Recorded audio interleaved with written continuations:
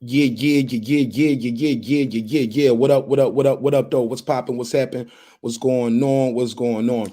Man, we got a good show planned for y'all. Happy holidays to you all, wherever you at. It is Wednesday, December the 22nd. Got another hip-hop conversation for you. We're going to ask you guys, is Drake the GOAT of his generation? Recently, Ed Lover sat down, did an interview, and on that interview, he tells an interesting story. We're going to play that clip, and we're going to talk about it. Said Drake wants to be remembered beside Jay-Z, Biggie, Nas, Rakim, Big Daddy Kane. We're going to ask you guys, is he that to this generation? Ed Lover thinks he is. Also, we're going to play the One Gotta Go game. We're going to have fun with that one. But in the meantime, in between time, I'm going to run this intro, let the room populate. I'm going to run the intro, let the room populate. And that's what we're going to do. We're going to ask you guys, is Drake the GOAT of this generation? We're going to play the One Gotta Go game. I'm going to open the phone lines up, and I'm going to let you guys call in, all right? In the meantime, give me 5 minutes. Let's let this room populate. Enjoy the song, all right? Peace. This is my passion. This is what I love to do. But some days, sometimes, I'm just like you, man. I hate this job. Damn, I hate this job. Damn, I hate this job. Damn, I hate my job. Damn, I hate this job. I'm just like you. Damn, I hate this job. Man, I hate this job. Man, I hate my job. From a good dream I wake, sun rays on my face, planning out my day, hoping this ain't the one that I catch a case. I feel so good, I feel so straight. My manager keep calling me saying, hurry up, you late. Hurry up, you lay off. Y'all, man, I hate this job. Man, I hate this job. Been trying to play it cool, but it's hard to play it off. I've been hanging on to this bullshit, cause my car still ain't paid off. I know I'm on my way up. My boy just got laid off, so y'all, man, I hate this job. Man, I hate this job. These hoes is so ratchet. These hoes is so sneaky. Y'all don't even really pay enough for y'all to only pay bi-weekly. I'm trying to double up my cash. Take this job, shove it up your ass. Yo, man, I hate this job. Sometimes I wanna say, walk in and slap my boss. This shit is getting hard. Damn, I hate this job. Gotta make it out of this struggle, bruh. And I don't really mean to take it out on you. You just a customer, but damn, I hate this job. Damn, I hate my job. Damn, I hate this job. Damn, I hate my job. Damn, I hate this job. Damn, I hate this job. Damn, I hate my job. Damn, I hate this job. We're the reason why your stockholders always stay afloat. Yet I'm asking, are they hiring? Like everywhere I go, schedule will say 9, but I think it's fine if I clock in at 9:04. I work 40 hours a week plus overtime just to be bro. So y'all, man, I hate this job. Hate that I applied. So much has transpired since the day that I was high. Told me I could advance, but you were telling me lies. Gotta give your notice before I quit, but you don't say shit right before I'm fired. Damn, man, I hate this job. Sometimes I wanna say, walk in and slap my boss. This shit is getting hard. Damn, I hate this job. Gotta make it out of this struggle, bruh. And I don't really mean to take it out on you. You just a customer, but damn, I hate this job. Damn, I hate my job. Damn, I hate this job. Damn, I hate my job. Damn, I hate this job. Damn, I hate this job. Damn, I hate my job. Damn, I hate this job. You and your procedures, you and your protocol, you and your policies, none of that shit don't apply to me. You and your quotas, you and your standards, you and your 2 sick days a year. Y'all niggas bananas. Wonder why the postman's posted with hammers, going postal with Popo on camera. His wage got him enraged, stressed out, it's hard to maintain. He flips the middle, grabs his. He said, if you don't get the picture, I quit, you ain't shoot. Mother, man, I hate this job. Sometimes I wanna say, walk in and slap my boss. This shit is getting hard. Damn, I hate this job. Gotta make it out of this struggle, bruh. And I don't really mean to take it out on you. You just a customer, but damn, I hate this job. Damn, I hate my job. Damn, I hate this job. Damn, I hate my job. Damn, I hate this job. Damn, I hate this job. Damn, I hate my job. Damn, I hate this job. Look, man, I hate this job. I put my pants on one leg at a time, just like you. I'm out here trying to take care of my family. Damn, I hate this job. It's not always glamorous, for real, but I do what I gotta do for me and mine, you know? Damn, I hate this job. Damn, I hate my job. Damn, I hate this job. Damn, I hate hate my job. Damn, I hate this job. Damn, I hate this job. Damn, I hate my job. Damn, I hate this job. Damn, I hate this job. Damn, I hate this job. Damn, I hate my job. Damn, I hate this job. I'm just like you, nigga. Damn, I hate this job. Man, I hate this job. Man, I hate my job.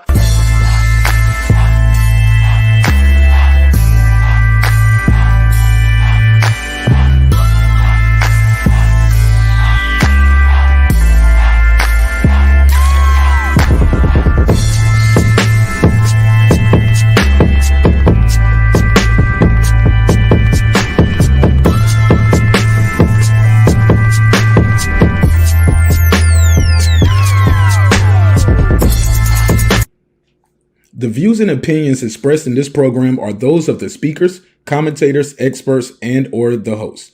They do not explicitly nor necessarily reflect nor represent the channel's policy or the views held by the channel or broadcaster. The broadcaster or its channel cannot be held accountable for all or any views expressed during the program. Basically, if I didn't say it, don't come for me. You come for the person who said it. And please don't sue me for somebody else's words. With that said, let's start the show, motherfucker.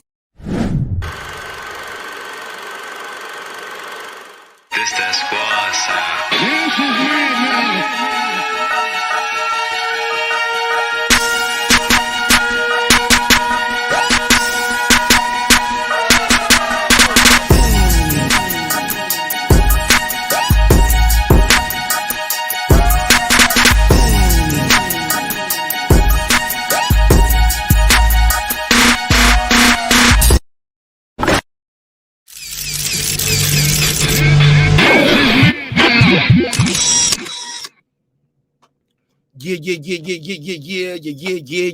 Yeah. What up, though? What's popping? What's happening? What's going on? Welcome home to everybody in the neighborhood to another great episode of Breaking Beats, where we break down business, entertainment, art, technology, sports, and anything else you and I feel like talking about. Look, it's a hip-hop political sports show with a comedy twist. We like to let the jokes fly because life is serious enough. Look, man, got a good show planned for you, man. I see a lot of people are still talking about the topic we ran last night, where we was talking about Hov said can't nobody out there stand on that stage with him when it comes to verses. So if you did, and that was a late night pop up. We didn't start probably till about 1 o'clock in the morning on the East Coast. So if you didn't get in on that conversation, you want to get in on that conversation, you're more than welcome to call in. I'll open the phone lines up in a second. But also I want to talk about a clip that's going on. I heard Ed Lover say he sat beside Drake on the plane when he was on his way up, coming up, and Drake was telling him, he wants to be, the big Pac, Nas, Rakim of his generation. And he said he is. So we'll talk about it. So I got but also we're gonna have fun with this one. This is gonna be a lot of fun. We got a survey in the chat too. We're gonna play the one gotta go game. One gotta go. Big, Nas, Pac, Hov. Got a survey in the chat, so let me know what the survey says. Let me see where the survey is at when we starting the show off, and I'm gonna see where we end up at. Right now, let me put the screenshot. Right now, Pac is safe. Nobody is trying to get rid of Pac so far. Okay, 6 out of okay, we got 6 votes, so we just getting started. So 6 votes. I'll put that on the screen, and I'll keep you guys updated on that as the show goes on. Let me do a couple shout outs to the people who's pulling up early. Shout out to everybody who's here early. Where my drops at? Let me set up my drops. But I'm reading the chat already. You guys are crazy. They was like, nah, none of them. But shout out to Uncle Kenny. What up, Unc? What up? Clips. What up? What up? Who else is this? What's this brother's name right here? Let me see. I can't even see his name. Let me see. What's his name? Eric Johnson. What up? What up? Shout out to my guy Derek Lincoln. What up? Mike on Sports. What up? Blue Dream the Queen. What up? Danny Lux. What up? Jules Gaming Lounge. What up? Ham House. What up? Queen P. What up? Girl behind the mic. What up? Dominique. What up? Everybody, man. My guy Megazord. What up? Brandon Washington. What up? Let's go, Brandon. Ricky Williams. What up? Major Key. What up? Troy Graham. What up? Reggie O with the Killer Show. What up? Deuce Times. What up? Man, and everybody else who is here and will pull up later. Shout out there. Jashawn, what up? What up? Shout out to all of y'all, man. Nothing but love and respect. Thank you for your time and energy. All right, let's get right into it, man. Let's get right into it. Oh shit. Oh shit. Tupac is about to take the lead. Y'all trying to get Tupac out of here. All right, we're gonna talk about it. But we're gonna play this one gotta go game. One gotta go. Ebo, what up? One gotta go. He said, damn, I hit Pop, but I meant Jay-Z. It's stuck. When it's up, homie. It's stuck forever. Nope. You can't then you don't expose yourself. What up? Then you don't told the people it's you. You did that to Tupac. Shame on you. I ain't even gonna hold you. I'm gonna open the phone lines right now. Let's have a good show. Let's have a good conversation. And I'll drop the link after I play this clip. Let me play this clip and I'm gonna drop the link so you guys can join the panel or you can call in. So where is the clip at? Here is the clip. And this is your guy, my guy, Ed Lover. And let me put his picture on the screen. Let me put his picture on the screen. Because some would say what he's saying is borderline blasphemous. Like, damn, Ed Lover, you trying to get flued out? Ed Lover trying to get flued out to Canada because, respectfully, Ed Lover's pandering a little bit right here. I don't know, man. I don't know. Maybe he feel this way. But let's play this clip. Things are going from, what are you going to say? You can't say nothing about Drake. I remember one time I was going to D.C., and I was leaving out of JFK. They had a shuttle. And I saw Drake. It was early in his career before he was the big superstar. You know, he had the mixtapes out, and he was bubbling crazy. And it just so happens he was going to D.C. for something, and so was I. And we ended up sitting right next to each other on the plane. And the planes, you know, it's only like 2 on one side, 2 on the other side. That's it. That's how small the planes are going from New York to D.C. So we had a nice conversation for the 40-minute flight. And I asked him, what is your ultimate goal? Like when you're done in your career and you're an OG, how do you want to be remembered? And he said, I just want to be remembered in the same breath as Jay-Z, Biggie, Nas, Rakim, Kane, and all of them. And I think for his generation, that's who he is. He really is. Because he done proved. What are you going to say? You can't say nothing about Drake. I remember one time I was going to D.C. Right, because his next line is, because what you're going to say, you can't, he's already proved he can rap. So that's where we at with it. I'm asking you guys right now. I should have started off with that and put that on the screen first, but it's all good. It's all good. He said them copyright claims ain't no joke. No. That's why I ain't showed the video on me. I just played a little audio, a little clip of the audio, played it from Instagram. Absolutely. Nah, we ain't doing that. But look, let me ask y'all straight up and down. Where's my graphic at? Put the graphic on the screen. Is Drake the GOAT of his generation? Is he the Big Pac, Nas, Hove of his generation? Gotta know. Let me open the phone line up, and I'll take some calls early. Like I'm having a good mood. I'm in a good mood today. I'm in a good mood. So yeah, we'll take some calls early. I ain't even gonna hold you. I ain't even gonna play the light game where you got to get the lights up to a certain amount before I open. Nah, let's go. Let's do it. It's holiday season. So we're gonna have a good conversation. And I was leaving out. Shut up, nigga. We're gonna have a good conversation. And like I said, it's not really a debate, it's more of a conversation. Y'all know my motto. If you don't know, I'm all for a good conversation, because once you have a debate, I know it says debate up there, but once you have a debate, man, you shut down a part of your brain for rational thinking, and it's always about getting the win more than having a good conversation. So yeah, let's have a good conversation. 470-705-9507, 470-705-9507. Love to hear what you guys are saying, and let me know. I'm gonna see what the chat is talking about. Troy Graham said, how do we even rate GOATs in this era of hip-hop? Definitely not by lyrics or stage presence. You spell presence wrong, respectfully. It's a different type of presence. I know what you mean. So is it just hit songs? Good point. 330, you got the flow. What's your name? Where you calling from, family?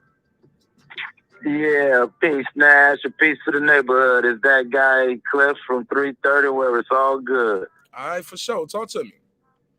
Man, first of all, I don't want to necessarily agree with Jay-Z, but outside of maybe a Busta Rhymes, just because he gives a crazy stage performance, I don't know whose really catalog is iconic enough to really mess with a Jay's a set in a versus.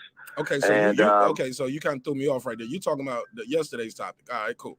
I got you. No. Right I just wanted because I didn't get a chance to be so you talking about this? Jay-Z said no one can stand on that stage with me. Go ahead. Yeah, I believe that he's got a solid argument because you'd be hard pressed to really find somebody who's really going to command that back and forth that he's going to give you. Pause. You know what I'm saying? Take a shot, everybody.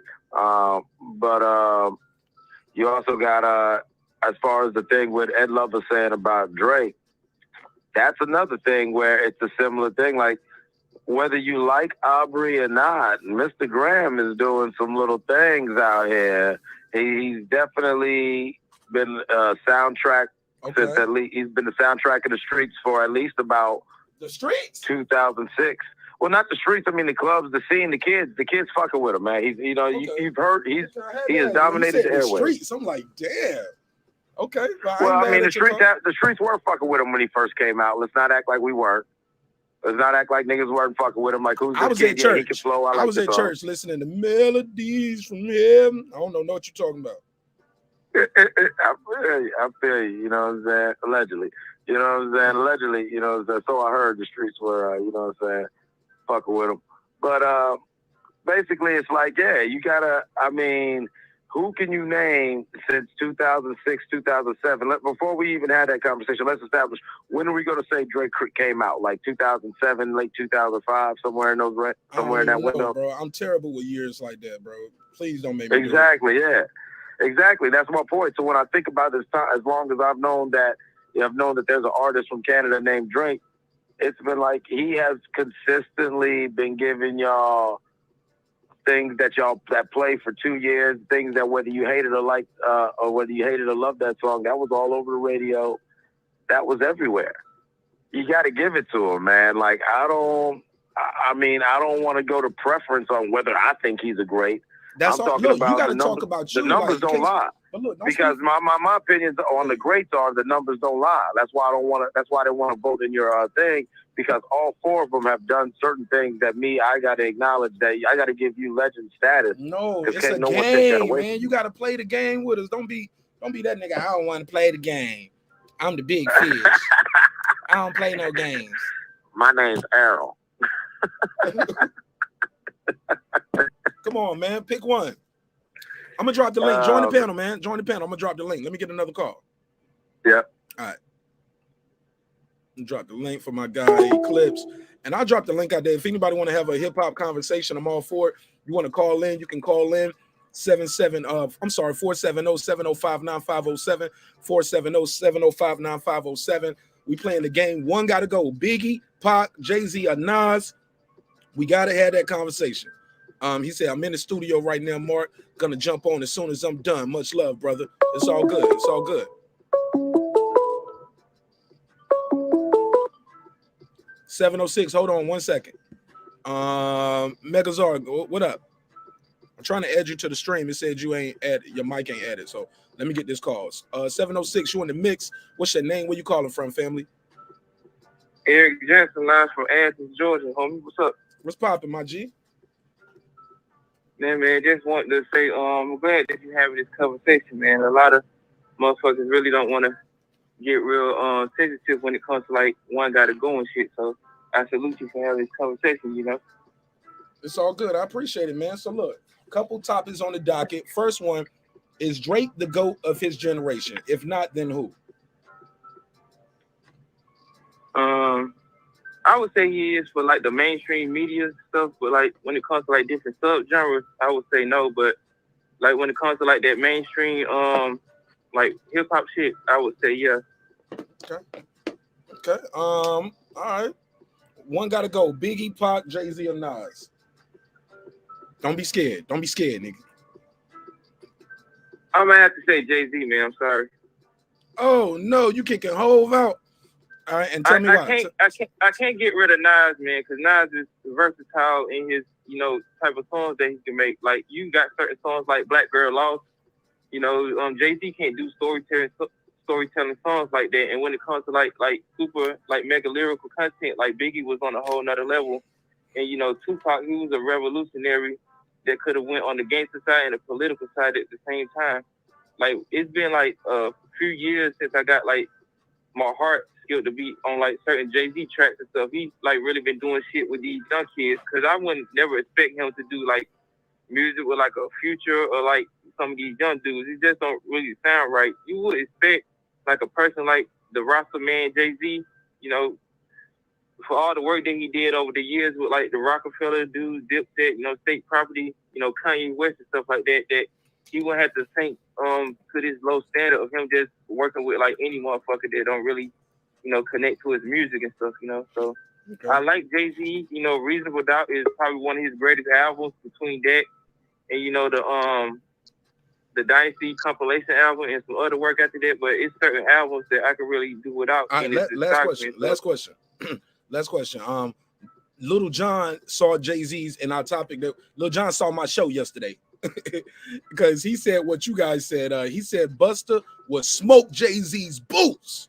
Do you agree or disagree? I believe that. I definitely agree with that, man, because Busta Rhymes, he got that energy that is undoubtedly on a whole nother level, and he's more versatile with his music and stuff. And once you put Busta Rhymes and Jay-Z on the stage, like Busta Rhymes' energy will definitely overshadow that nigga. For him to say that nobody could like face him in the verses, it's a lot of dudes that could really smoke Jay-Z in the verses. I mean, Kanye West, his discography can definitely smoke Jay-Z in the verses. I mean, 50 Cent, he did. Oh, like, what? You what? 50 Cent. Bruh, let me get you off this phone. Let me get you 50 Cent. Yeah, I said 50 Cent, man. Oh man, well, I appreciate you, man. I ain't gonna hold you. Call back, man. We got a lot of. I'm trying to get as many calls in as I can. So, and you can join the panel or you can call in. All right, and you're more than welcome to call back more than once. Yeah. All right, thanks. Man, God bless you, bro. Shout out. Hey, look, real quick. You got anything you want to plug or promote? You got a channel, a barbershop, trucking company, tattoo.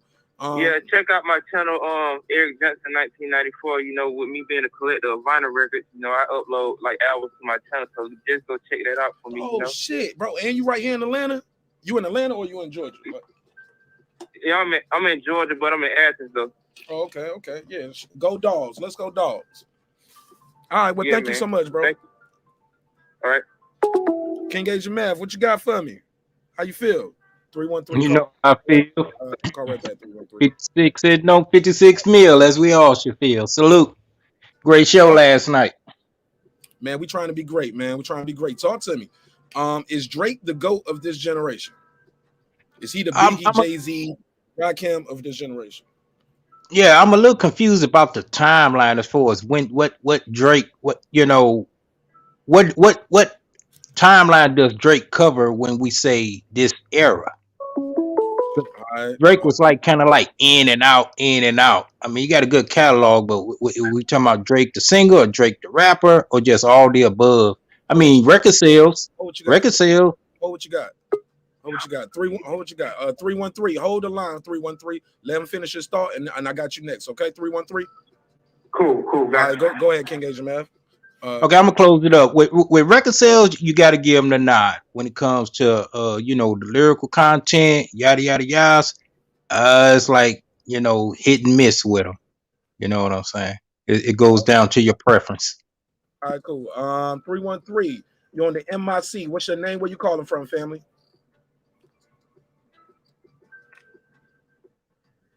I got him. 313.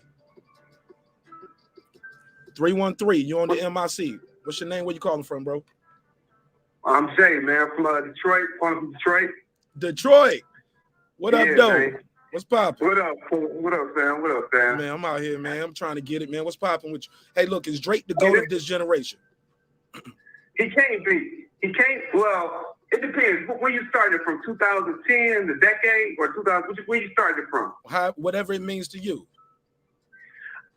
He is, because as far as mainstream, he got it on lock. You know what I'm saying? He got it on lock. But I can't give it to him because Lil Wayne birthed the nigga. You know what I'm saying? He put a case on it. He's always gonna be a little OG that got walked in the door by the big homie. You know what I'm saying? He always a little OG to me. But to these young niggas, I guess niggas that's under 30 and under, I guess they looking at Drake, but I know who walked that nigga in through the door. I know the main man that walked the man through the door when he was a little nigga. Look. To be fair, I'm gonna start the clock. I'm gonna give you. I'm gonna do the clock, but 2 minutes, right? We're gonna try to have this conversation less than 2 minutes.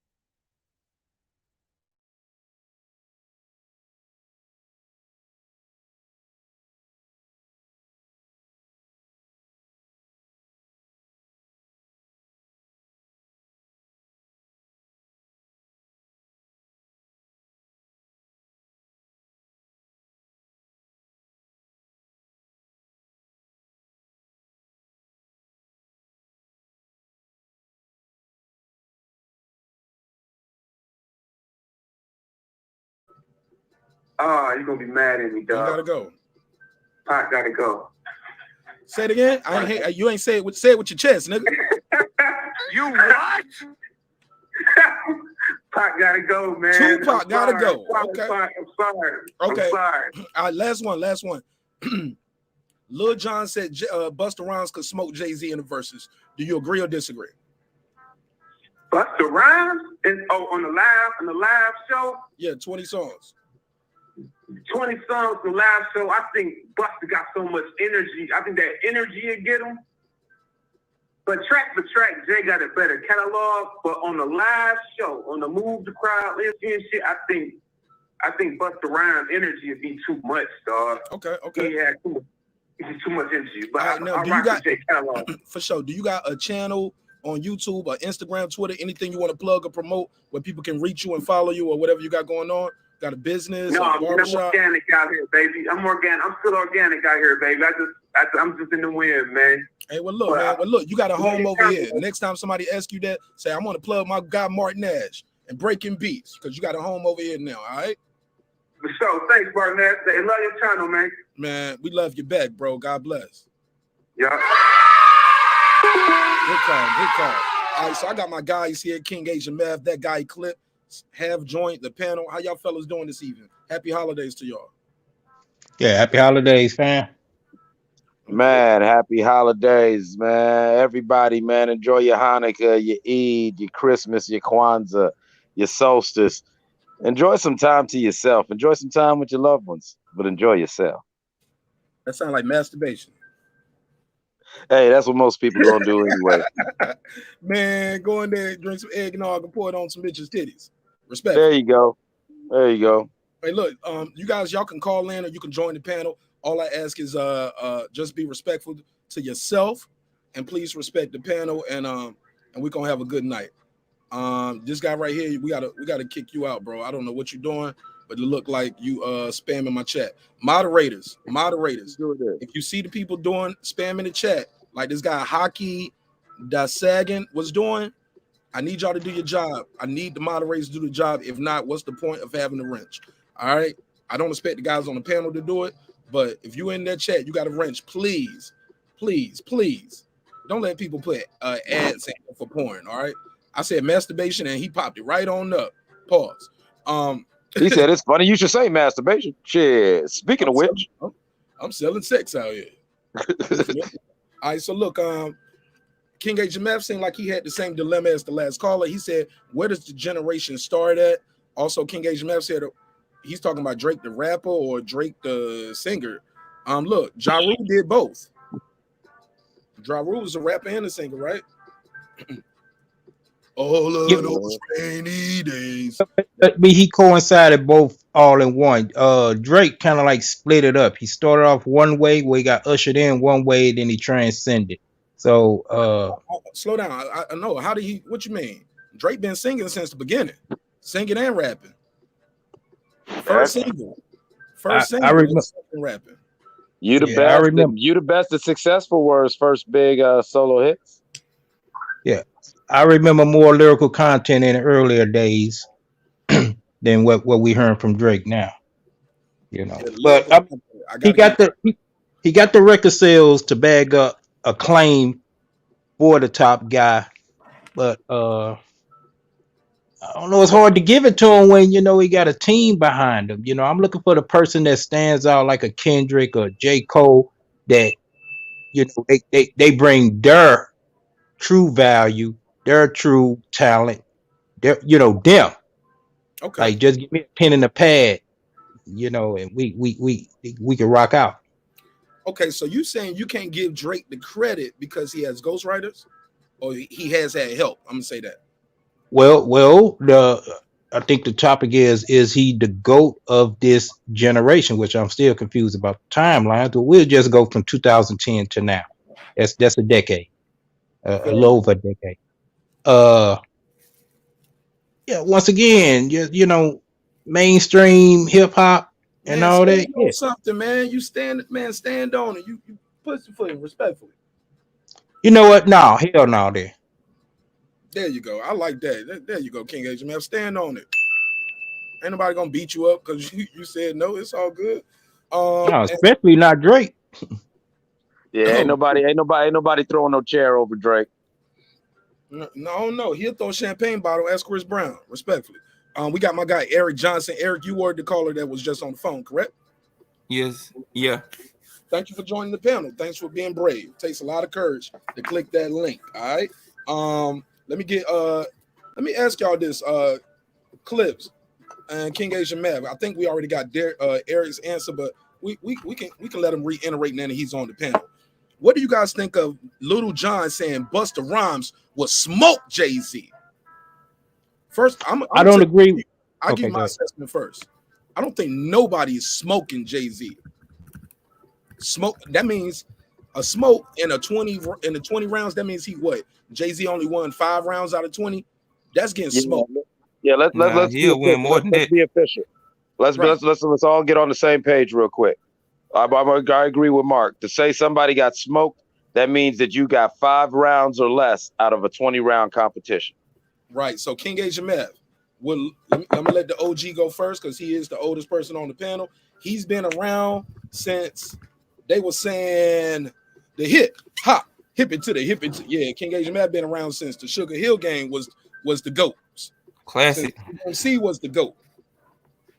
All right. So King Asian Mav, I'll give you the lead. I respect your wisdom. Even if we disagree, I'm gonna let you speak your piece, my brother. Talk to me. Will Busta Rhymes, to use Lil Jon's words, smoke Jay-Z? No, that's what I was about to say in the beginning. No, hell no, he wouldn't smoke him. I could see him getting an edging out of victory just based on stage presence, but smoke him just in all, track for track. Nah, he won't smoke him. You got to remember, Jay-Z is a hybrid from Big. He gonna bring something that'll sway the crowd. But it's a topsy turvy. We got to see that to know who will be the one. But he won't smoke him. No, he won't smoke him. All right, go ahead. Pass it around. Let's pass it around. Go ahead, Eric Johnson. Yeah, I'd like to reiterate that too. I wouldn't say he wasn't smoking though, but it just depends on certain type of songs that both of them playing stuff. If they play the right shit, it'll be a perfect battle. I just don't want to hear no I forgot that Jay-Z can't do storytelling songs and stuff, and I just don't want to hear just what. Yo, have you ever heard Meet the Parents? I don't like that. I'm listening to Black Girls Lost, Got Yourself a Gun, Rewind. I'm listening to songs like that. I like Jay-Z when he be on that, that swagger type, vibe shit like Streets of Watching, or like Coming of Age with him and Memphis Bleak, off the Reasonable Doubt album and stuff. He got a story up there. He was like, it's called Friend or Foe. I'm done talking, walking the spot, gun smoking, shot in the air, one woke sun soaking, sweating in his bed like done loking, thinking to himself what must provoke them. He starts racing like a Vulcan. I swore I saw a light bulb when he finally realized who was the culprit. I said, yeah, never be from the phobic. Told you don't ever come. Bro, he's telling a story right there. He was like, I ain't feeling that shit. Eric Garner said, I ain't feeling that shit. It just be different with like different artists and stuff. You might feel it from a different perspective with like different ones and stuff. Not to say that he can't do it like that, but I'm more of like storytelling with like Nas or like, you know, Rakim or, you know, like Slick Rick and stuff. But I get what you're saying though. Yeah, shit. Tupac, You ain't like New York? New York, want no story though. Talk with Alicia Keys? That ain't no story though. Nah, I'm sticking to New York State of Mind from the Illmatic album, but I mean, it was all right though. It's cool. All right, let's go to that guy Clips. Clips, talk to me. Can Busta Rhymes smoke Jay-Z's boots? Man, first of all, Busta Rhymes is fire, El Fuego, one of the best live performers in all genres of music, and so it'll definitely be entertaining, but it is not a boot smoky. In fact, there might not even be a singe on the shoelace, because what we're looking at here, when we're looking at the hypothetical versus battle between a Busta Rhymes and a Jay-Z, is we're looking at two different sides of the true MC coin.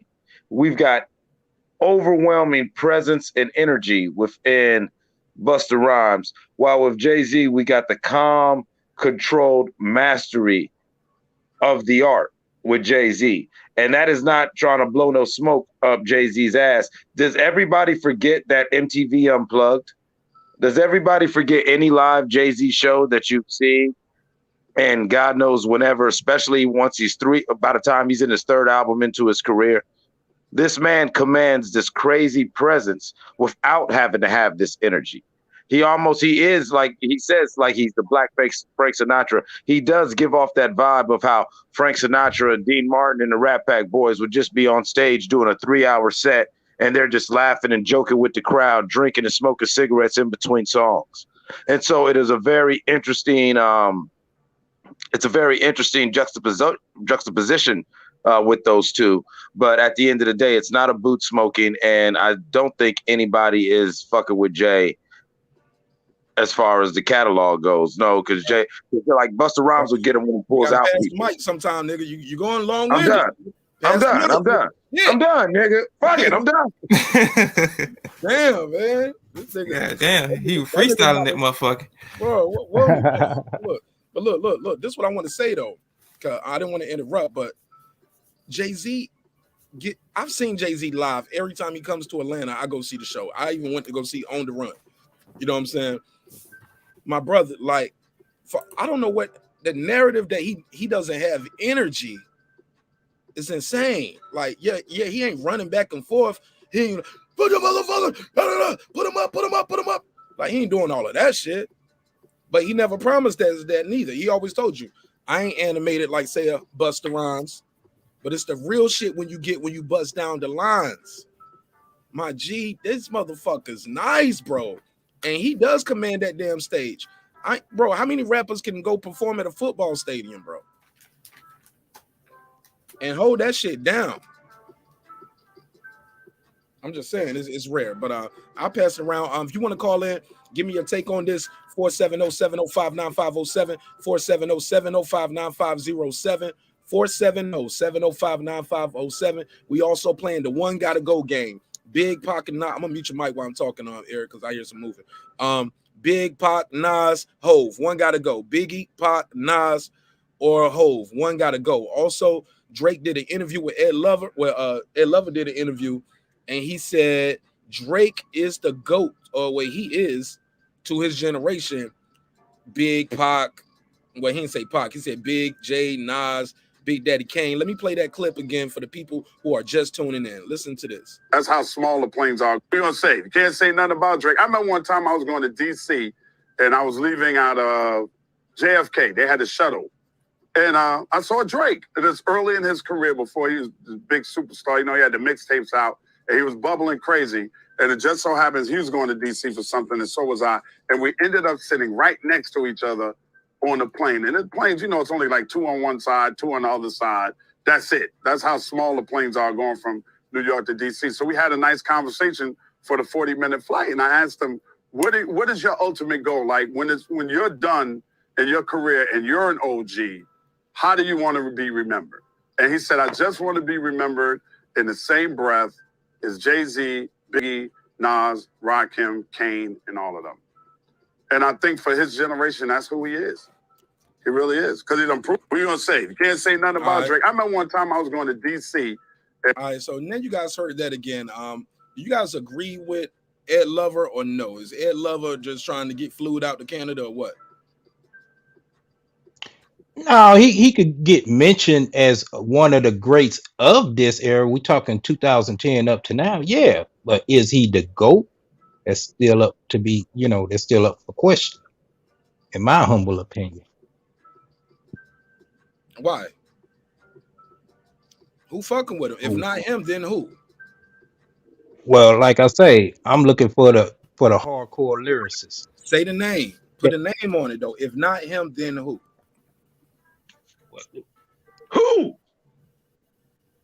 I'll give you a rapid five. We go Kendrick, we go J. Cole. Since Wayne ushered him in, we got to put Wayne in there, even though he done fell off a little bit, but still, he got a catalog that transcend into this era. Is Wayne 2010 to 2020? Wayne been around since I was in high school, bro. Right. But still, that's a testament to him. I mean, Jay-Z still got a catalog coming into this era. Kanye got a catalog coming into this era. Okay. So, I just can't give it to him all around like GOAT that check every box. He could check the record sales box. He could check, where people was fucking with him for the reason why they was fucking with him. But shit, Future probably stepped and said, nigga, I got some shit to say about that. Yeah, that Dirty Sprite 2 is the shit. You what? And I was leaving out let me turn that down. My bad. Go ahead, Eric. Go ahead. I heard you you echo and you was up there saying, yeah, Dirty Sprite 2. Go ahead, talk about it. You think Future is the more of a GOAT of this generation than Drake? I wouldn't say that. It just depends on the category of music that they put in, because they might do they got two different styles. Down. Your mic got super loud. Turn your mic down or move it back some. I was saying that they got two different styles and they do two different things, on two different categories. So, they're gonna specialize in doing different things. I say they're the best at what they do, but I wouldn't just say that one person is the go to this generation, because you got various other artists might not be on the same level, but they still have an impact. They might not have a major impact of a Drake, but they still out here contributing to, the music and stuff. Might not be at a higher tier as Drake though, but they still contributing and stuff. But you can't check off a couple categories with Drake, with his record sales and his hit singles and stuff though. But I listen to some of these songs he put out, but I can't really see myself listening to these in the next 5 or 10 years and stuff, Okay. Because here's the thing, man, before I pass the clips, Kendrick checks all them boxes. He got I was just about to jump in there with you. I got you. Let me set it up. Kendrick checks those boxes, sold out tours, Grammys. He's a star, you know what I'm saying? And he's out there. You put him on a feature, you might be food. So I think it's easy. It's an easy alley-oop to say, well, if not Drake, Kendrick. If not Drake, then Cole. Because both of these guys have all three of those guys have their foot and hand on the pulse, right? Got their hand on the neck of the pulse or whatever. Y'all know what I meant.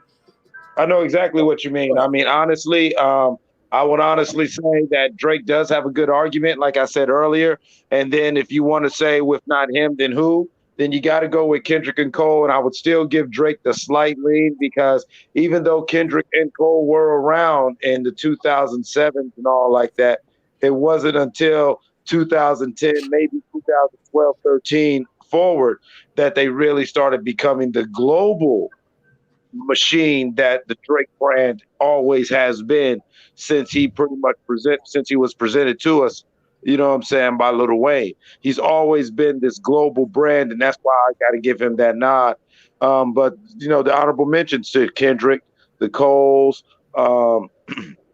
I mean, there's a couple cats nowadays who are doing a lot of good things, but are they really really making that global impact. Like, you know, we're talking hip hop, not just the streets, not just what cats play on the block. We're talking about you as a DJ, something that who is that artist that you know when you go in the party, you got at least 3 songs that this dude will drop every year that you know is a safe song to play, no matter what party you're at. All right, let's pass it around. We got who's this right here? JT9000. What's popping, JT? What up, man? It's Jay from Detroit. That's just my that's my YouTube. I had to come back here, man. It's a good topic. Man, I'm glad. I'm glad you came back. Look, man. So let me ask you this: did you answer the survey? We got a survey going on in the chat. Did you answer the survey? The who got to go? Yeah, one got to go, man. Yeah, Pac got to go. Only because his body of work we ain't get to see all the Pac. That's the only reason. That's the only reason. He only had what, 3 albums, really. Who, Pac? Now he had more than that. He had at least 4 or 5 albums. No, I mean like professional. He had. I mean, I'm counting from Tupac list now. Strictly for my niggas. All Eyes on Me. Thug Life. Thug Life.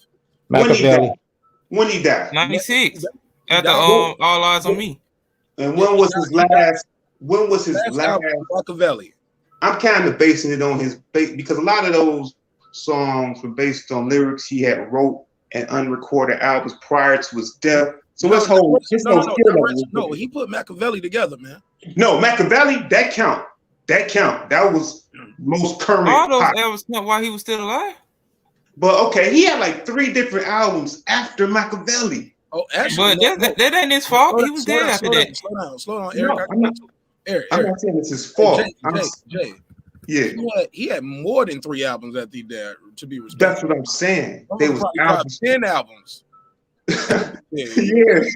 But what I'm saying, albums after he died than while he was alive, to be honest. Who knows? But what I'm saying is the vocals that was dropped, that wasn't the 20. How old was Pac when he died? 25? Those vocals wasn't the 25-year-old Pac. That was like a 22-year-old. Those vocals from earlier. So that was a different guy. It was the same man, but he was at Machiavelli, he was at a high. Pac had the streets, that nigga had the conviction, he had a unique flow, he had the energy, he had the intimidation. Pac was almost the perfect mix. I feel you. We got to pass it around too. Hey, look, look, I just pulled this up. They said Tupac recorded 150 songs during the final year of his life. Often he would complete 3 songs a day. And he would often record his verses in one take. That's the work ethic. Say that again. I say he had that work ethic and stuff. You know, he wasn't the type of artist that'll just sit down and just smoke a blunt and just hang out with the homies. You know, he was the type of dude when he step up in that booth. You know, he wanted to get it done and stuff. You couldn't really expect a lot of artists from this generation to put out that amount of material and stuff, let alone 150 songs. You know. Here we go. I got this answer too, guys. Tupac has recorded a total of 6 albums that were released after he has died. Wow. But some of that stuff was old work though, right? I mean, it got to be old. He passed away, my brother. Yeah. I mean, like old as far as it's from that last year, or even before that. Because I heard the family, some of that stuff they didn't want to put out because it was so gangster. It was gangster shit. You know what I'm saying? Yeah. Pac was something else. Motherfucker was a machine, bro. 3 songs a day. So let me ask you. Let's go with that guy Clips. Real quick. Now, Clips, you told me you took Biggie off this list. Tell me why. Well, I took Big off the list. First of all, there wasn't nobody off the list, but we're going to play the game. And I just went by the strength of their catalogs. And then if you really dig into their catalogs, I was listening to you guys have your discourse. Pac still had a deeper catalog. Jay-Z's got a deeper catalog. Nas has a deeper catalog. That's no fault to Biggie. Biggie was gunned down before he could even get a taste of the prime of his career. And of course, Biggie, like Jay-Z, he was a organic sort of composer, as he would just come up with them songs in his head on the fly, which is somebody who I do that sometimes. that's a different process. You got to be in the mood to where, to somebody who really doesn't do it, it might seem like you'll come up with songs quicker. Sometimes it works that way, but not always. Jay-Z's catalog is because he's had years that Big didn't have. But yeah, so that's why I took Big off the list, just off the strength of the catalog. I'm sorry. Rami, Sorry, not sorry. Miss Michelle, you got to call in. She said, Tupac, sorry, gotta go. No, where my Martin? Hey, I mean, but a lot of people could say that though. I mean, I could see that argument. My brother, let me get my bars off, man. You kind of cut me off right now. Respect. Sorry. Yeah, where my Martin drop at?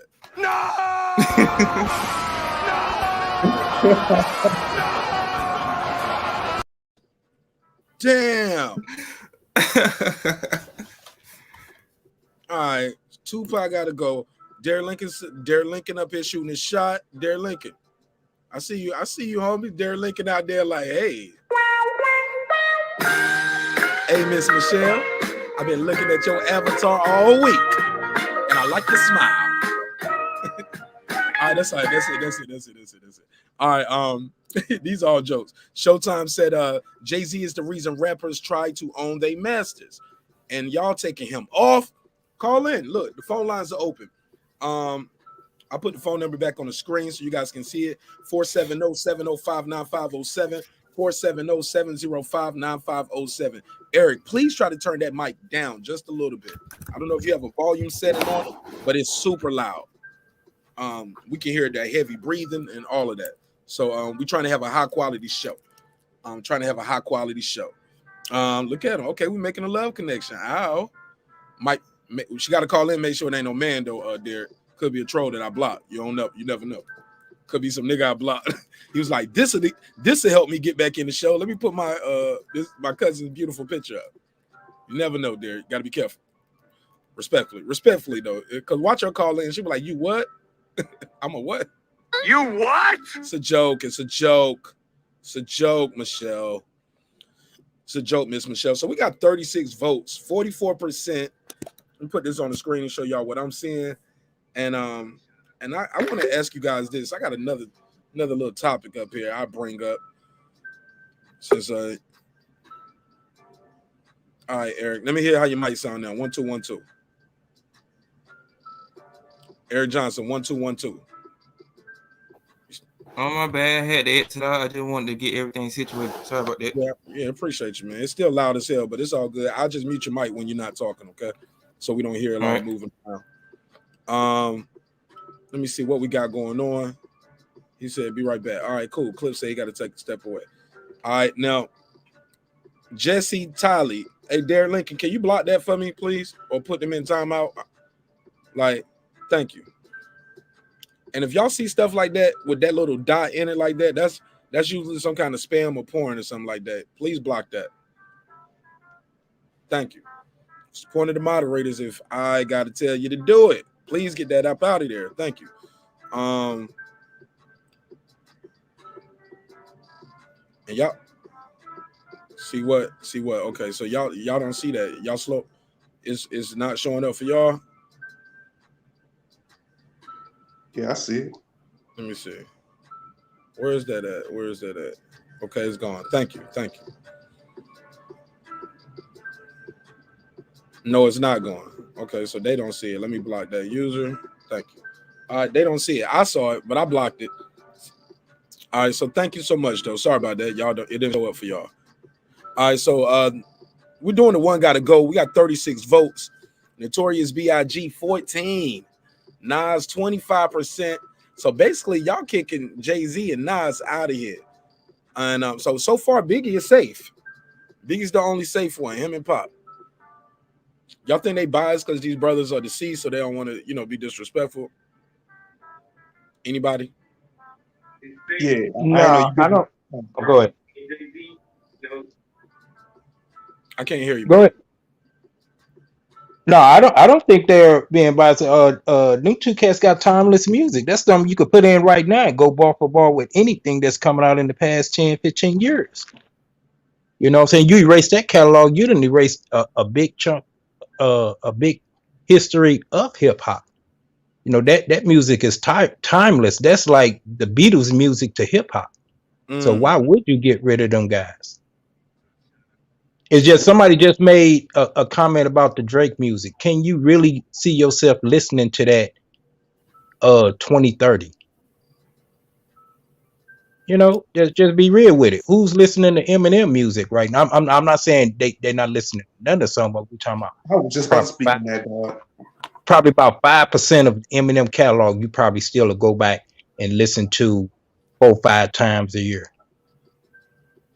Big, I know y'all be bumping that, especially after the verses with Bone Thugs. People hurried up, and his sales went back up on that. So that's timeless music. Eric, what you got going on over there? Now I was just showing the CD and stuff for y'all, for like the artists and stuff that we're talking about. Okay, dope. Now I'm real conflicted with Nas and Jay, and I think I'm gonna have to agree Jay will have to go because, like I say, You said Nas and Jay. You said you conflicted with them being taken off at all, or you don't know? No, one of them got to go. One of them got to go. That you know, them the rules of the game. One got to go. Mark, how you doing this? You giving the panel out, or you just want us to speak? How you want to do it? How you doing the panel? Go ahead. You can get in where you fit in, man. I just don't like people cutting people off in the middle of their conversation. Yeah, I ain't want to do that. That's why I was waiting. Like, sometimes people will talk, and they might be talking not even 10 seconds, but as soon as somebody hears something they disagree with, they just like, nah. I'm like, nah, we ain't gonna do that. You gotta respect that man, let him talk. You feel me? Got you. Okay, cool. Go ahead. What you got? Yeah. My man, who's that? King Asia? Peace. Yes, sir. He just said a good point. Some people make timeless music. Getting rid of those catalogs like being like getting rid of Marvin Gaye. You know what I'm saying? Getting rid of it's like the way we gotta rate it is if you're talking about catalogs sitting in your room, your car, listening to records, you got to give it like a sit down listening to somebody. That's when Nas will win. That's when the Jay will win. That's when the Big will win. If you talking about a live performance in LA, that's when Pac will win. You know, that's when Game will win. That's when Kendrick will win.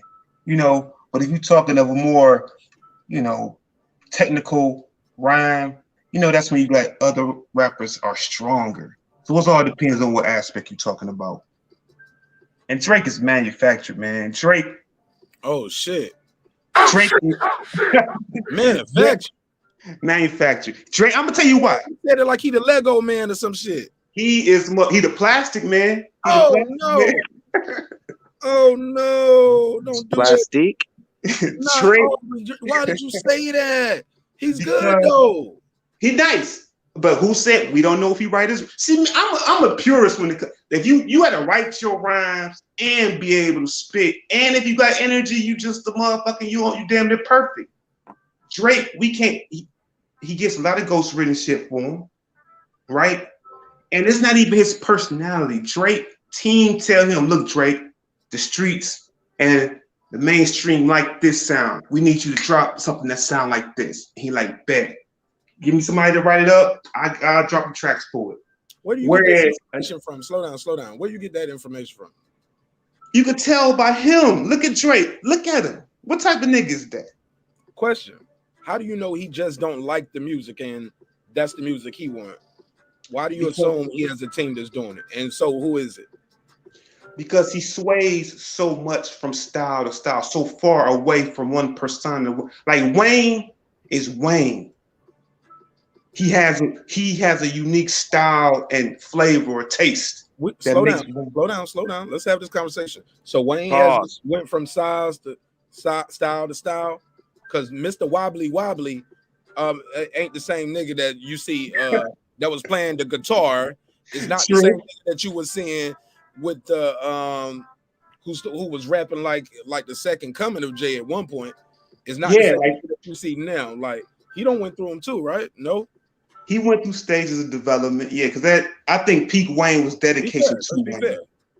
I think peak Wayne was dedication to Wayne. That was peak Wayne to me, you know.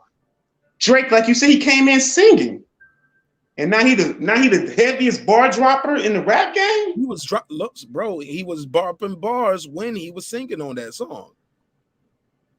Is he better than Game? Call me when there's no one there. Like, yeah, he went off on that. Okay. First album, he's rapping and singing. First album, and he was barring that shit up. He barred that shit up with Hove off that first album. Oh yeah. Can I chime in real quick? Yeah, please. I just want to say I feel where you try to go, Jay, but I gotta disagree right there. As an artist myself who makes and writes all my own lyrics, and 9 out of 10 if I got a singer or something like that. Stop playing, bro. Stop playing. Give me my credit. You know I wrote that shit. That's my pen. Listen to him. Nash over everything. There you go. Put your signature on the planet, mother guy. Go ahead. Put your signature on the planet. Nah, I ain't write that bullshit. No, I'm joking. But yeah, as an artist who always, I write for other artists, like I do all sorts of songs. So you can't say because this artist has range, I could tell that, this ain't the shit that he wants to do. And I agree with you. The biggest knock against Drake is his ghostwriting team. And that is a knock that he's can't run away from, because that is a fact. But to say that, you could tell he got all these writers because he's got a diverse catalog. Man, there's so many people with diverse catalogs who write everything because they're truly artistic. Yo, the phone lines are open. If you want to call in, join this conversation, 470-70. I got you, homie. I'm going to let you get your bars off. 470-705-9507, 470-705-9507. In the words of the great Miss Cleo, call me now. And I see everybody out there chopping it up, but call in. I love to hear from you. The phone lines are open. And it is a Google Voice number, so it's free if you call it international. And there's some Drake hate out there. Golly, they don't like him. But go ahead. I think, was that Jay or Eric trying to jump in? I just want to say I agree with Eric. Like a true artist that can write and sing and rap, you are a gifted artist. That's when you're gifted. You are cut. You are elite. But and just for the record, Jay is elite. All these niggas is elite that we talking about. No shade on nobody. I just want all these people are elite. I just think they all bring a different aspect to the game. Hustle House Media said Drake is a pop star. He be rapping though, homie. He do be rapping, right? He'll bar up a lot of these. We hear him bar, bro. Okay, the pop star had the best quotable line off that song with French Montana and Rick Ross, Stay Scheming. Bitch, you wasn't with me shooting in the gym. Drop the beat. Bitch, you wasn't with me shooting in the gym. Bro, I DJ, bro. When I play that, I drop the beat. Everybody say it. Motherfuckers who work in the event over there taking out the trash should be like, bitch, you wasn't with me shooting in the gym. Everybody know that. Kobe had to do a statement. I mean, I think his wife made a statement. Remember that? He was like, look, you know what I'm saying? Like, remember that happened? That happened, bro. Kobe about to lose 150 M's. Kobe, my nigga, I hate it. Bro, he going there, Common on that shit. Common, who's a real MC. Yeah, be careful. Embodied it. I'll wait for somebody to tell me, you look so sweet. It's better than what he did on Stay Scheming, homie. You Hold on, I'm sorry. I ain't talking to y'all. I'm talking to my brother right here. Like Hustler House. He said, it bothers me when the guards get to acting like the bras. He started off like that, going there, Common, bro. Used to be niggas reach, it was for the weapon. Nowadays, niggas reach just they sell their record. Bang, bang, bang, bang. Now, who wrote it? I don't know. But the delivery, you got to give, something has to be said in what it takes to be able to do a delivery of a verse. Because Twista could write all of us a platinum hit right now. None of us going to do it like Twista. We going to fuck it up. That's right. Go ahead. You got it. No, I mean, yeah, delivery, that's part of the delivery or flow, writing, conviction, energy, and there's one more tenet that make up the artist. But yeah, if you were an artist that master all 5 of them, you were an elite artist. Stage Stage presence. presence. Yeah. So you can be a good artist if you just master 2 of them. That's why, like Eminem, I can't stand Eminem, but like you say, delivery, he can spit and he can flow like a motherfucker. I just don't like the fuck he talking about, and I don't like his rock. I don't like his rhythm. His rock, he ain't got no rock to me. He just, he get around. You know what I'm saying? You didn't like Stan? Nah, I mean, it ain't no shit I could bob my head. I'm from Detroit, man. We got rhythm, and I need some rhythm. Oh, look, he from Detroit, but he ain't got that sound. We rock with Jeezy harder than Eminem, low key. I mean, cause Jeezy talked that shit. He got that. Eminem just could rhyme very well. He could rap good.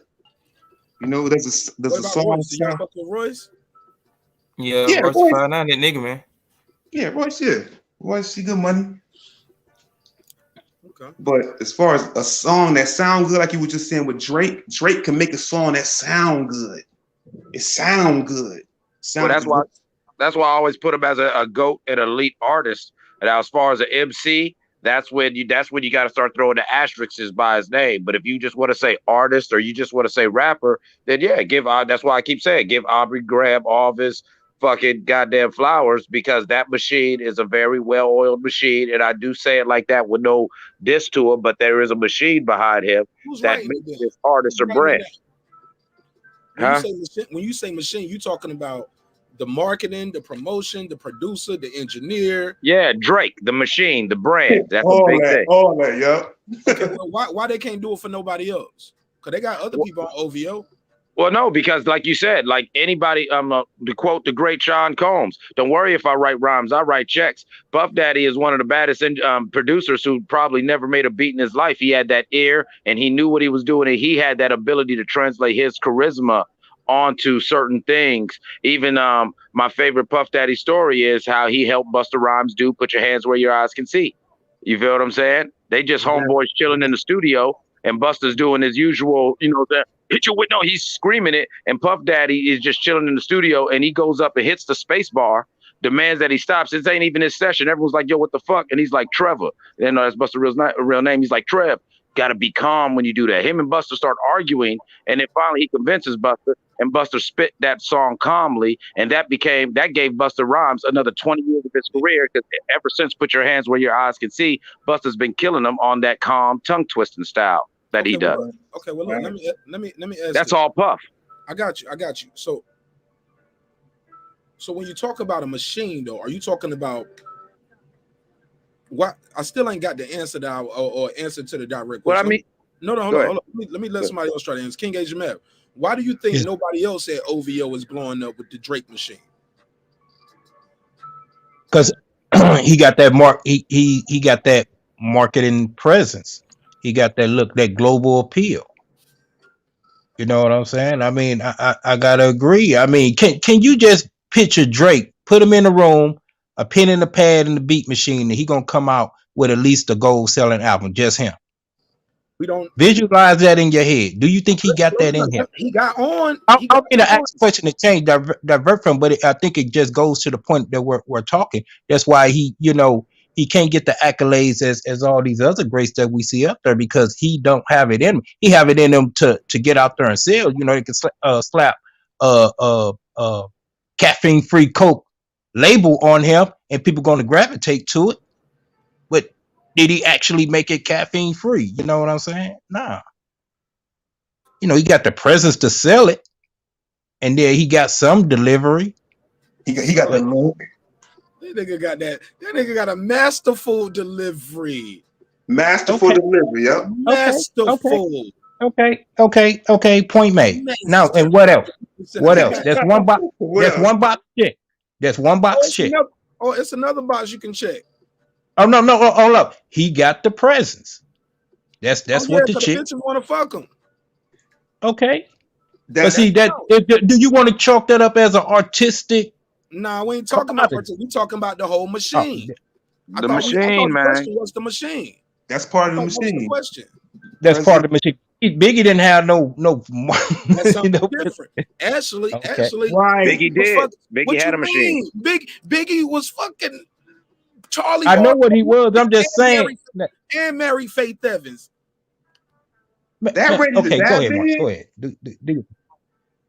I'm just saying, like, I'm asking, the question is this, because we're moving the goalposts. Why isn't the formula, if it's just the formula, it's a machine? Why it ain't working? Why it didn't work on why it ain't working for Party Next Door? I Love McConan was there. Didn't work for Magic Jordan. It ain't really working for them. I can keep naming OVO artists where the machine ain't really working for them. Because Drake look a certain way.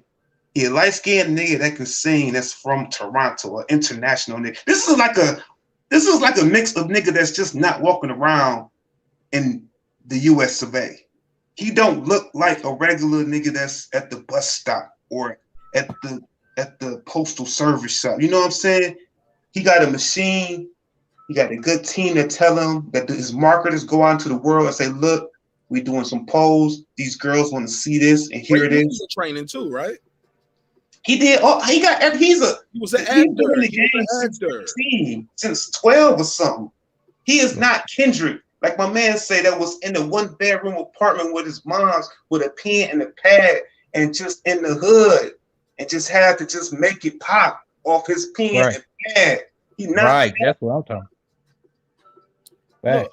But OTKP, what about everybody else? They are invested in everybody else's success as well. Man, I see a lot of shit in the chat. Y'all niggas scary tonight. Niggas ain't even calling in. Niggas be scary as hell. I already know Taylor Bell's scary. He ain't gonna call in to join in. He gonna be a chat warrior. That's cool too. But the rest of y'all, like, come on, get your bars off. Call in, cause I see it in the chat. I want Joey Chaz, what you on? No, let me get it. What if you talking crazy, do your job.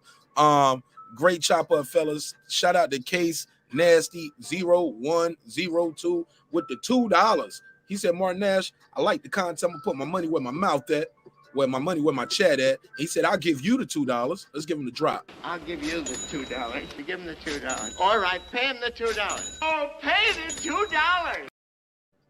Shout out to Case Nasty. Fuck with you, man, in a major way. Appreciate you. Taylor Bell said, you know me. Rami said, I called in here before. I'm fucking with y'all. He said, oh, I'm gonna call in on my break. Appreciate you at work.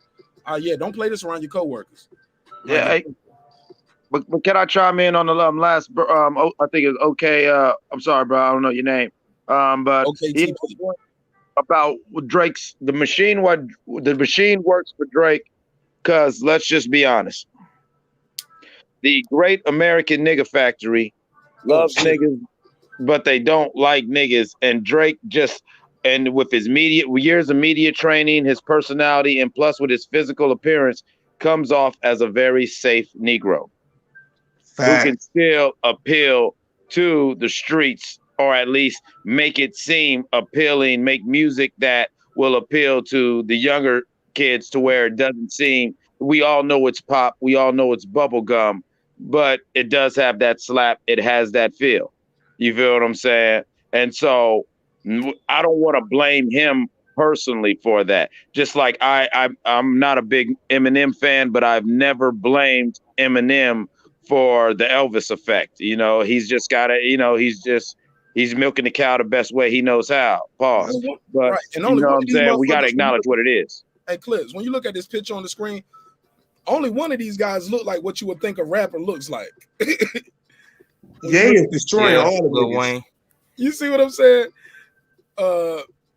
Ye look like a rapper. No, Ye looks like he's at look at this picture. He don't look like what you think a rapper look like.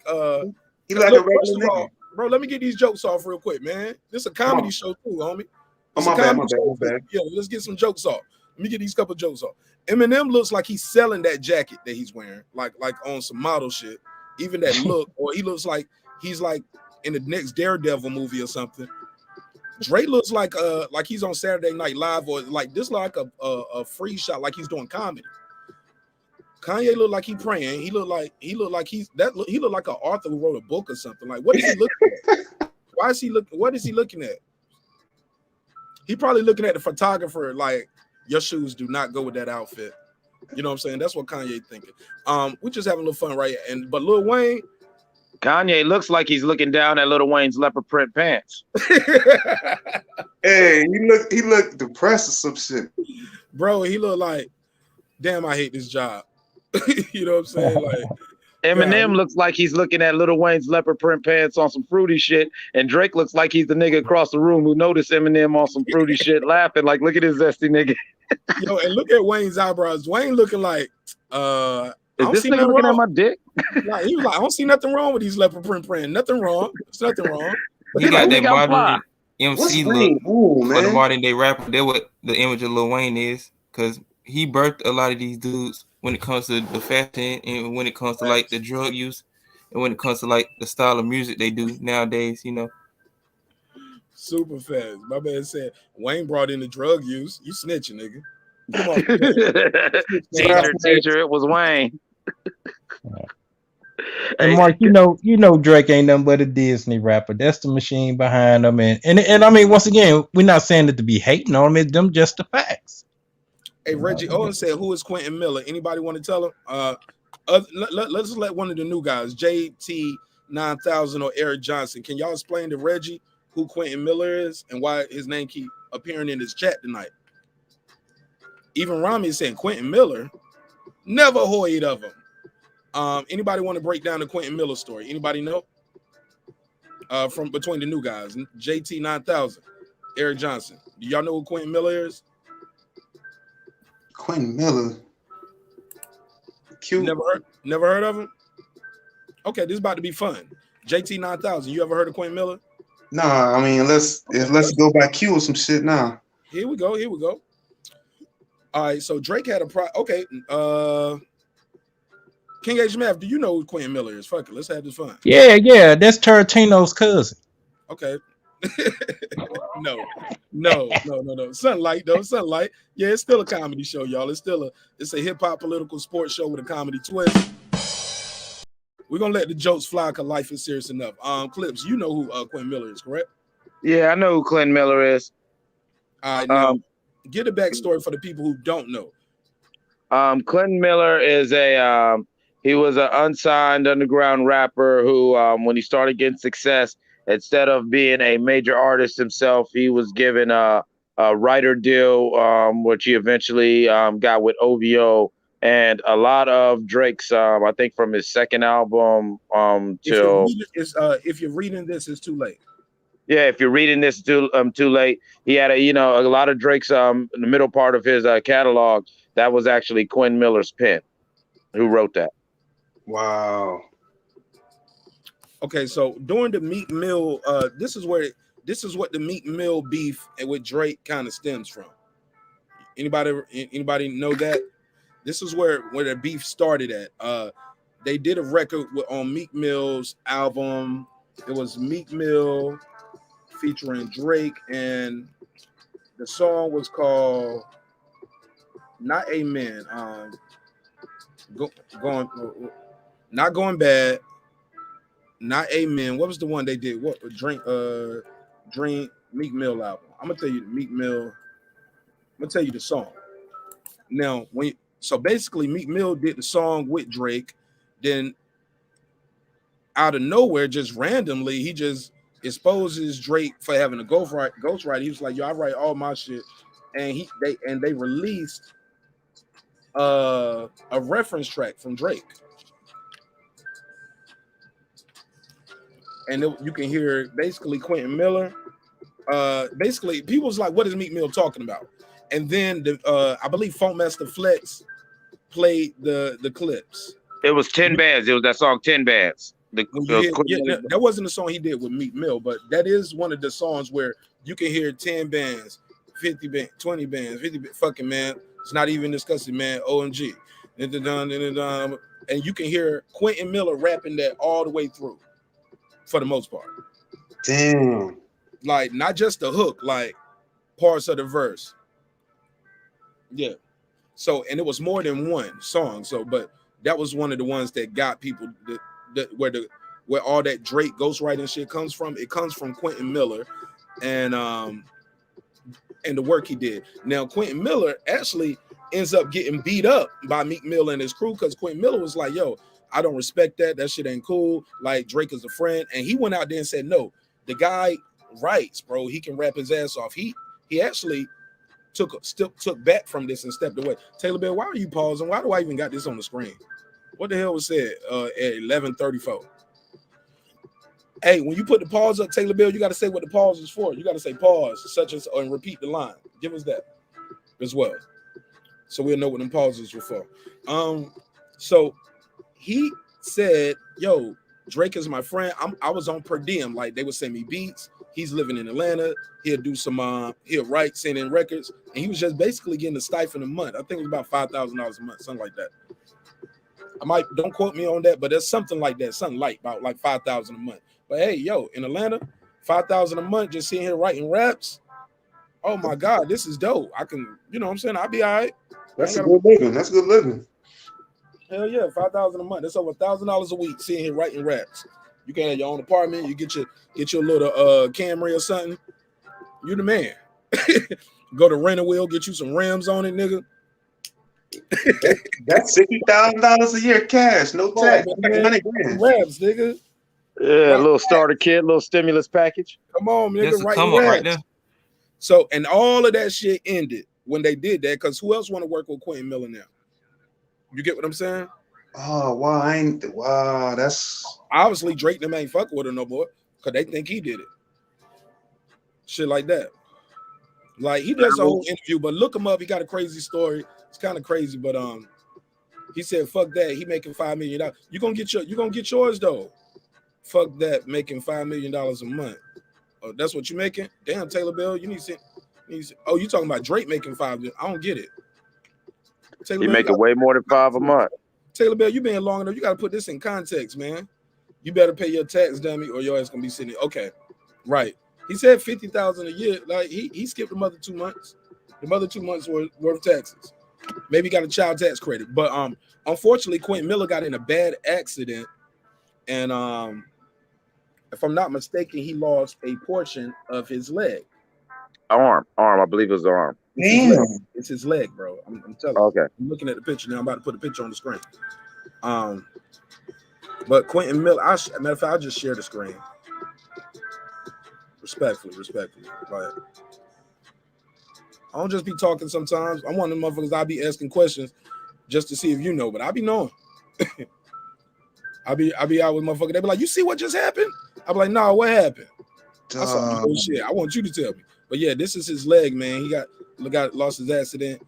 You know what I'm saying? You see it right here? Nigga got a Titanic leg right there. So he was ghostwriting for Drake. Yeah, he was. Yes. Now before we jump on Drake, let's go on and let's just air it out. Say ghostwriting or helping? Because let him say it. He said no, like it's help. It's help. And he's like, a lot of people get help. Look, Kanye gets help, and everybody know it. It's just the reference track won't release. You get what I'm saying? Exactly. I was just about to say I got some mixtapes with Rhyme Fest, the original version of Jesus Walks, where Rhyme Fest is rapping. It's on YouTube right now. Exactly. So where it's like let's it word for word. Even that, you gotta catch it kind of hard. Yeah, the whole shit. Rhyme Fest doing. Yeah, that was Rhyme Fest. Yeah, and then Lil Wayne had help. He had Gilly. He had Boo and Gotti. He even went to the Jay-Z camp for MCing. That's why by the Carter 3, he was sounding completely different. He had niggas writing for. Hold on, say he went to Jay-Z what camp? The Jay-Z, I call it the Jay-Z boot camp for MCing. You know, you could tell I study the shit. What is the Jay-Z boot? Tell me what he did. Well, those are the people that Jay-Z ghost wrote for at different times to make them hot, whether he'd give them a single or the people that. For Lil Wayne, is that what you're saying? Yeah, he would write or coach them on songs. Yes, he would coach them on songs. You could hear it in certain songs. You could definitely hear it. If at least my ear can hear it. Because I coach niggas too, but I don't be writing their rhymes. I might tell them take this word out. Or I'll be like, hey, you squeezing too many words in the bar right there. Like, right. That's what I'm saying. Like, yeah. Like with Lil Wayne, it was somebody though. You can't say that, bro. No, I said Lil Wayne did have Gilly and all them writing for him. That was known. You know what I'm saying? That was known. You feel what I'm saying? But I know I say the Jay-Z school because when he was supposed to get signed to Rockefeller, they were spending time together. And you could tell his style came out differently. And You know what I'm saying? Like even with Fabulous, I've heard even reference tracks. When the money goes, when the honey stays. That was actually a Jay-Z song. You feel what I'm saying? That Jay-Z just gave to Fabulous. You know what I'm saying? I know a lot of cats who, yeah, Jay-Z, you know what I'm saying? Jay-Z kind of nudged them along at different points in their career. And you can kind of hear it, especially like he's one of my favorites, Jay-Z, to where it was like, I was one of them cats as soon as the Chronic 2 dropped. I knew exactly who wrote most of that album. I'm sitting there like Jay-Z wrote that. They're like, what are you talking about? I'm like, Jay-Z wrote all that. I'm like, listen to the pattern. That's the Jay-Z's flow. Taylor, I get what Taylor Bell's saying now. Now I say he said, because you said the ghostwriter's making $5K a month. I'm saying Drake shorting his ghostwriter. Drake making all the money off ghostwriters, and Drake paid the ghostwriter crumbs. You don't know if those songs gonna make it or not, though. So you getting paid that. I'm saying you getting paid that just to sit there and write songs every month and send us songs. Now, some make it, some don't. If it make it, I'm sure you get paid more. But yeah, you just there to write, and we'll see what we like. If we like it, we pay you more. You know what I'm saying? But I don't know how that worked right there, because remember his name was, I don't even know, because I don't even know that was it wasn't even an official album. That was like some mixtape shit. That was the crazy part. And that's what I think people had a problem with the Meek thing. They was like, yo, you had help writing something for a feature. Like, you didn't even do the feature shit. So what else are you not doing? We also know that I Better Find Your Lovin'. That shit was like Kanye, right? Helping him with that. He can help them with that one. You can still hear Kanye, hey, hey, hey, in the background. Yeah, that's why Kanye did it at the Larry Hoover concert, because little do people know that was both their songs. Right. Absolutely. And then he did then the song Just Hold On, We're Going Home was a whole song. And he bought the song and signed the dudes. They tell the story in the interview, Magic Jordan. And he was talking about like, and I don't know where they're from like, I don't want to misquote it, but like you can tell they're different, like Pakistani or Indian or something like that. You know what I'm saying? You can tell by the hair, the nose, they different. But and they was in school, they met, and then him and his boys, they was doing music, him and his boy. And he said, you remember he had graduated college or something. It's a dope interview. He said his dad, he was telling his dad, like Drake. He said in Canada, like his dad probably knew who Drake was. And they just got on. So it was crazy. It was crazy. So that was a whole song they did. And he signed them, put them in the video. But yeah, that was Just Hold On, We're Going Home. Going on. And you can hear them in the background on that too. You know what I'm saying? See, this made me just get a greater appreciation for like a Nas. For my show. And your show too. Hey, before you say that, Nas has had help. Nas has had ghostwriters and people helping. Word. Yes, Cormega. Nas's verse on Affirmative Action was actually written. The last 8 bars were written by Cormega. Life's a bitch, so God forbid the bitch divorce me. I'll be flooded with ice, so hellfire can't scorch me. That's why Cormega and Nas fell out. If you're a true Nas fan, if you know when him and Cormega was beefing, and Cormega finally dropped his solo album, he lit Nas's ass up about that and about 5 other classic Nas songs that, yes, he wrote the verse for. That was around the Stillmatic era, wasn't it? I don't know. Now, that's Cormega. I have never heard nobody else. Big Seven from New Jersey wrote the reference track to Ether. Big Seven was a dude who was going to be signed to Rockefeller, but when Beans got signed, Jay-Z said, "What I need with a nigga from Jersey." When I got the East Coast, and then I got Philly, so the East Coast is definitely me. And so they didn't sign. They basically left my nigga Big Seven. I kind of knew him personally. He was a nigga I was fucking with online and everything. And so he was mad, and he did a fuck Jay-Z, fuck Rockefeller record song. And of course, it wasn't going to do nothing, but he was trying to circulate it. And Columbia Records got it, and one of the A&Rs got it to Nas. They tossed him some money. Nas switched up some of them lines, but it's just like the Rhyme Fest version of Jesus Walks, where like if you heard it, Mark, you know I'm talking about how Rhyme Fest is exactly the same. Look, here's the thing: how do we know what was done, far as if it's true or these sour grapes? You know how many niggas gonna say they helped me blow this show up, and yo, I did this with marqnash, and I did that, and I did. I'm like, but you won't on the show every night, like and doing like putting in the work and putting it out, like. But everybody gonna try to take credit when it's a success. I think John F. Kennedy said he said failure. He said Success has 1,000 fathers. Failure is an orphan. Yeah, failure is a bastard. Yeah. Oh, some shit like that. You get what I'm saying, my brother? Like everybody want to say, yeah, I did it. Well, I mean, I know in the time, dude was able to provide. I was actually actively dealing with him and some cats in Jersey. He was able to provide real-time stamp receipts. Like I'm hearing the song when Ether came out, and you could hear like, yeah, you could hear the rough version of it. And he's like, and I'm seeing that he's in correspondence with Columbia Records. He came, you know what I'm saying? He's talking, he's mad because he got his little bullshit couple thousand, you know, say couple $1,000 for this song, but the song's blowing up. But he's got this sour. I remember having the conversations of his sour grapes because me and him was talking about like I got fucked over a couple times like that where I just took me a couple $1,000 and the song became a hit. And I just remembered that was me and his conversation during those years. Was he always bitched about Nas, and I would like tease him and I would bring up Nas in our conversation because he would just go on this rant because he thought Nas would take care of him. But it was like Nas probably never even knew who the fuck he was. The A&R gave the song to his people. Nas probably was like, yeah, took the elements, he worked with it, cut a check.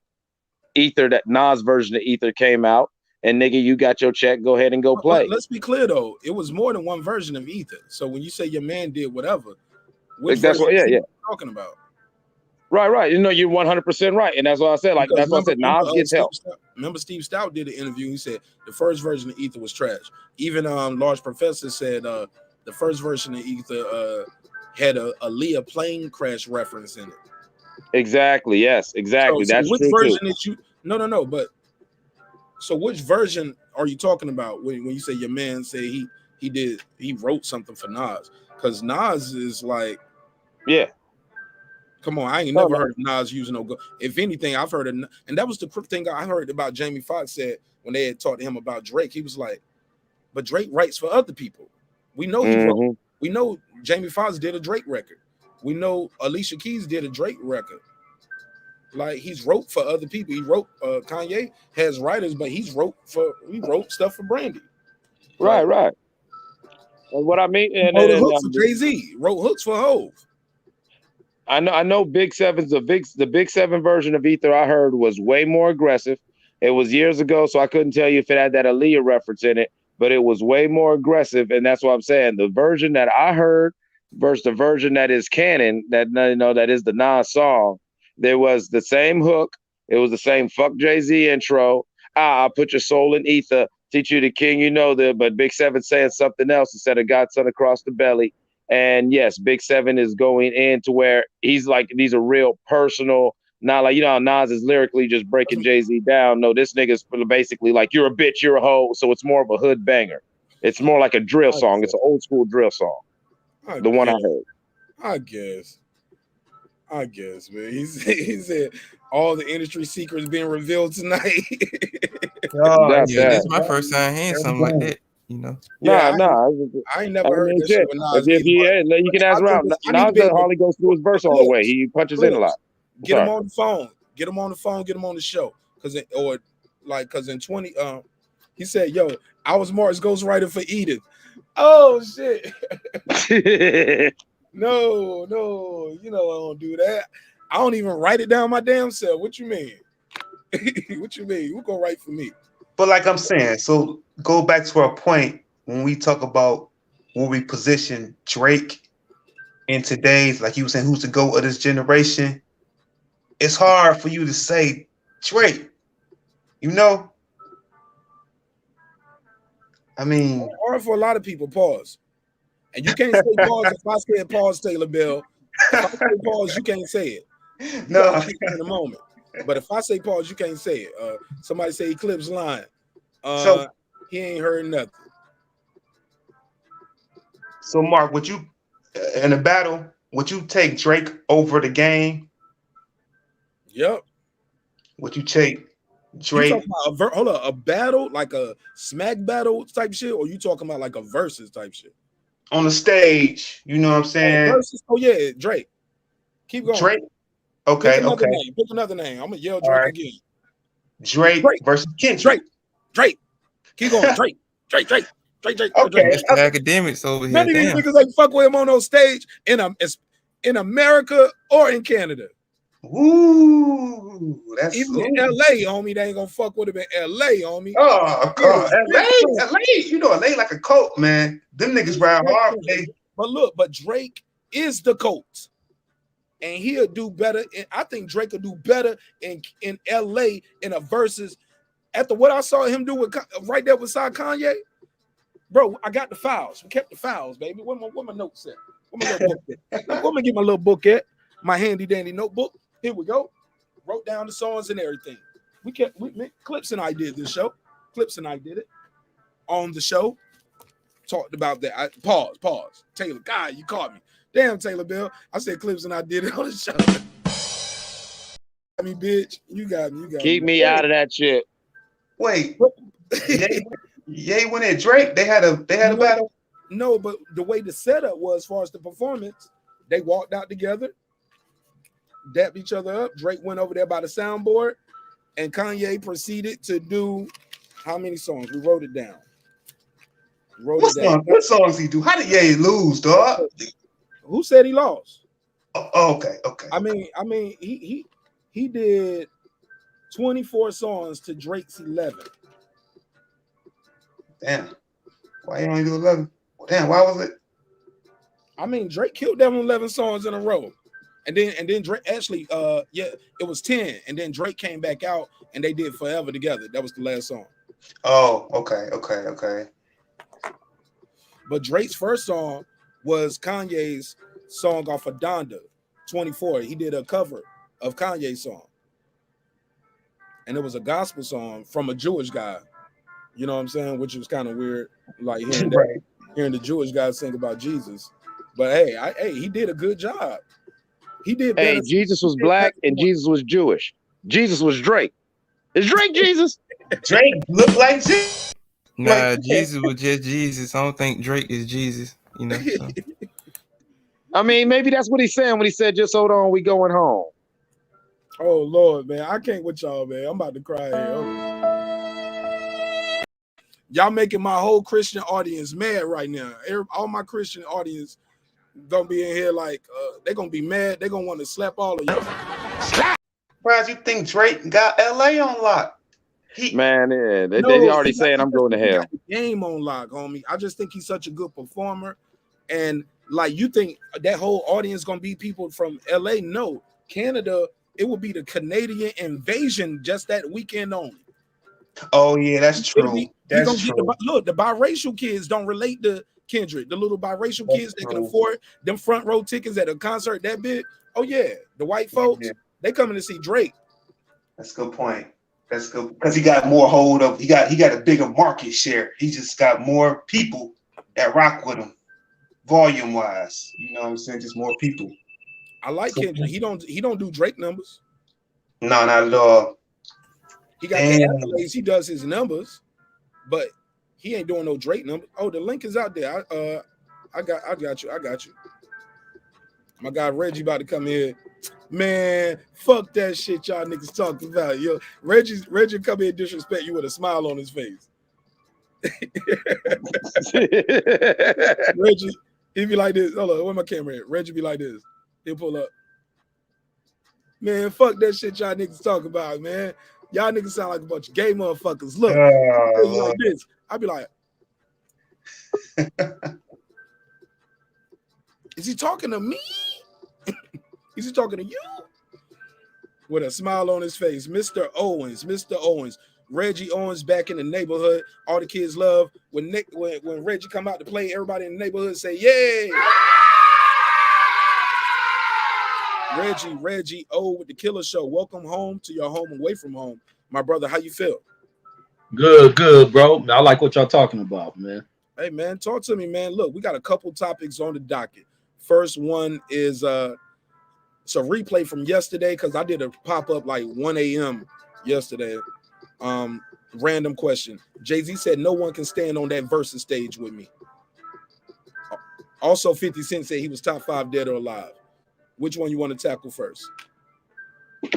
The J one. And I like yesterday, I was saying I agree with him, and I don't know too many cats out there that can stand on stage with him. And I think you may have to tap in to Drake or Nas, but I think, matter of fact, I think Nas can probably stand on stage with Jay. I think Jay will have to hit a lot of his songs that are features. His one-on-one tracks, Nas is right there with him. But Jay got a lot of stuff that he got cats that are featured on his stuff. And I think these two are kind of like the, you know, these two are kind of like the what would you put, like the kings of hip hop. The old guard is still here. The old guard ain't went nowhere. It may be a young people's field, but the old guard is still there. All right, let me ask you this. Is 50 Cent top 10 dead or alive? Man, everything Megazard said yesterday applies to goddamn 50. 50 ain't even in the, I can't even put him in the top 20. And all I think he really rolled kind of a heightened you know, that heightened time period of him going after Ja Rule, who was like a mega star, and the way people watch Ja Rule kind of like fall from grace. It was almost like getting 300 off the top of a mountain is really what 50 did. And then from there, I think 50 put too much time into trying to develop his group that he began to kind of fall off himself. You don't think his music just aged out and people, you like those, because everybody else was using a lot of different producers at that time. He finally started switching up using other producers, but when he did, it was like AO Technology with Justin Timberlake. That shit was a flop. Yeah, I think he just missed his mark, like doing too much, trying to develop that brand. 50 was doing a lot of stuff, like trying to develop stuff, and then I think he really found his niche over in film and stuff. And once you kind of sidetrack with music, you have to stay consistent with music. Otherwise, you like really fall off, especially with black music, because it's so dynamic. It's matter of fact, black music almost like technology, the advancements in technology. After so long, stuff become outdated in hip hop. So you gotta stay continuous to remain relevant. And I think he was just he just let the game. He was focused on too much, and he kind of lost that niche. All right. Hold what you got. Let me get this call real quick. 469, you on the line. What's your name? Where you calling from, family? 469, you on the line. What's your name? Where you calling from, family? All right, 469 going once. 469 going twice. 469 watching the YouTube and still trying to do the show. We'll try it again. 469, you on the line. What's your name? Where you calling from, family?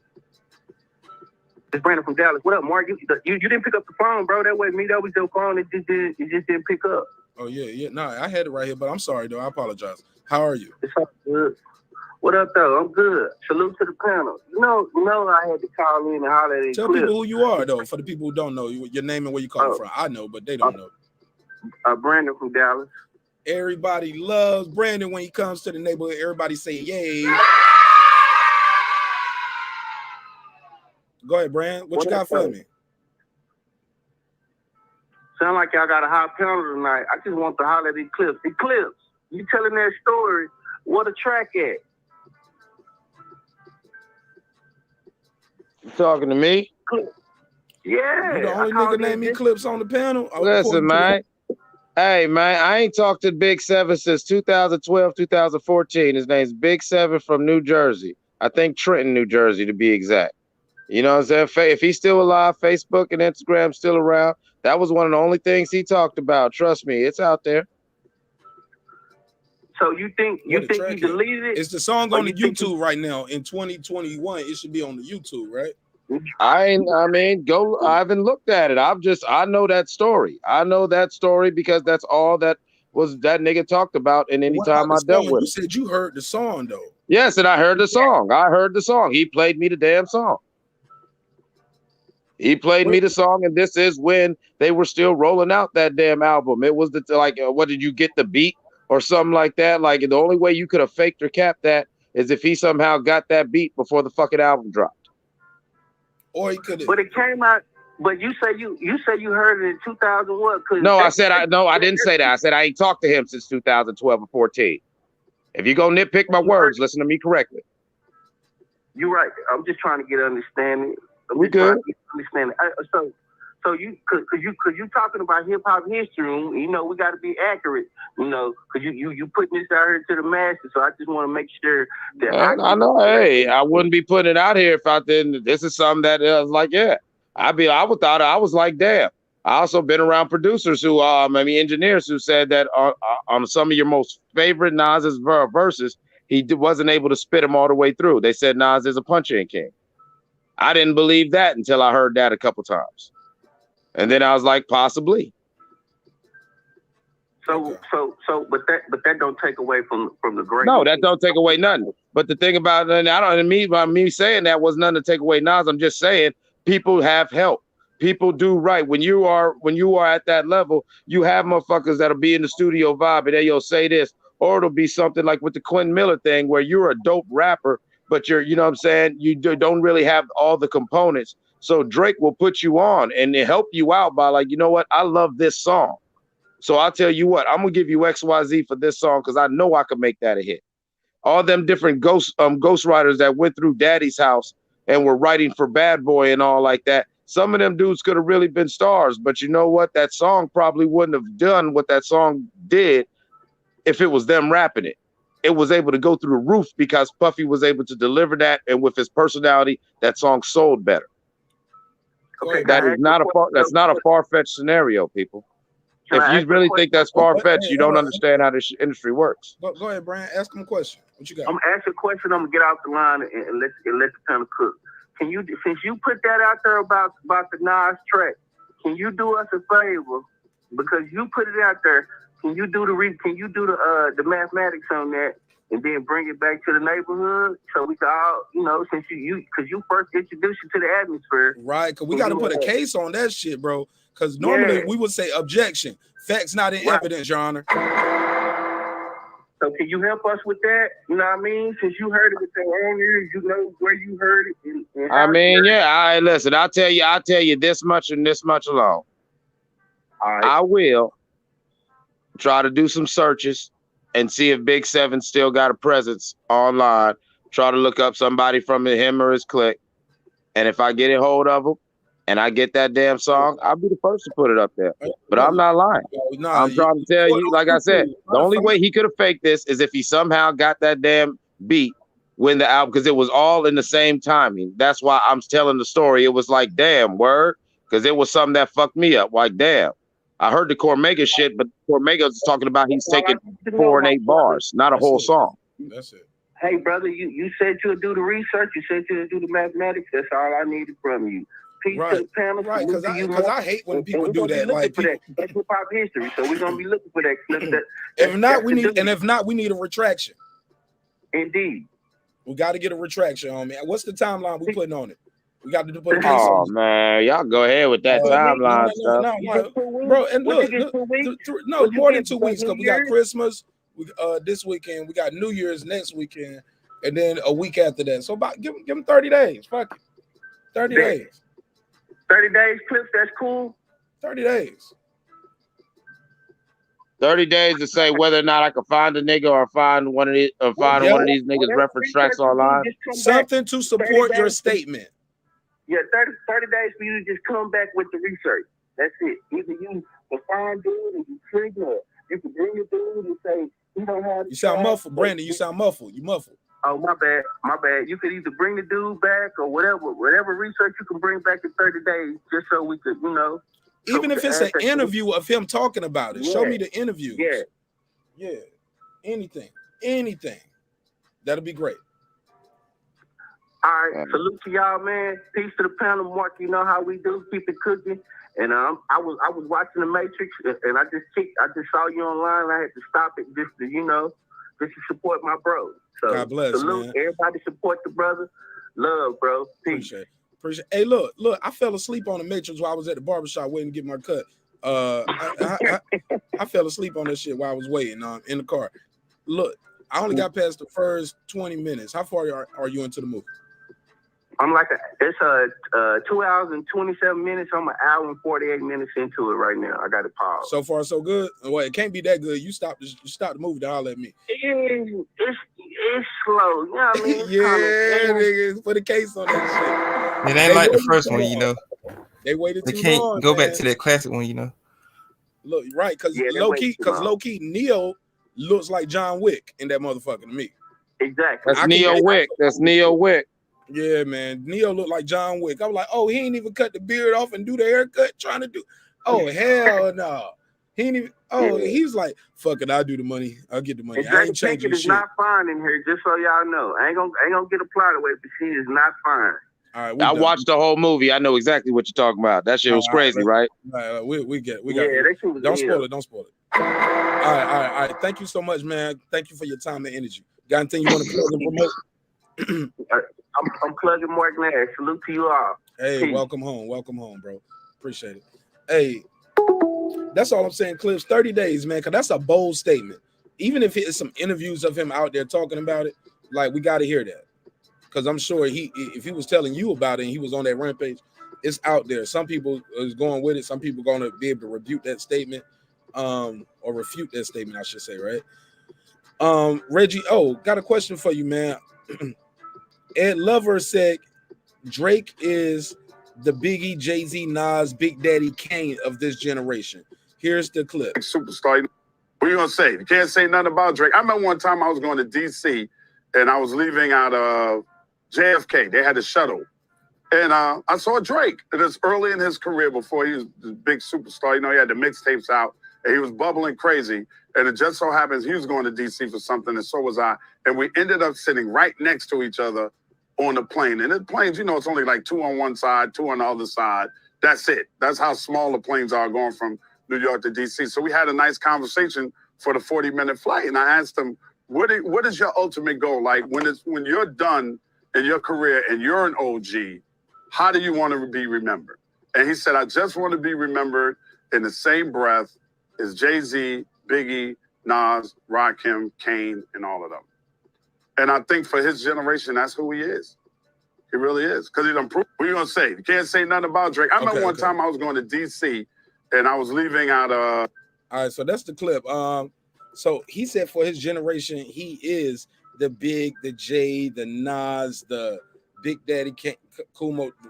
Reg, react to that. I gotta agree because Drake is lyrically sound, vocally sound. His pen is great. He's putting out material that hits the charts. Is going to always top the charts. Going to top the charts for a number of weeks.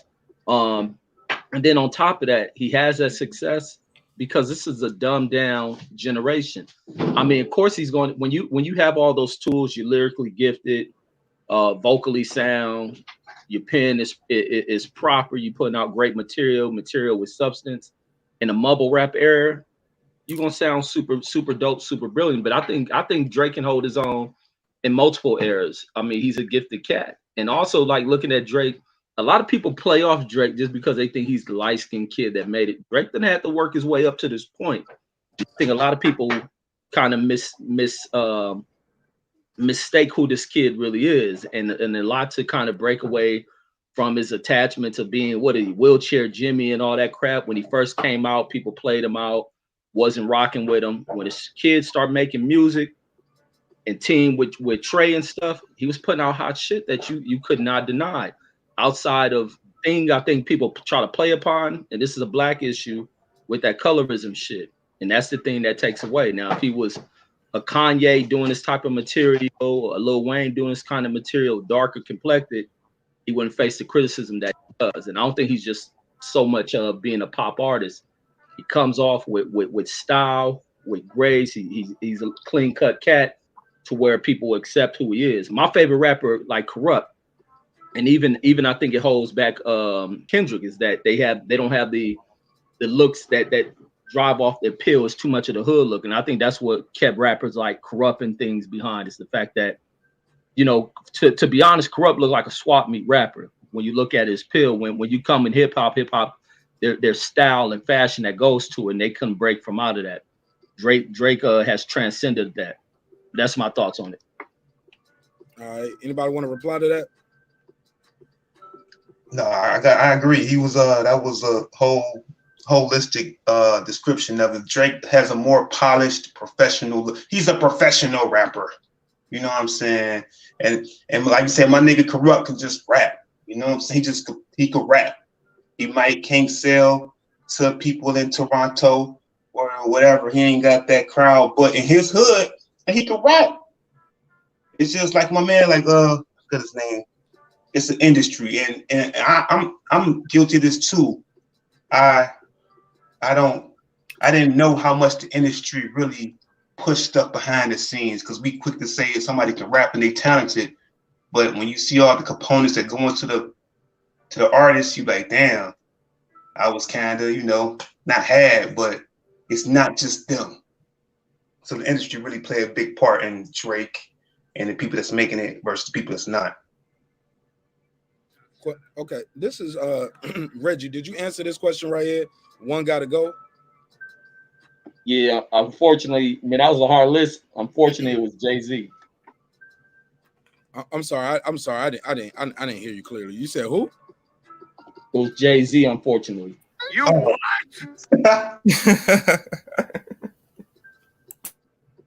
Bro, I said the same thing too.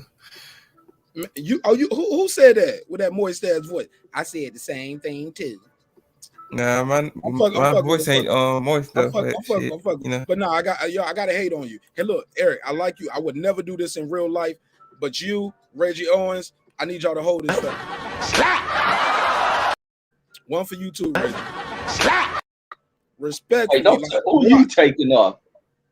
Why did you take them? Why did you take Jay-Z off? Break that down. Man, Big and Pac, two of the greatest. And like I say, Nas my second favorite rapper of all times. Nas a GOAT. That's why I said, unfortunately, these are top dudes, but Nas holds his own. Nas storytelling, I mean, Jay ain't rocking with it. And Jay kind of hit more of the commercialized side of things. Jay really opened the market. Jay opened the market of hip hop to being what Floyd created for boxing. That's what Jay created. But Nas overall, I rock more with Nas. Nas art, man, kind of make you kind of capture moments, like reflections on things. And I like Nas more for that. I think he got doper tracks than Jay.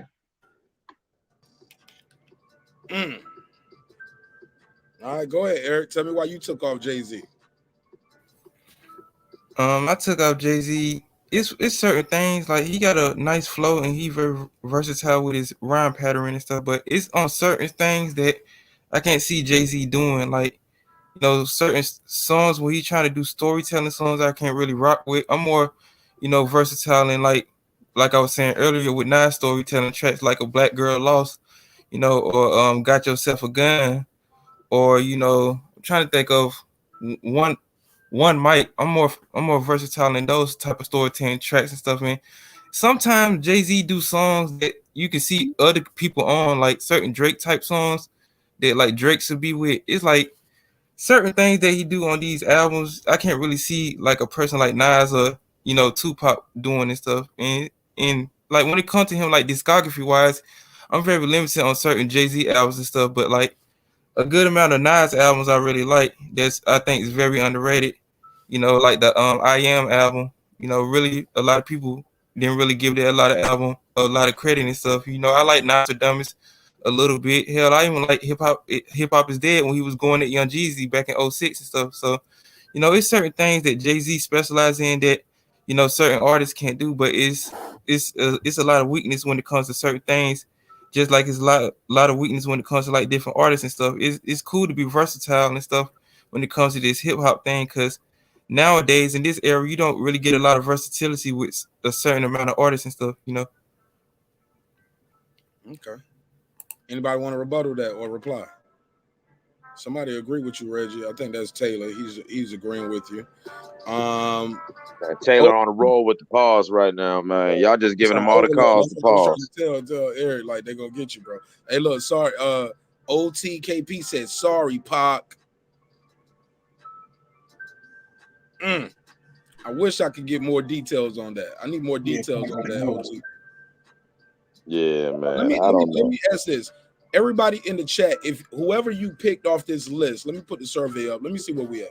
Whoever you picked off the list, I want you to tell me who you picked and tell me why. We got 77 votes.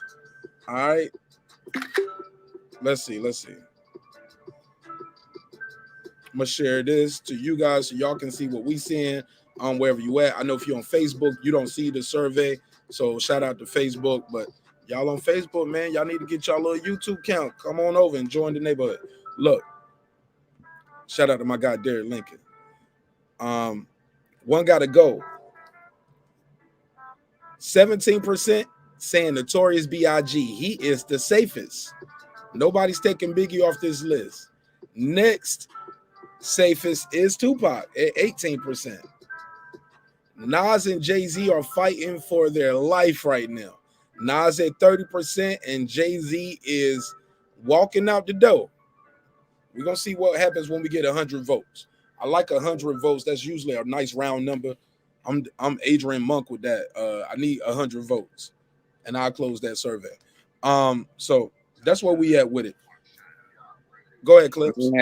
Man, the survey alone shows you that, like Jay-Z said in his rhymes, you either die a hero or you live to be a villain. The two brothers that's alive got cats like, man, they can go because we almost tired of their ass.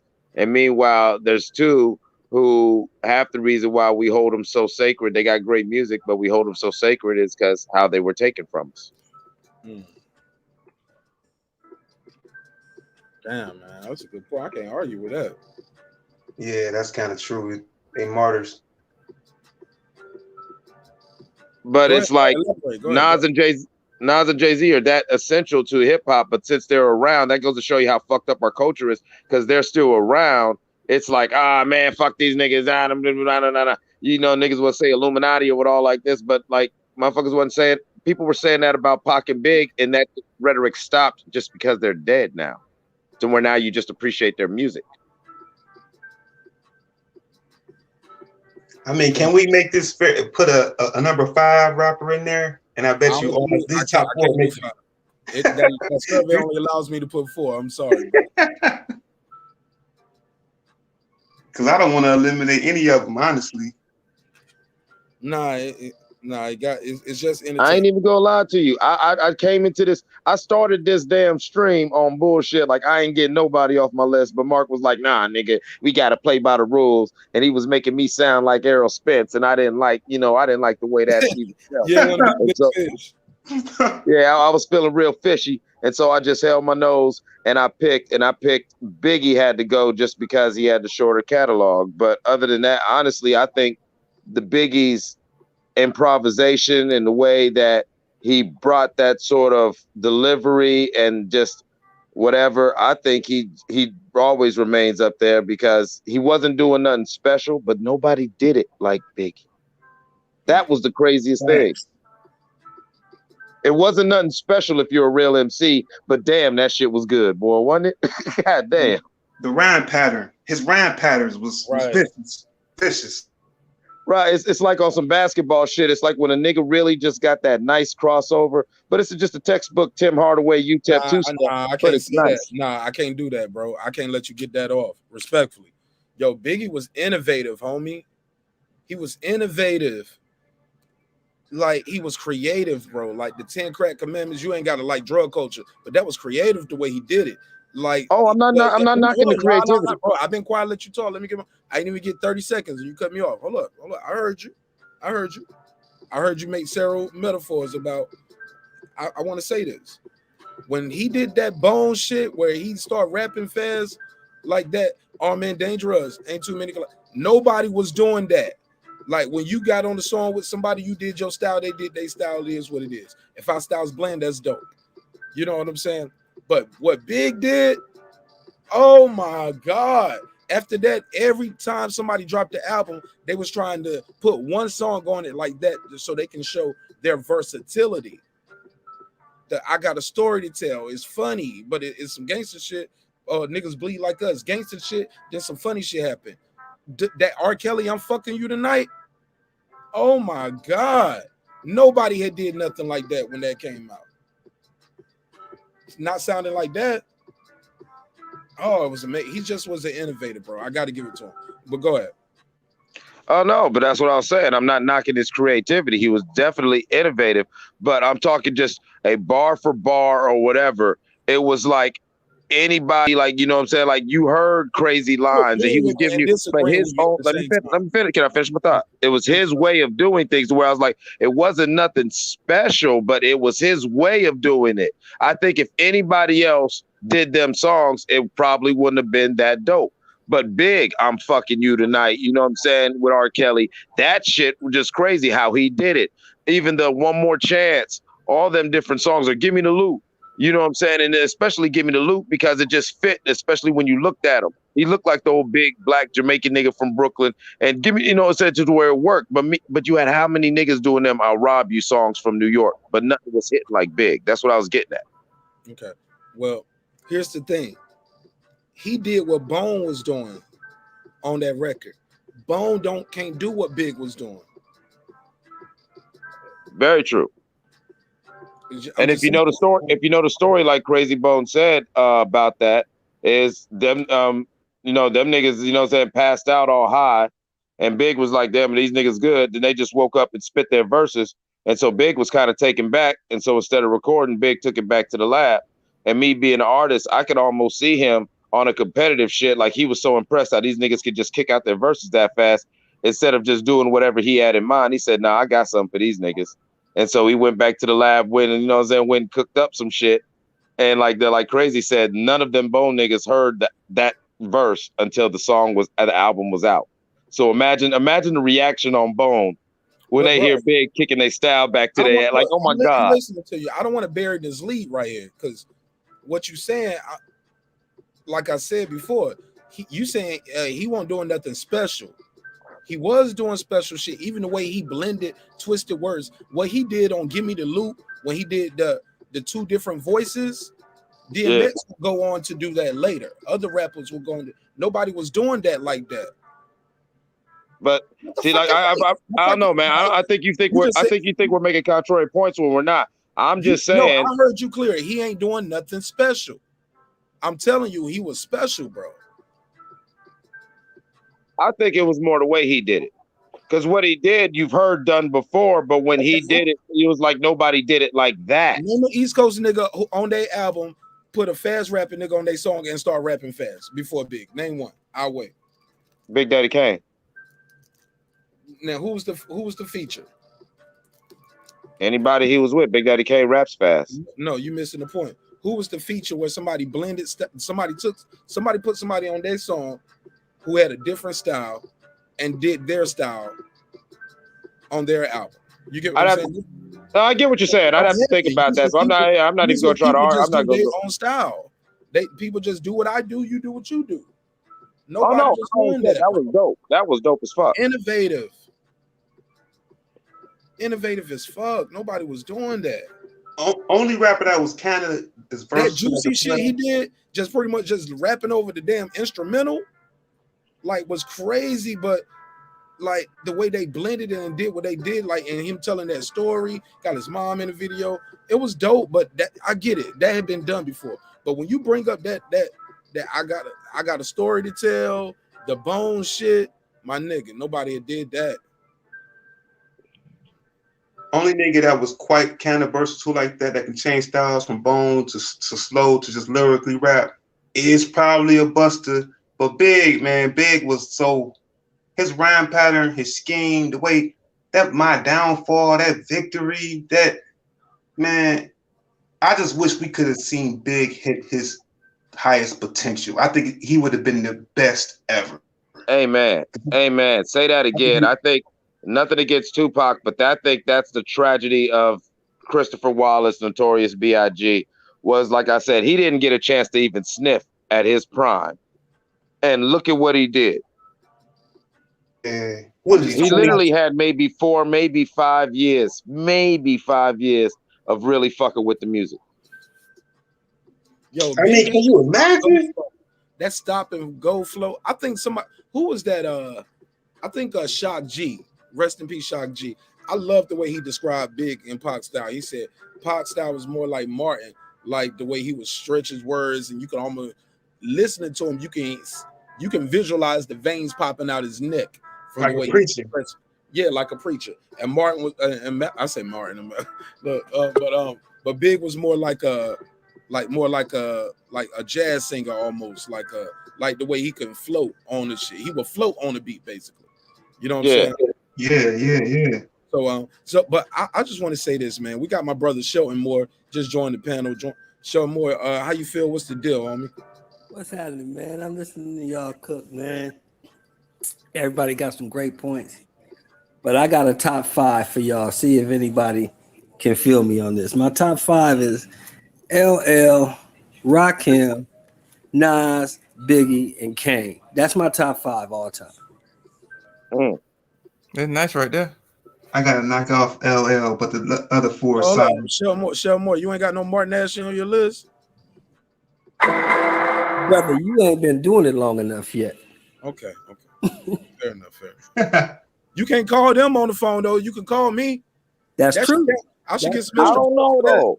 That's true. I was going through Nash's discography a couple weeks ago, man. And Nash got a nice catalog, Got man. about 100 records on YouTube right now. I swear to God. All right, I gotta check them out. I'm gonna check all 100 out and I'm gonna get back to you. I wrote, produced them, engineered, mixed and mastered, all that count in the verses, I guess. I'm gonna check them out and get back to you. But right now, like I say, look, hold on, real quick. My album art is trash though. Oh, okay. I'm trying. I can't look here. Like I say, my top 5 is LL, Rakim, Nas, Biggie, and Kane in that order. Oh, in that order. Hold up. Now I gotta hear one more time. LL, Rakim. I'd say Rakim out my top 5, respectfully. Whoa. What? I can't do that. Rakim's definitely a god, but he ain't my top 5. I'm with Mark. They're gonna take my microphone from me. Rakim, it's not my era, I guess, neither though. You get what I'm saying? It's not my era. Now that's a fact. Yeah, each era different, you know. Yeah, because Rakim changed the game, man.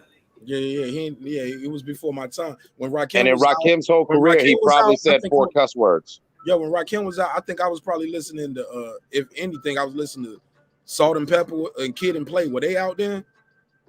Yeah, they was out way before Rakim.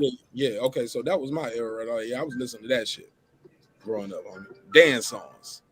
You seen Juice, the movie? Absolutely. Know the ledge? Know the ledge? You ever heard that Rakim song? was rapping fast. I get it from that, but that don't make him in my top 5. I put Juice in my top soundtracks. I give him that, but no. Yeah, I got that soundtrack on vinyl too. No, I had to put it. Bro, this motherfucker got every record over there. I had to put him in my top 5 because he changed the game. Motherfuckers wasn't lyrical like that till Rakim came with it. And like I said earlier, in Rakim's whole career, he probably only cussed maybe 4, maybe 10 times. If that. Go through his lyrics. And also, Mark, back to what you were saying about what Big did. Rakim, Juice, Know the Ledge. He rapped fast and was tongue twisting, which ain't his normal bread and butter style on that song. Who's the feature? People were doing. Yeah, no, but there was no. That's what I said. There was no feature. Once again, to my point, I'm agreeing with you, but it was. I don't think it was about the special. Big was doing it in special ways. He's doing what everyone's doing, but what everyone's trying to do, he's pulling it off. And that's what I meant about he's not doing nothing special. Was that that's why I was comparing it to a crossover. Anybody can get a crossover off, but like that Tim Hardaway UTEP 2-step, when you're crisp with it, you are nasty. That's why Iverson couldn't even deal with an old Tim Hardaway when they played. Shelton feels me. You remember that game. Shelton know enough to remember that game. Yeah. Oh yeah. Iverson was confused as fuck, wasn't he? Listen, guys. Listen. I got you, bro. I got to move it forward respectfully because we got other people on the panel. And I want them to get a chance to speak. Megazar, I believe you pulled up next. What's up, Megazar? What you got, man? How you feel? What's the deal? How was your session?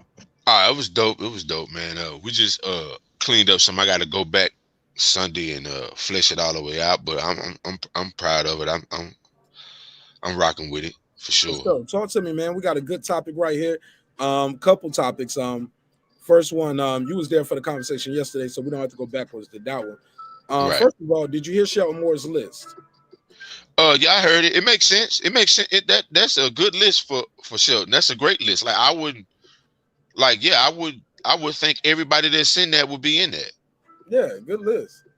I don't know, but his last one was Big Daddy Kane, though, right? Well, I mean, you got to understand, Daddy Kane is that's Jay-Z's the evolution of Daddy Kane. Nas is the evolution of Rakim. Absolutely. I've heard that a lot. I've heard You know that. what I'm saying? Like those templates was added on to. I don't hear it when I hear their music though. To me. Well, I mean, of course, I mean, because it was more like you're dealing with the 80s, and the 80s sound sonically isn't what the sonic sound in the 90s was. Like, you know what I'm saying? Like the you know what I'm saying? And plus, like, they had that mafioso shit had became the thing, because that generation of Nas and Jay-Z, even though Jay-Z is like a year younger than Big Daddy Kane, a year younger than Rakim, a lot of people don't know that. That was a fun fact I said the other day. But yeah, like look at him like he's so much younger than them, and they like got to be like 60. No, Jay-Z is 1 year younger. Yeah, 1 year younger. Yeah, Jay-Z's 1 year. Jay-Z's 1 year younger than Rakim. Yeah, he was born in the 60s. That's a fact. Yeah.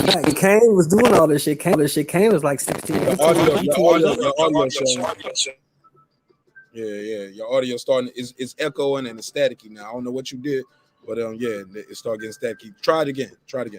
But yeah, of course. I said that. Can you hear me? Am I better now? Yes, sir. Go ahead. Yeah, I said when Kane was doing all this shit, Kane was like 17, 18 years old. 19 was a young kid. Yeah, it's doing it again, show, and it's bad too, bro. Right, but I would say I know you said which one would I have to take out? I would have to take out Biggie, not from a skill. I think Biggie maybe is the most talented rapper of all time. But that isn't fair to the discography of Nas, to the discography of Jay-Z, and to Tupac's discography.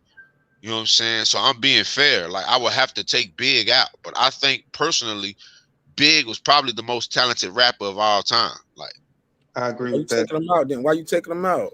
Because he don't have, like, we didn't. That's like saying Len Bias is better than Michael Jordan. You didn't get to see Len Bias do what he was projected to do.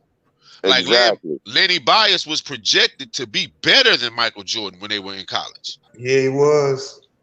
You know what I'm saying? But he died, so we couldn't see it. Well, we saw with Big that it was really him. Example. I'm gonna tell you what's a fair example, because they was basing Lenny Bias off of what him and Jordan was doing in college. The shit he was doing in college was just as mind-blowing as Jordan, except for Jordan won a national championship.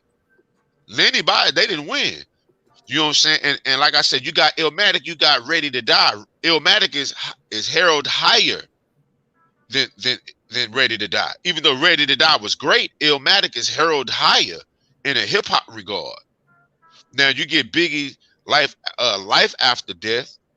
The greatest double disc of all time. Masterpiece. The greatest double disc of all time. But it was written by Nas, a fucking masterpiece. True. You know what I'm saying? And this is what I gotta give Nas. Nas went and picked those producers himself. Biggie would have been rapping in that same white collar shirt that had the bacon neck on it if Puff Daddy didn't take him and clean him up, and Puff Daddy presented them beats to him. That's the difference. Neither one of these dudes, Jay-Z didn't have that behind him. Tupac didn't have that behind him. It was all them. Biggie had Puffy behind him, bro, and that makes a huge fucking difference.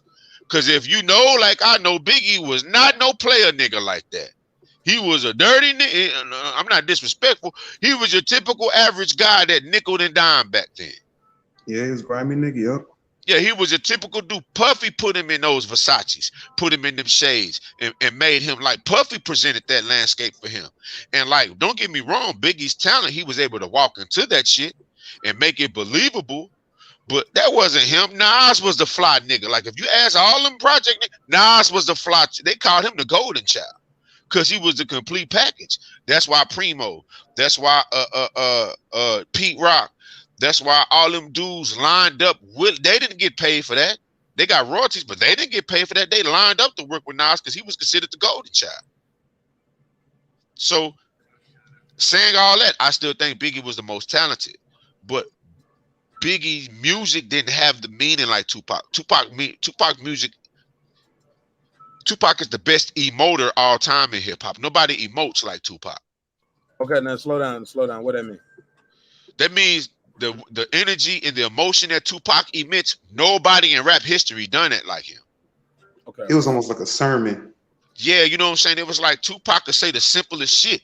And he would say shit that didn't make sense a lot of times, but it would just convince you. Like he said, fantasies of my family in a hearse. That don't make no fucking sense.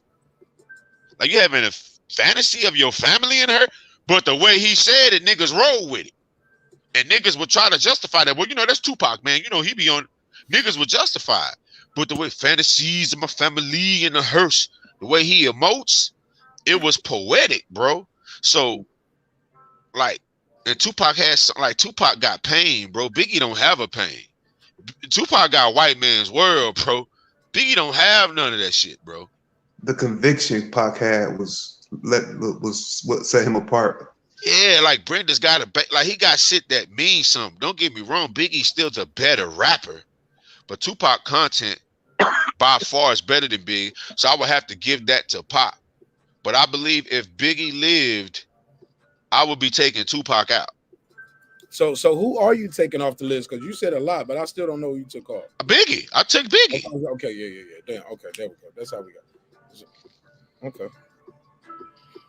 Yo, Dude, that picture of Dude, Pac with the curls is trippy, yo. Yo, relax.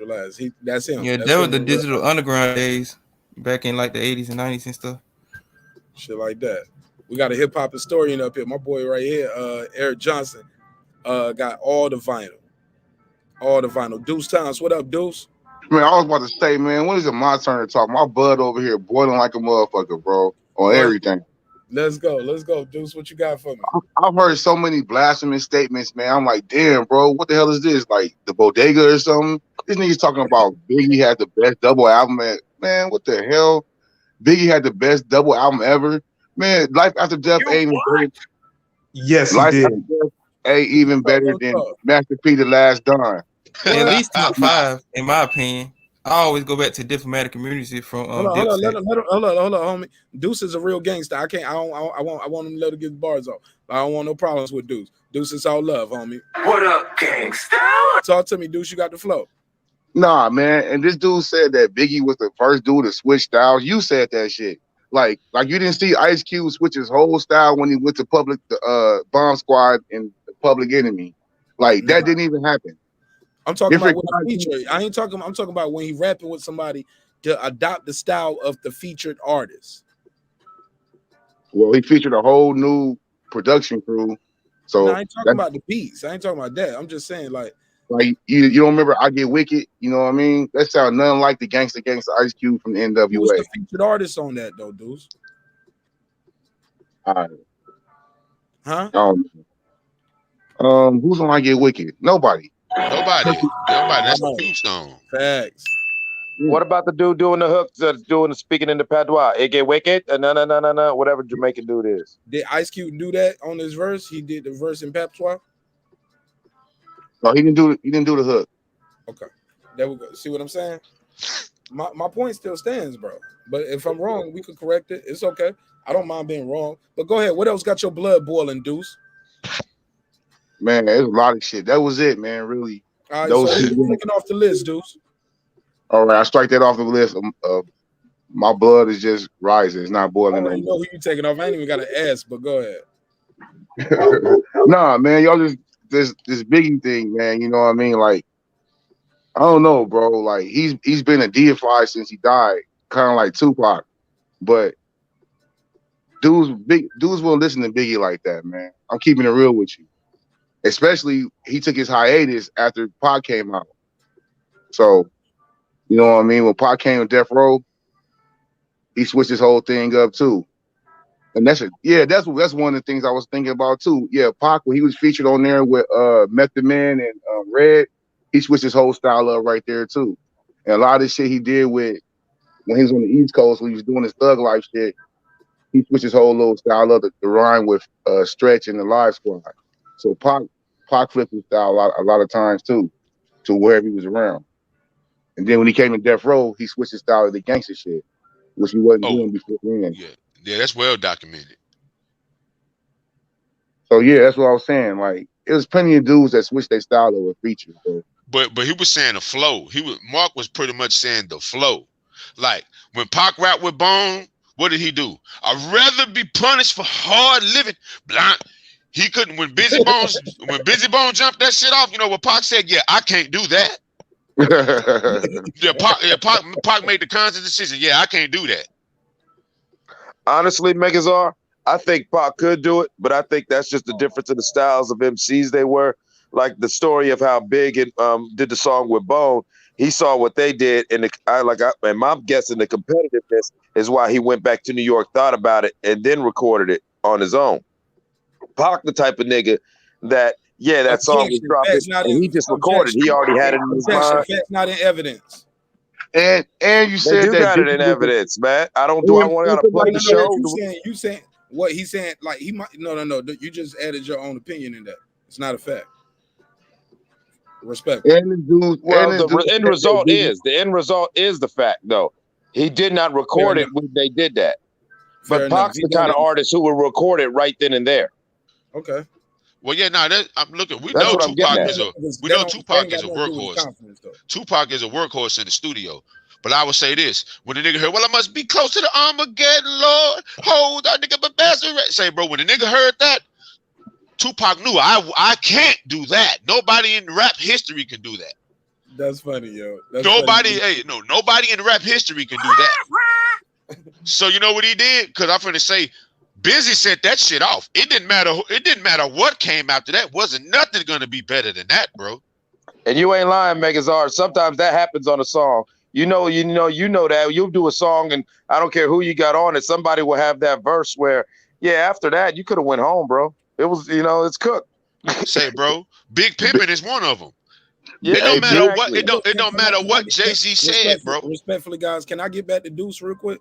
I'm tripping. He said this shit is making his blood boil. All this East Coast love. And y'all said that Big was the best storyteller ever. Like, you never heard of Too Short?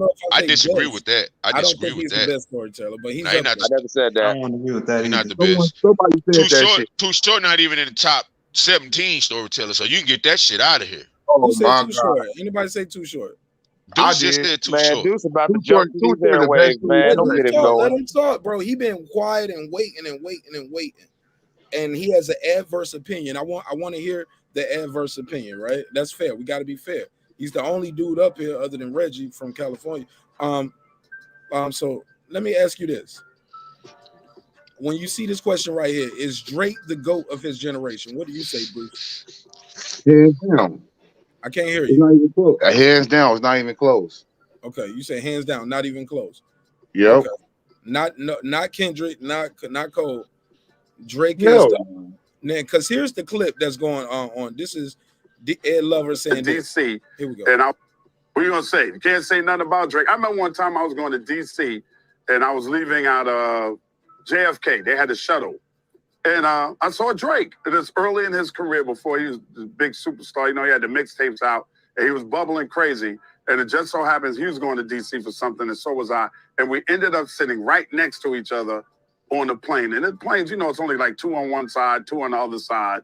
That's it. That's how small the planes are going from New York to DC. So we had a nice conversation for the 40-minute flight. And I asked him, what is your ultimate goal? Like when you're done in your career and you're an OG, how do you want to be remembered? And he said, I just want to be remembered in the same breath as Jay-Z, Biggie, Nas, Rakim, Kane, and all of them. And I think for his generation, that's who he is. He really is. Because he is the Jay-Z, Big, Nas, Big Daddy Kane of his generation. Deuce, you saying yes? Easily, bro. Drake going on like 15 years at top, bro. Nobody got those numbers. So and it's consistent too. Do you think the Quentin Miller thing put a stain on his resume? So people who don't know, as I always say on this show, they all have help. Pac had help, Cube had help, everybody had help. Nas had help, I guess. So here we go. They all have help. Ain't nothing wrong with that, man. Teamwork make the dream work. Okay. Megazord, talk to me. Is Drake the GOAT of his generation? Drake is one of the GOATs of his generation. Like, if somebody put him as the GOAT, if somebody put him as the GOAT, I don't think this generation has the GOAT yet. Like, I think Drake easily potentially could be it. I think Kendrick could. I think J. Cole is in the running. If I had to pick somebody right now, accomplishment wise, yeah, he's the greatest. I think Kendrick is better, but as far as his accomplishment, standing, who he is, his cachet, influence, yeah, Drake, yeah, I got to go on record and say Drake is the GOAT of his generation. Handedly, like handedly. Also, here's the thing, man. I want to make sure I get everybody's take on this. Do you guys feel? Oh, I'll start with you. I asked Deuce already. Do you feel like the Quentin Miller thing put a stain on Drake's resume?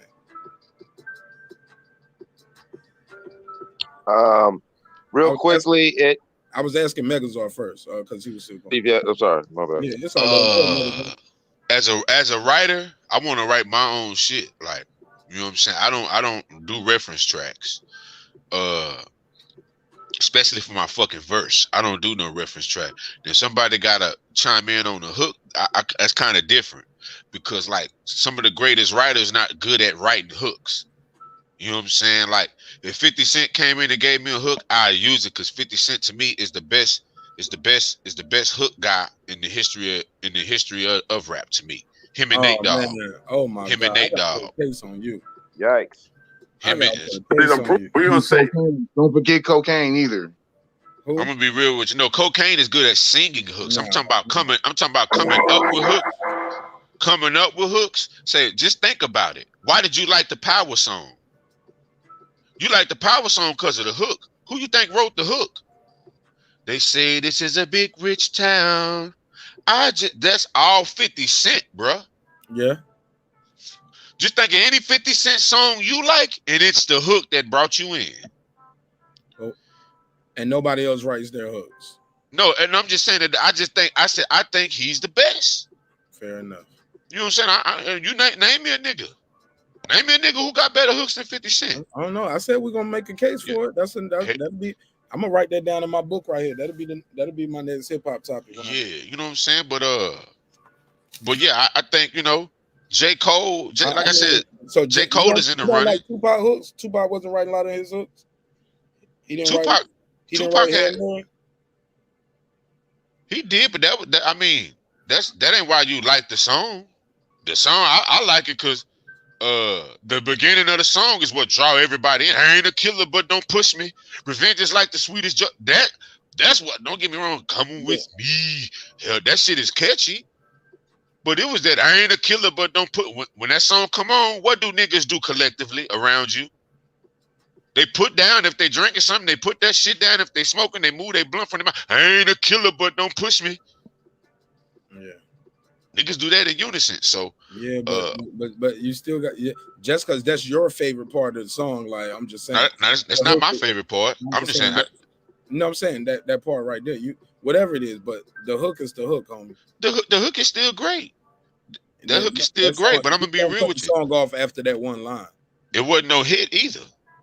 PIMP was a fucking hit. You know why? Because of that hook. I don't know what you heard about me. The video was funny too. He had Snoop in the shit. Yeah, but it was a single. With the Chico. He had him on the remix, I think. And he was alive to market and promote it. Tupac was deceased. God bless. Like that's not fair. No, but I'm saying it was a single before it was a video. That's what I'm saying. And he was alive, respectfully. Like, come on, bro. And I still don't think.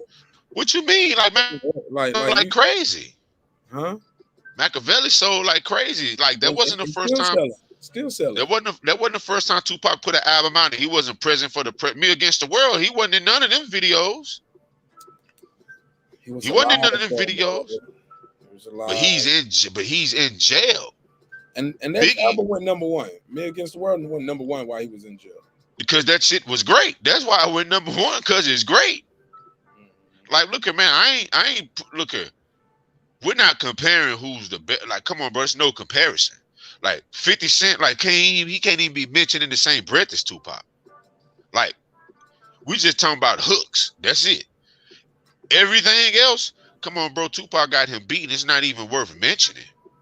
Like I said, bro, Tupac content, the way he emote. Come on, he's the greatest emoter, the greatest pad he got. Man, nobody's ever going to be better than Tupac at that. In your opinion? I haven't heard nobody yet. The brother been gone since '96. I ain't heard nobody yet.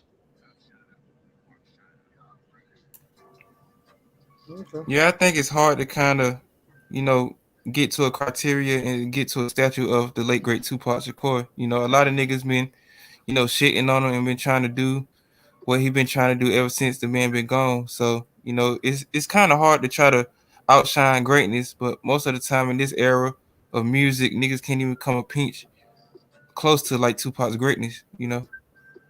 Oh shit! I had another question for Deuce too. Damn, man. But I asked you as well, Megazord. Lil Jon said Busta Rhymes was smoke Jay-Z. What you think of that? I think Lil Jon was smoking when he said that. I'm gonna be real with you. I don't know if they seen Busta Rhymes perform lately. I have. It ain't the Busta Rhymes from 10 years ago. I don't know if people seen him perform lately. Even after the Wake Off, I seen him. Say it ain't so, brother. The nigga voice was gone after the second song. Nigga ran out of breath. I'm saying his voice was out of there. Spliff Star had to carry the performance. And you gotta understand, Busta Rhymes had a hype man. It's just Jay-Z. It's just Jay-Z on that stage when it's Jay-Z. Ain't nobody else up there with him. Right. At best, he'll bring Bleak out for one song. He can leave Bleak where the hell Bleak at. He don't need to bring out Bleak. He bring out Bleak, and so they can do Is That Your Chick? Because he know the audience love that song. Yeah, he need to bring out Twister. He can leave Bleak. He can just skip Bleak part and bring Twister out. Nah, I do want to hear that coming Why to age. everybody hate on Bleak, that shit is fire. He don't perform coming of age. They come out and do Is That Your Chick? Nah, they don't ever do come, which they should do. Alright, I'm he like didn't get your chick. Nah. Hell yeah, I'd rather hear it. I'm like Keenan, catch it up on the Is vibe. That Your Chick hit different at the concert. Nah, fuck that. I'd rather hear that coming of age. I seen it at the concert. I'm telling you, in the room, I'm telling you, you be gonna be bouncing. I'm telling you, they play coming of age. You gonna sit down probably, bro. You gonna sit down, hit your drink again while they playing that. When they play Is That Your Chick, the crowd gonna erupt and you gonna jump up right too. I'm telling you, bro. I was there. It was great, but if I'd heard all good just a week ago, come on, bro. Like you talking? Hold on, you talking about coming of age 1 or 2? I'm talking about coming of age. I'm talking about coming of age 2. Okay. Like I don't know what's wrong with Bleak. I'm like Keenan, pick it up on the vibe, but he ain't too happy. I could just see it in his eyes. Like that shit. Yo, that shit was crazy, bro. Homie up here said Jay-Z ain't no good storyteller, bro. That's a dope story. Man, that's a great story. And when you hear the concept where when you hear the concept where they say the whole song is something that happens within seconds or minutes. Like if you just walking up giving somebody a dap, everything that you hear in this song happens in the moment of a handshake. The way I heard Jay break it down in the interview. So that was crazy. But go ahead. I think he fell off. He said Jay wrote that whole song coming. So what? That's his song. It's his album. Sometimes you want somebody else to deliver it. There ain't nothing wrong with that. It's his song. Ain't nothing wrong with that. It's a good thing. I wrote parts for people on my songs. I just needed somebody else to deliver it because I needed a different voice. There's nothing wrong with that. But shit, anybody got anything? Everybody got their take on Lil Jon saying Busta Rhymes was smoke Jay-Z. Did everybody give me their take on that? Yeah, I think everybody on the panel already with it on that at least was. No, not everybody. Okay, Reggie said hell no. Go ahead, Reg. Hell no, man. I don't think the energy of a Busta Rhymes song will match that. I think Busta Rhymes had came with tracks that were hot and bands picked them up. But as far as people going and re-quoting a Busta Rhymes line and being hyped about a Busta Rhymes verse, I don't think that's ever happened in his career, even though he's made some pretty dope music. I just don't think him and Jay would match. You got to find someone specifically to match with Busta Rhymes on in a versus battle. Interesting. Anybody agree, disagree? Anybody got anything they want to add? It kind of depend on the tracks being played. Because if they're in New York, Jay might have it, but Busta got some like that New York shit. That New York shit that Busta had, that track, that shit used to move the crowd heavy, you know. But Jay he can move the crowd like most, even though he don't have that energy. He got that control, man. He can move the crowd because people know his lyrics. The whole crowd will recite his lyrics, man. He just got a hold on the crowd. But Busta energy, man. It'd be a good matchup because they got conflicted styles. It'd be a good match. But to say somebody that gets smoked, I don't think nobody gets smoked, but it'd be a good fight. Yeah, it'll be some good for hip hop, you know, because we ain't really getting a lot of dudes that's like showing love for like, you know, the classics and stuff. It's just so much bullshit out here with these artists getting dropped and stuff. You don't really see a lot of, you know, the OGs out here being in like a good environment and just having fun with it. Just like the Raekwon and Ghostface verses and stuff, which I thought should have been a tag team versus them going up against like a group like Mobb Deep or something. But those were just two brothers up there just having fun. You know, I just don't want to see a versus where niggas fighting and doing all that unnecessary shit. Just do it for hip hop, you know. I mean, I would chime in. I think one of the most we all know about the Locks Dipset, but I think the best versus moment for me so far, I think as the year's closing out, was E40 and Too Short, because that's what it was about for me. Hell no. That was beautiful. Hell Like man, Too Short, like he said, man, he ain't worked a job in his life, man. He took his money when he was 15 years old and started rapping. You know what I'm saying? These niggas is just drunk, having a good damn time, enjoying their careers and enjoying the impact that they've made over people's lives. That was just crazy. Like, you know what I'm saying? So I agree with that, brother. Like, it's cool, like, you know, for all of us who, you know, for the inner troll and everybody who wants to see the fuckery and niggas chimping out and arguing and fighting during the verses. But nah, we just want to see that good love. And if it's going to be competitive, let's keep it like maybe Locks and Dipset level where it's a musically competitive thing. You know, but yeah, man, I just want somebody worthy, because if we could get Hove to give us 20, imagine just everybody just pause for a second and just picture your Hove playlist. Jesus, he's got how many? He got some work. He got some work for you. Man. This man got 14 albums alone. And y'all want to take him off the list? Like, how you want it? Nah. He ain't going nowhere. Hell nah. Niggas want to He ain't off my list. Nah, not at all. I made my decision, so I'm sorry, you know. No, Never hold it I'm up. showing y'all what the poll is saying. Hold up. I'm showing y'all what the survey is saying. Pause.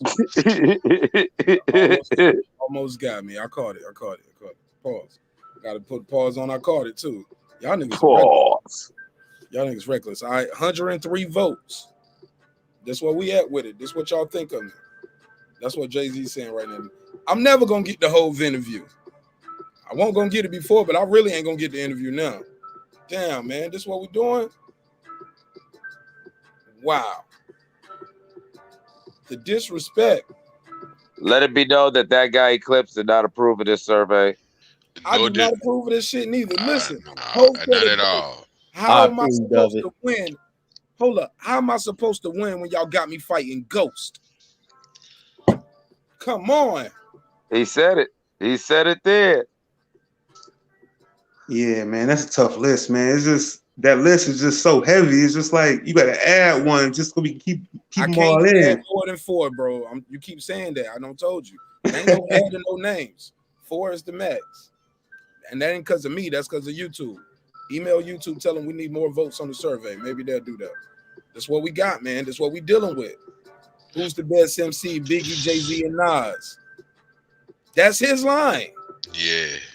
Because as an MC, Pac ain't saying none of them. Like, it's just rapping skill, Pac not saying them. But if you talk about content and when you factor in it, like all that, Pac is in that mix. But just rapping, nah, not just from a rap standpoint. Nah, Tupac not saying none of them. Yeah, now, Megazord, can I take your point and twist that just a little bit? Yes, sir. Here's my spit on that. Because I've said that for years. I said that Biggie was an MC, Pac was a rapper. But the thing that people don't understand about Pac was an MC. He chose to rap. That's true. If cats know the difference, and it's easier for you to emote. As I love the way you put that earlier, Megazord, because that's a good descriptive word for what Pac did. He emotes. There's a lot of passion. There's a lot of that. And I know me when I do songs, if I just want to just give you an emotion or a vibe, I dumb down my lyrics. Go ahead. I'm sorry, but yeah, you know, so if I want to emote and I want to just give you a vibe or a passion, I tend to dumb down my lyrics so it's easier for you to sing along and gravitate towards. And it ain't about the crazy wordplay that we get when we say quote unquote MCing. I don't want to confuse people. I want to keep you right there with me if I'm trying to emote. So I might just rap, and that's what I think Pac focused on that, and that became his niche. So he was still an MC, but he chose to master rapping. Well, nah, it was like I said, it worked out great because nobody in the history of rap could do what Tupac did. Right. You know what I'm saying? So it worked out for. Don't get me wrong, Biggie could rap his ass off, but that's it. You was just listening, bobbing your head to jams. None of that shit. It didn't hit home. It was just jams. Sky's the Limit didn't hit for you. Not really, because it was he didn't bear his soul to me, bro. It was just a jam. You know what I'm saying? It wasn't. You know what I'm saying? It wasn't like Tupac Pain, bro. Nigga damn near cried when you heard Pain. I cried when I heard White Man's World. Biggie didn't have that shit, Nigga, bro. you soft, nigga. You in there crying, listening. Bro, I'm telling you. Say, He bro. said, "Oh yeah, Mark, bro, man, cry." Oh yeah, bro, man. I had to do it right on cue. Sorry. You already know. Life Goes On, bro. The day Tupac, brother, the day after Tupac died, my cousin Dion then played that all day. Say, bro, I've never seen a house where everybody cried over a rapper dying, bro. Yeah, my school was shut down for a week, man. Got into a big fight because, Pac dying was big.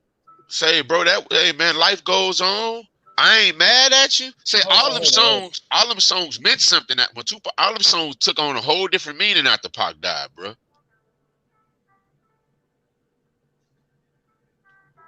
Yeah, Pac definitely had people in their feelings. I know where you going, Punch Smollett, man. Go on and put your name on it and just say it. Don't hint at it. And he getting that Pac. I know what you're saying. And like Jay-Z said, don't act like Pac didn't have a nose ring too.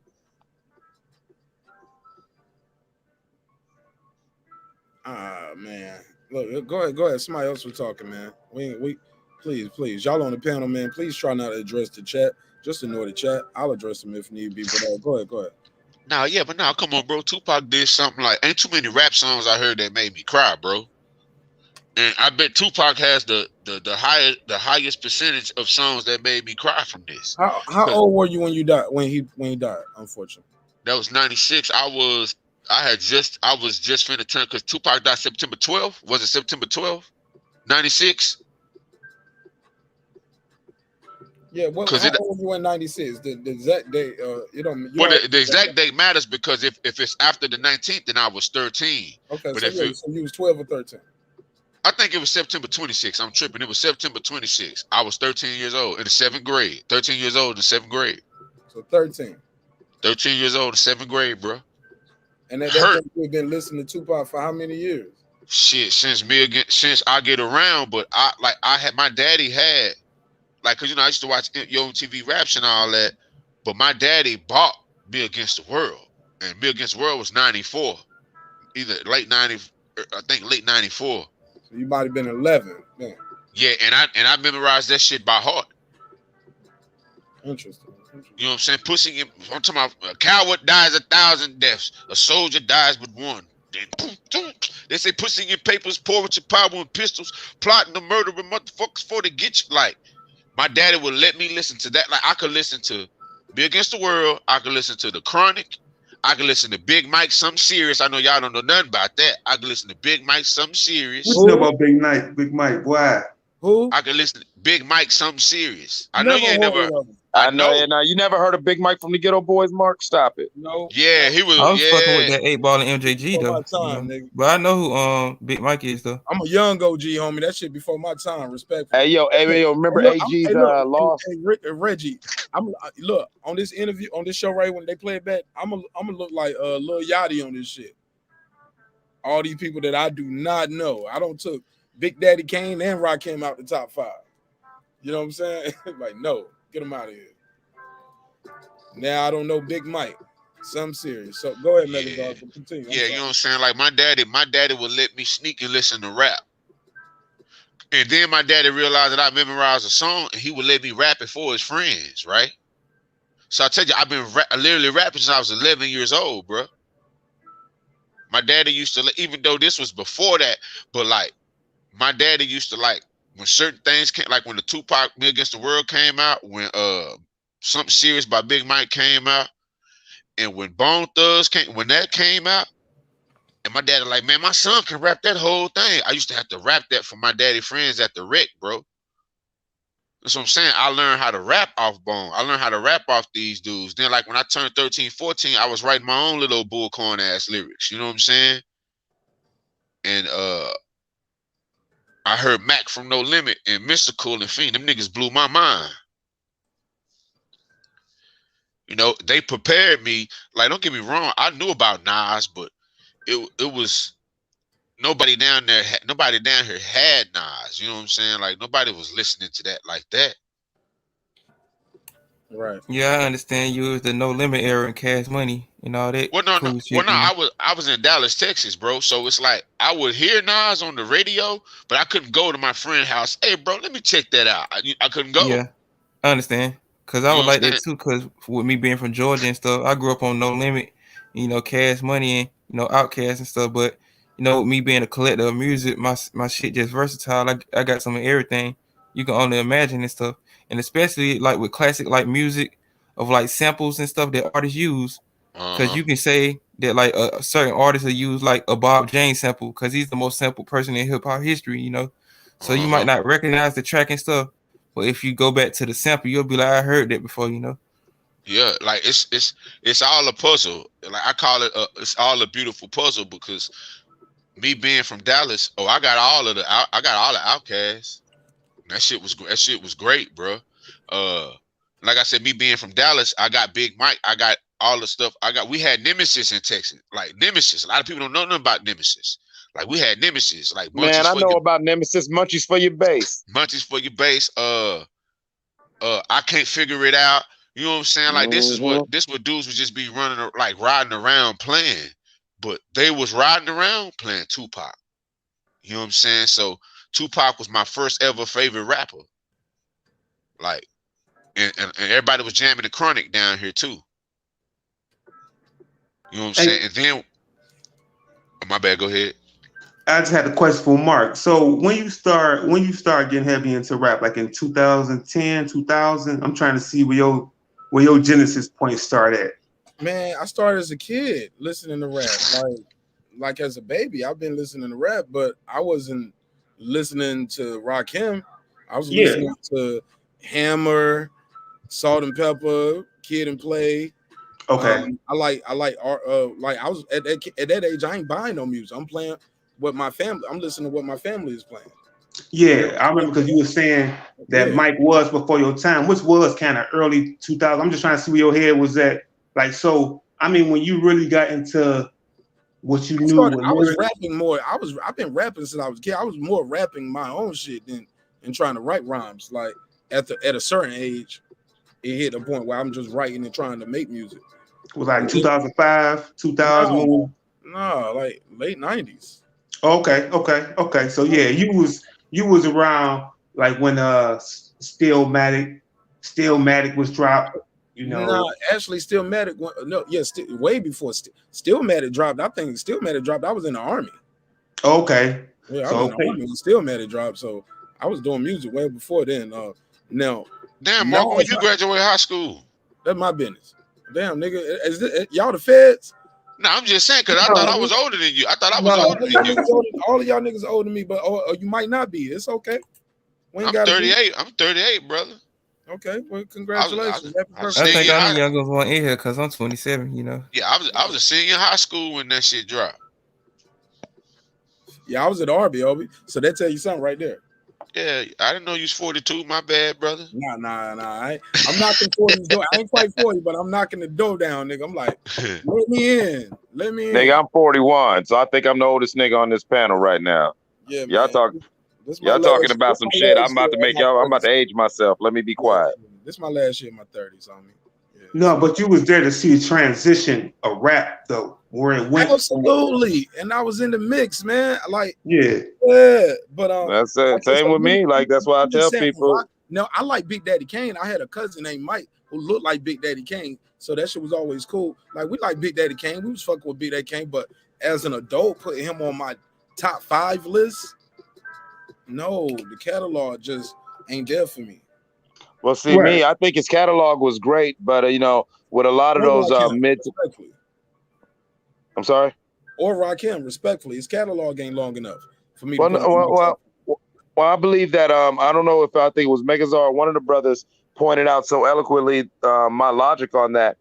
Nas is an evolution of the Yonkers Rakim flow, and Jay-Z's mic line, Jay-Z and Biggie's mic line directly go to Big Daddy Kane, to where in essence they are represented there, so you can't exclude them from that because the evolution of their mic line is represented in the 4 artists that you have displayed.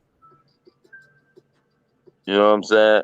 At least that's my thinking of it. Cause like me, it's so crazy. Like when I think of ill MCs and cats who just, I see a lot of these Texas cats showing love. Like I grew up on Screw. I grew up on Gangsta Nip. I grew up on Cray. Like traveling around, you'd hear crazy shit. I grew up on E Sham on some old school Detroit shit, to where by the time Eminem was popping, that Detroit acid rap was nothing to me, because you know what I'm saying? Like, people don't like Brother Lynch Hung. There were so many artists, and that was the dope thing about the 90s. It was so regional, to where, I could understand why Deuce's blood was bubbling. I could understand that, because if you lived depending on where you lived, and y'all some of still these let him artists, talk. That's why he got off the panel. He was like, and I apologize. Those niggas, man. And I apologize. I know he's somewhere punching the wall or choking a baby cat. I'm sorry. Damn, you don't put a Mike Vick case on him. Golly. But yeah, but that's good. It's a comedy show too, y'all. We joking. Yeah, but that can help tell you, like, when you, like my big brother, he'll swear by KRS-One, Cool G, rap. You know what I'm saying? Them his goats.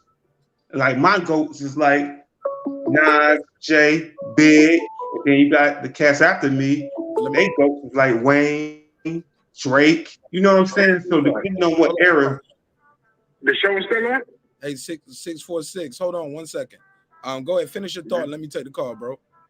Yeah, I was just saying. I'm looking at it, and hold on, 646. I was saying the Jay-Z comment. Okay, well, they make it really look like this guy is really 646. He might be. 646. He might be the GOAT. 646. Mm-hmm. Can you hear me? Yeah. What's your name and where you calling from? My name is Key. I'm from New York. What's up? Homie talking like I already knew who he was and everything. Respect. Yeah, I know. My bad. I'm at at work and shit. I'm at work and shit, bored as fuck. I do security and shit. Oh man, what shit? Then you got something to do when you working that late shift. Pull up. So talk to me. What part you think about the Jay-Z situation? Like, go ahead. They make it look like he stands by himself, like Nas don't exist or something. And last time, remember, that's the guy that bust his ass in 2001 when they had a battle, and he still got a catalog that could somewhat match it. It's 20 years later, homie. Yeah, but Nas still got a catalog that could run with that. All right. That's facts. Jay-Z got a better catalog. Let him cook. Listen, Jay-Z got a better catalog, but it's not by a landslide. You feel me? Yeah, in the versus battle, it's only 20 songs. Okay.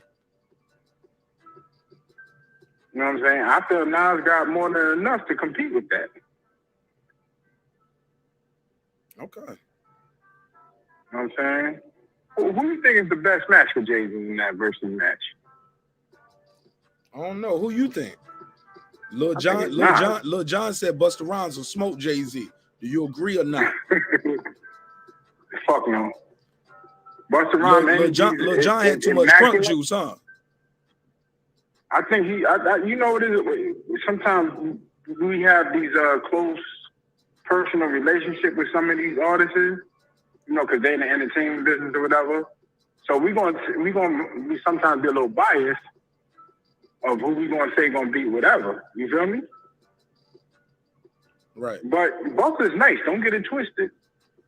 Busta has been making great music for a lot of years.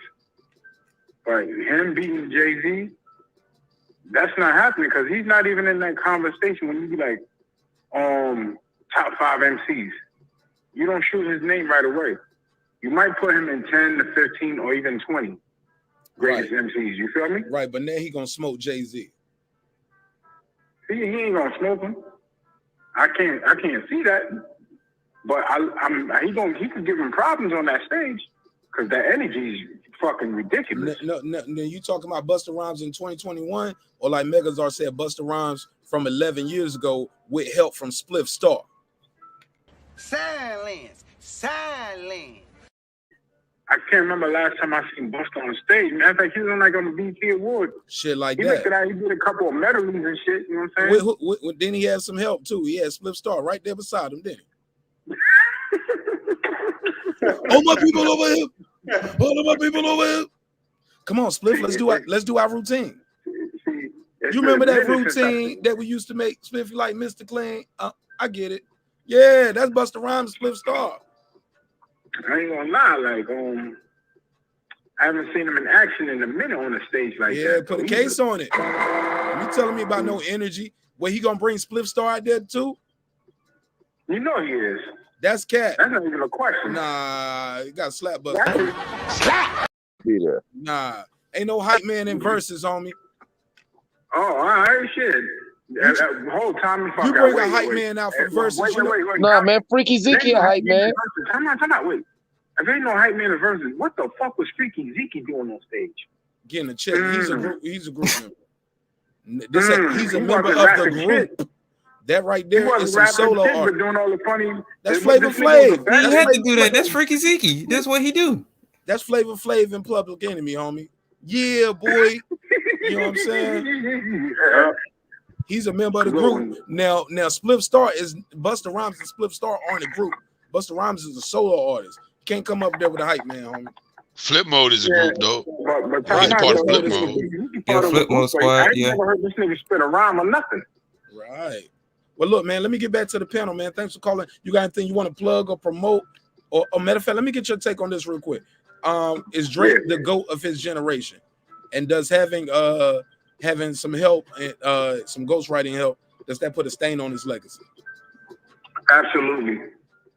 Because I don't respect that ghostwriting shit. I'm from the 90s. I like my music organic on the rap niggas shit. You know what I'm saying? R&B niggas can slide with that. But rappers, nah, you can't, because if you're gonna brag about something, you gotta be with it all the way. You know what I mean? To be called a GOAT and shit like that, you gotta live that name. You know what I'm saying? Fair enough. All right. Well, thank you so much. You got anything you want to plug or promote before you go? Like a channel, your IG, your business, anything? I'm thinking about getting a podcast later down the line, me and my partner. You know what I'm saying? For sure. But when it gets there, I definitely, get out a shout. You know what I'm saying? For sure. Thank you so much. But I just want to tell you, I love y'all show. Keep up the good work. You know what I mean? I'm definitely keep supporting. God bless. Thanks, my brother. Good call, man. Good call. Hey, look, man. But like y'all said, man, everybody get help. But I get it, man. Drake is always, some people are always going to hold that Quentin Miller thing right there over his head like a halo. You know what I'm saying? Just ain't going to never escape it. I ain't even know about it till you told me tonight, dog. I ain't going to never get that Drake interview. I'm fucking up. I won't go get the interview before, but I really ain't going to get it now. Damn. Well, I mean, that's fair though. This is hip hop. You know what I'm saying? It's based off competition. And so if I have one over you, I got one over you. Like the caller was saying, catalog wise, Nas can go toe to toe with Jay-Z. But for verses, getting up there and performing, man, I love Nas. Nas ain't the greatest fucking performer to watch, bro. You know what I'm saying? He gonna forget his words. You know what I'm saying? And he just like he not a what? Oh, he's gonna forget. Oh, he's gonna forget Yeah, some words. Nas, yeah. I agree with you. Nas gonna forget some words, bro. Like but when you're a Nas fan, you know he's a jazz musician, bro. The show must go on. That's who he is. So, but if we just saying catalog, oh yeah, come on, bro. That's different. But getting up there performing, nah, bro. Like Nas can't compete in that aspect of verses. And don't get me wrong, there'll be some songs that we gonna identify with and we gonna love, and he gonna win some rounds. He not gonna beat Jay-Z. For what verses is, he's not gonna win. But if we just talk about MC catalog, that's a whole different story. That's a whole different criteria. Yep. You know what I'm saying? Like that's different. But on that stage, ain't nobody beating Jay-Z, bro. You can't go. There's nobody you can bring, bro. Nobody's beating. The best match would be him and Kanye, and he will still walk off on Kanye. I think Kanye get him though. That's just me though. That last stage is a different rapper Kanye, no. Now if Kanye do producer Kanye, he gonna beat Jay-Z then. He'll get him on some of the songs too. It just depends on what he play. Well, I'm just saying if it's just Kanye playing what he rap, not what he produced for people. Now if Kanye play what he produced for people, he'll beat Jay-Z. Cause it's out of Jay-Z's reach. It's beyond them two now. Like if Kanye did a producer battle with Pharrell, I'm picking Pharrell. You know what I'm saying? I am because Pharrell's bag is bigger than hip hop. Yeah, versatile, more versatile. Yeah, when Pharrell get to playing Use Your Heart, Not Your Eyes by SWV, when he get to playing all that shit, nigga be like, damn, Pharrell did? Yeah, he did that. Nah, man, Jay-Z could kill a nigga with the catalogs of his ghostwriting because he could start doing Foxy Brown shit. He could start doing whatever. Like people forget all the songs that he wrote. He'll do the Chronic 2001 album. You feel what I'm saying? But did you know? I didn't mean to cut you off, brother, but did you know that Nas wrote the first MIB song? Nas wrote Miami. Nas wrote Just the Two of Us. Yep. Not like Nas pretty much wrote Big Willie style. Yeah. Big Willie style was actually Nas. Yeah. Yeah, Nas wrote Big Willie style. That's what's up, man. Because a lot of people couldn't just be gangsters and shit. You had to have like different styles and versatility, and that's what I miss about music from back then. You had different dudes in different lanes doing different shit that stood the test of time. You just got like 100 dudes doing the same old shit. They might got different personalities though, but by the production and shit, really be saving most of these dudes because a lot of these dudes that's doing like this trap shit ain't really saying nothing that we ain't never heard before, you know. We was hearing it back in like the early to mid 2000s, you know. Well, yeah, but the problem is, they're gonna get that. I don't care if it was the 80s, like you can go back to Schoolie D and whatever. They've been saying the same shit because the streets don't change. They just talking street shit. All right. The problem is, all right, look at the back. All right, this is the problem with hip hop. Look at the back of the Paid in Full album cover. All right, with Eric B and Rakim. Okay, you see all these Supreme Team niggas and everything like that. It's all these niggas. You got the real 50 Cent, Kelvin Martin, all these known New York killers and hustlers posing with money and jewelry. And of all that group of, say, 8 to like 14 dudes just hanging out, there's a DJ and a rapper, and everybody understood their role and did it. Nowadays, if we took a picture of any crew that's 14 to 12 dudes, I guarantee you of them 14 to 12 dudes, 10 of them are rappers and trying to be famous. And so they're all just regurgitating. It's an oversaturation type thing. That's true. You feel what I'm saying? Bro. Keep cooking, bro. That's true. And it also fucks up the street side of the game. You feel what I'm saying? Because dude who's a shooter now really ain't really trying to be a shooter because he also got an album out. Or he was a shooter for 5 years, but he finally dropped this album and now he's trying to go ahead and do his thing. But he can't move like the way he moves because, yeah, nigga, you've been a shooter for 5 years. Or when he does, it gets caught up with him. You feel what I'm saying? Like, that's the craziest thing that I've seen in my years, you know what I'm saying, growing up in the game. Because even when I was real young in the early 80s, you feel what I'm saying? I was always... Bro, I got something on the screen I got to get to. Let me do this real quick. Yeah, man. Shout out to my guy D Bevel the Champ. He said Fats Caller, Nas slaughtered Jigga. I'll give you the $2. You give him the $2. All right, pay him the $2. Oh, pay the $2. All right, go ahead, Clip. No, I was just saying that, yeah, even back in the early 80s, I remember being a kid and being exposed to the different types of hip hop. There were the party hip hop, and there was the street stuff, and there was a crowd and different genres. You saw the subgenres developing throughout my lifetime, is what I would say, to where I'm not surprised at what it's at now. Oh yeah, you could definitely see that it was headed there. Like that was. Go ahead. That's Jay. Jay, keep your mic muted while you talking. Oh, I didn't know what was going on. Yeah, that's crazy. Yeah. I'm muting you, bro. Go. Yo, I'm muting you. Stop unmuting yourself because he's talking and your mic is doing a weird sound while he's talking, my brother. Go ahead, Megazord. Well, you could definitely see, like Clips was saying, when it was.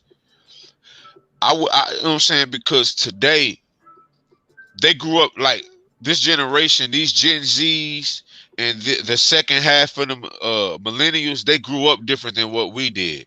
We were literally outside. Like we were literally outside. Like our TL was being outside. They're more digitized. They sat down. They got a chance to see what niggas in California was doing. Well, we only had what we knew from depiction on the TV, unless we visited. You know what I'm saying? And I was blessed to visit some places, but it wasn't like I could really get in the mix and see what's going on, because I was a child. So, and it's just like the things that everything was skill based with us, man. Like today it's more vibe based because they had recording equipment. They had all of this shit that they didn't have to. We had to make sure we presented ourselves. We went to a record studio. We had to make sure we was good. Or niggas weren't finna record us, bro. I know when I showed up and he rapped, he was like, okay, we're gonna let you rap. Man, they didn't let my partners rap. Y'all not good enough, man. Y'all wasting my damn time. Man, Megazord, that's big facts. Man, like I remember I tell people. Clips. I'm trying to let some other people speak. JT 9000 was trying to get in earlier. Go ahead, JT. Can you hear me? Yes, sir. Go ahead. Yeah, I was just saying, like my man just hit a good point. Like today is vibe based, where back in our day, well, I'll just say about 10, 15 years ago, like you had different genres where you had trap, then you had the more the conscious with like Common and Mos Def and Outkast, and then you can go out west if you wanted more of that gangster bop. You could go down south if you wanted more of that Ghetto Boys. You wanted some Tila, you know what I'm saying? It was just, and East Coast was more lyrically sharp. You know, the beat. It wasn't more of a melody beats. It was just all in the lyrical. You know, it was just different. Now it's all about, like my man said, a vibe. It could be a crowd. It's the whole crew. It's the gang that you vibing with more than the artist. So like the verses can't really translate to the newer today. Like, so when you say Drake, you're just not saying Drake.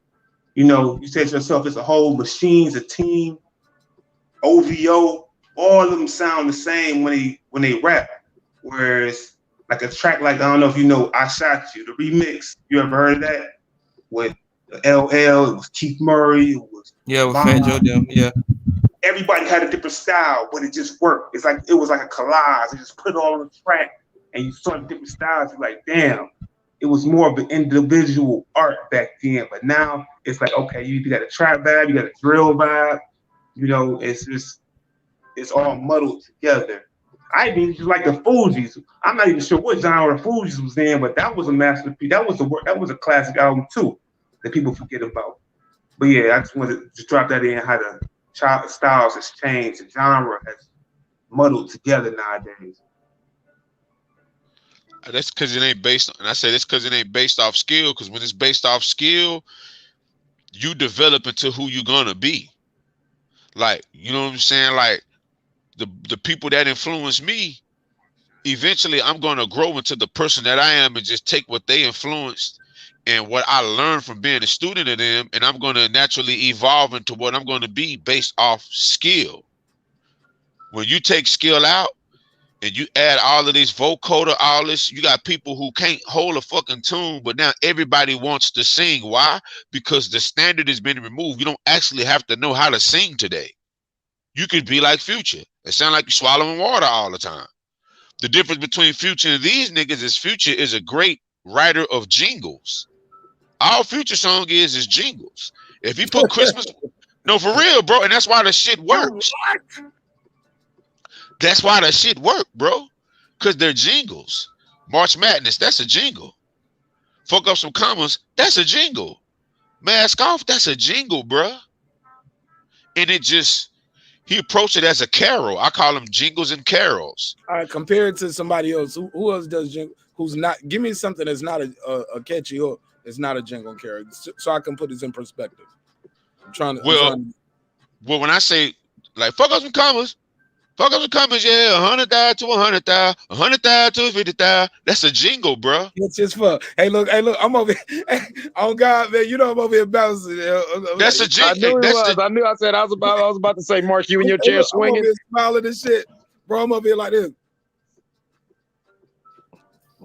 Yeah, that whole Dirty Sprite 2 is basically a jingle album and stuff, you know. It make you want to turn up and shit. It sort of got like that crunk vibe era of like the Crime Mob and like the, you know, Pastor Troy's and, you know, that era with like the energy and stuff. But Mark, to answer your question, another artist who does that a lot, actually two answers would be both babies, Little and Dub Baby. There's a lot of their songs are good, but because they're jingles. Yeah, all day long, bro. Cause it just got that mask off, mask on, mask off. It just got that thing, bro. It just got that bounce to it. It's a jingle. Look at me, I'm dancing really like I'm 40. Dudes. Look at me, I am dancing like I'm 40. Yeah, it's a jingle. I know when they highlight bling, that can only mean one thing. All I ever did it. That's a jingle, bro. It's a carol. That's what it is. It's jingles. It's jingles and carols, bro. And Christmas time is leaf. La la la la la la la. It's the same shit. It's a little. It's a. Yeah, it's a. Just imagine. And you know how I came up with that analogy, Mark? Because I remember when we used to watch the Christmas carols, they used to have a little jingle bell bouncing on the fucking words. Fa la la la la la la la la. And when you do the Future shit, you can see a jingle bell bouncing on them goddamn words. I said, oh, that's a fucking that's a jingle. That's a cat. Nah, but you don't even be knowing what these words are sometimes. Like, they couldn't even put some of that shit in subtitles. You know what I'm saying? Some of the, you know what I'm saying? Like, even he said sometimes, man, I didn't know what I'd be saying. Yeah, because sometimes Future records music and sometimes the drugs I was trying to do a segue, Mike. Cause Brandon just pulled back up. Brandon, B-Dub, what up, my G? What up? Can you hear me? Yeah, you sound like you standing right here beside me. Go ahead. Oh, good. Cause you know my mic be janky. Yeah, I just want to pop in when I've been listening the whole time, you know, just in the background after I finished watching that whack ass Matrix movie. Oh shit. That was horrible. It's trash. Oh, it's trash. Eclipse, wasn't it trash, bro? It didn't even. It wasn't cohesive. Don't Brandon. Don't make us not. We'll talk about it later, Brandon. Let's give it a week. All right. Like I agree with my little bro, Mega. You know what I mean? As far as these they not having talent because I'm gonna be honest. I know we talking about Jay, and you know when I think of Jay, I think of Bay. I don't think Beyonce could sing. I think Trick Daddy was right. I don't think Beyonce could sing, and I don't like none of her music. You what? That's facts. I'm kind of like that too with some of her music. I'm sort of more of a Rihanna person, you know, when it comes to like her discography and stuff. But I get what you're saying though. I think she can sing though. Get out of here. You get out of here. No, her music don't hit home like that. Who else getting out of here? All of y'all. No. Beyonce can sing, bro. Beyonce is a hell of a vocalist. Yeah, y'all better leave Beyonce alone, man. Y'all better stop that. Bro, her shit don't hit like Mary J. Her shit don't hit like Anita Baker. What? That's a fact. Smoke Mary J. boots, nigga. You is crazy. No, she will not, bro. No, she will not. Song for song, Mary J will walk off on Beyonce. No!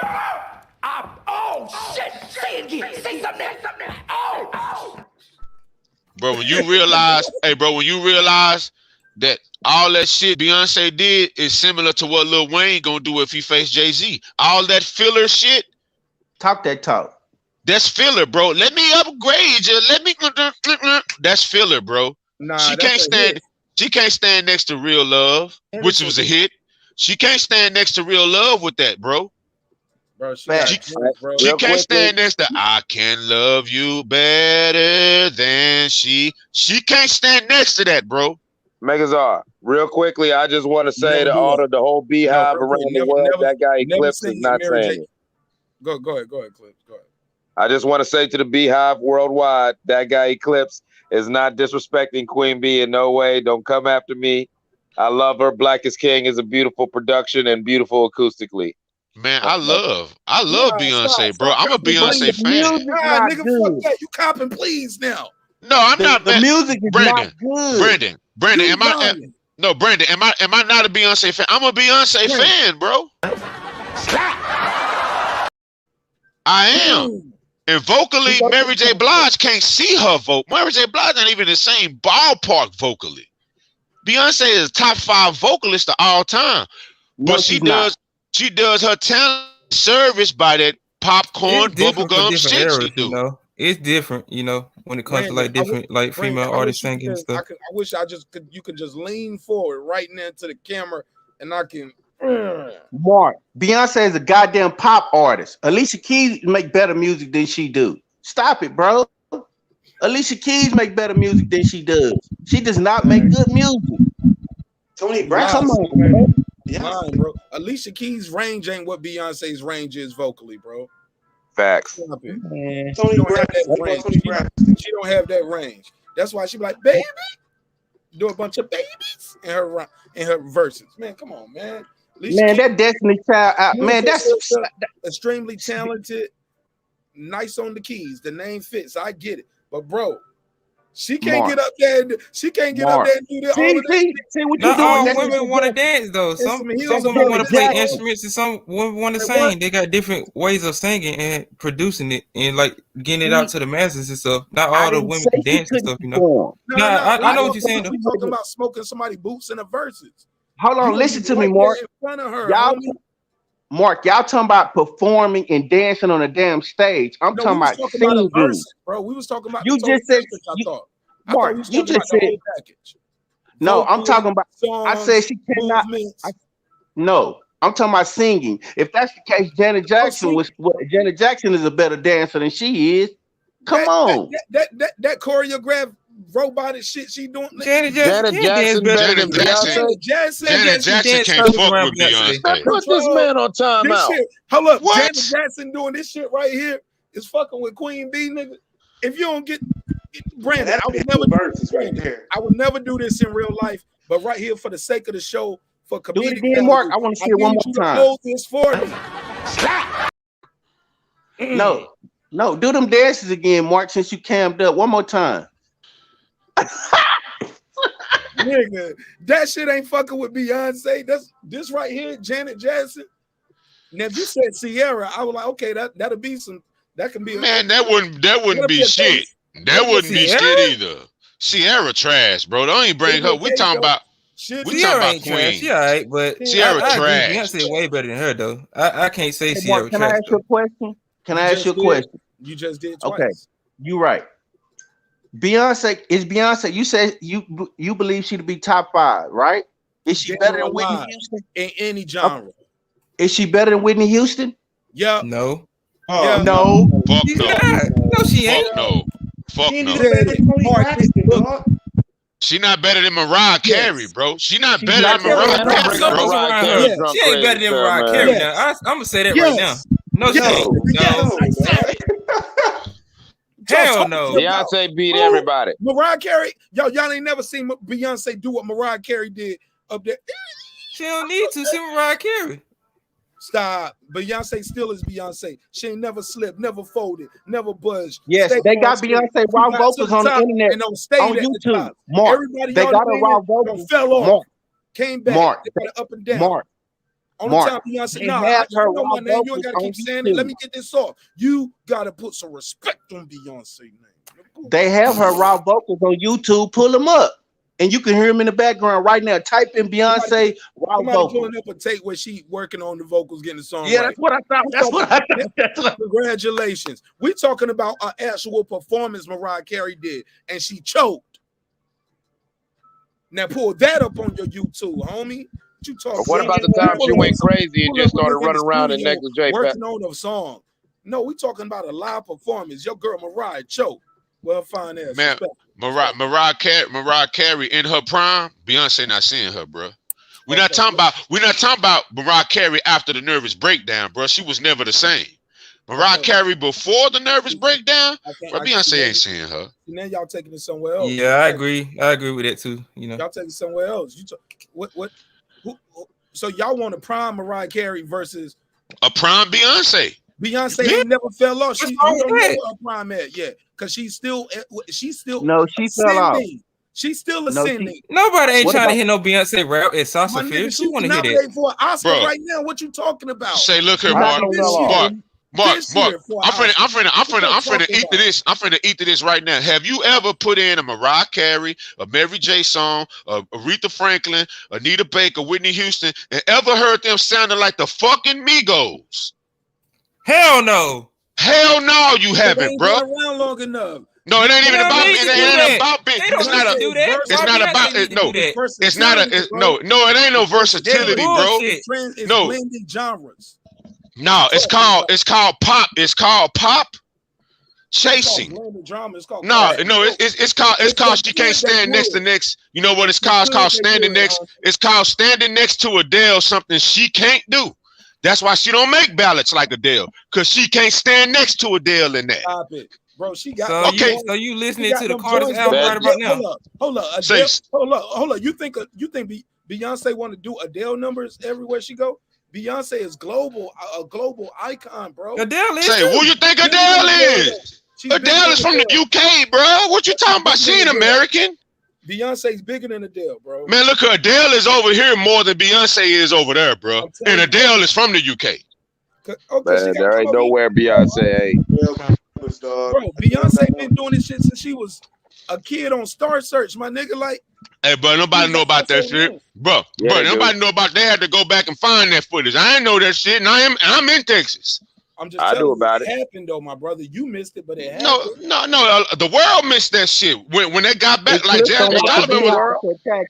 Jasmine Sullivan was on the Apollo. Okay, what about, bro? But you know what I mean when I say these things. But I'm just saying, Jasmine Sullivan was on the Apollo. Stop, because you just trying to make an argument. You know what I mean. You know, Destiny Child. She was a teenager, bro. You know they were kids. They were kids, bro. And she was the fucking star of the group. She was. Mariah Carey was 17 when she came out. She was a kid too. Beyonce was younger.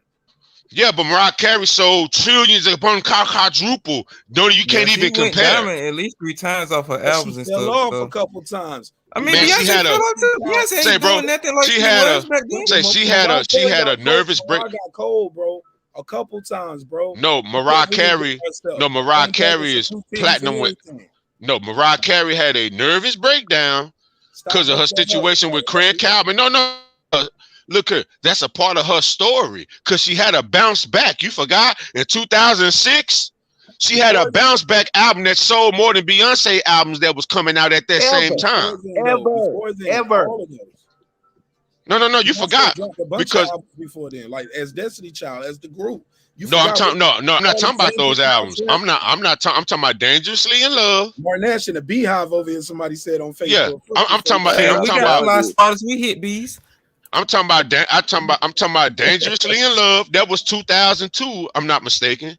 Yeah, but it didn't have shit on Emancipation of Mimi that came out in 2006. Platinum. 10 times. Slow down. Diamond. I'm glad you said that.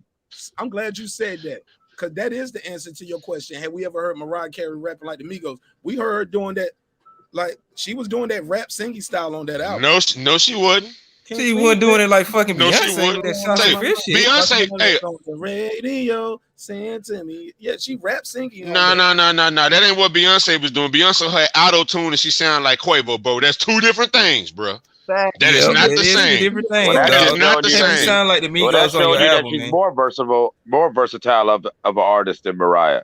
Your own argument showing Man, that Mariah she has just more, need to do not Mariah. only just Man, we're not vocal talking. range, but Who she has cares about? Hey, artistic versatility. Clips, you're a rapper. We don't care about versatility. We care about you doing what you do and doing it well. We don't. Versatility is overrated. I'm not a rapper, and I really do value versatility because, you know, as much as I value stability, like your KRS Ones and Too Shorts, I appreciate rappers who reinvent themselves. Who, yeah, you can't wait for their next album because he might do something completely fucking different. So don't speak for me. I love that. I love versatility. Well, I'm saying, when I'm saying versatility, like me hearing Aretha Franklin sound like Quavo, that's something I never want to hear. Hell no. That's something I never want to hear. I don't want to hear. I don't want to pop in a Whitney Houston CD and be scared that she gonna sound like Quavo. I want to hear. Had you would have been in one of them after parties with her, you would have probably caught that. Nah, I'm gonna be real with you. She was a whole different. Like that's different. She was on Quavo on another. She was talking to Quavo. In real life. You gotta relax, Megazord. Whitney Houston was the hardest motherfucker in the game. She fucked up Bobby Brown's life, man. Whitney was a gangster with a beautiful singing voice. Mark, what was Beyonce? What is Beyonce to go at? Honestly, what is she to go? Nothing. She's the best single or the best performance, bro. You know, she's the greatest female performer of all time. It's not close. Look, and she competing with some of the males. Look, ask anybody, any female that ever performed in the history of life can't fuck with Beyonce. Listen, when you talk about Beyonce, the only time you get any sort of prototype or precursor is maybe Tina Turner. Janet Jackson. So y'all ain't She giving ain't no Janet Tina. no credit? She ain't no Tina Turner now. I said a precursor. As far as the full package, someone who could sing, someone who's got a powerful personality, is versatile, can stay relevant, and then also is a hell of a performer. Why y'all sleeping on Janet though? Why y'all sitting on Janet?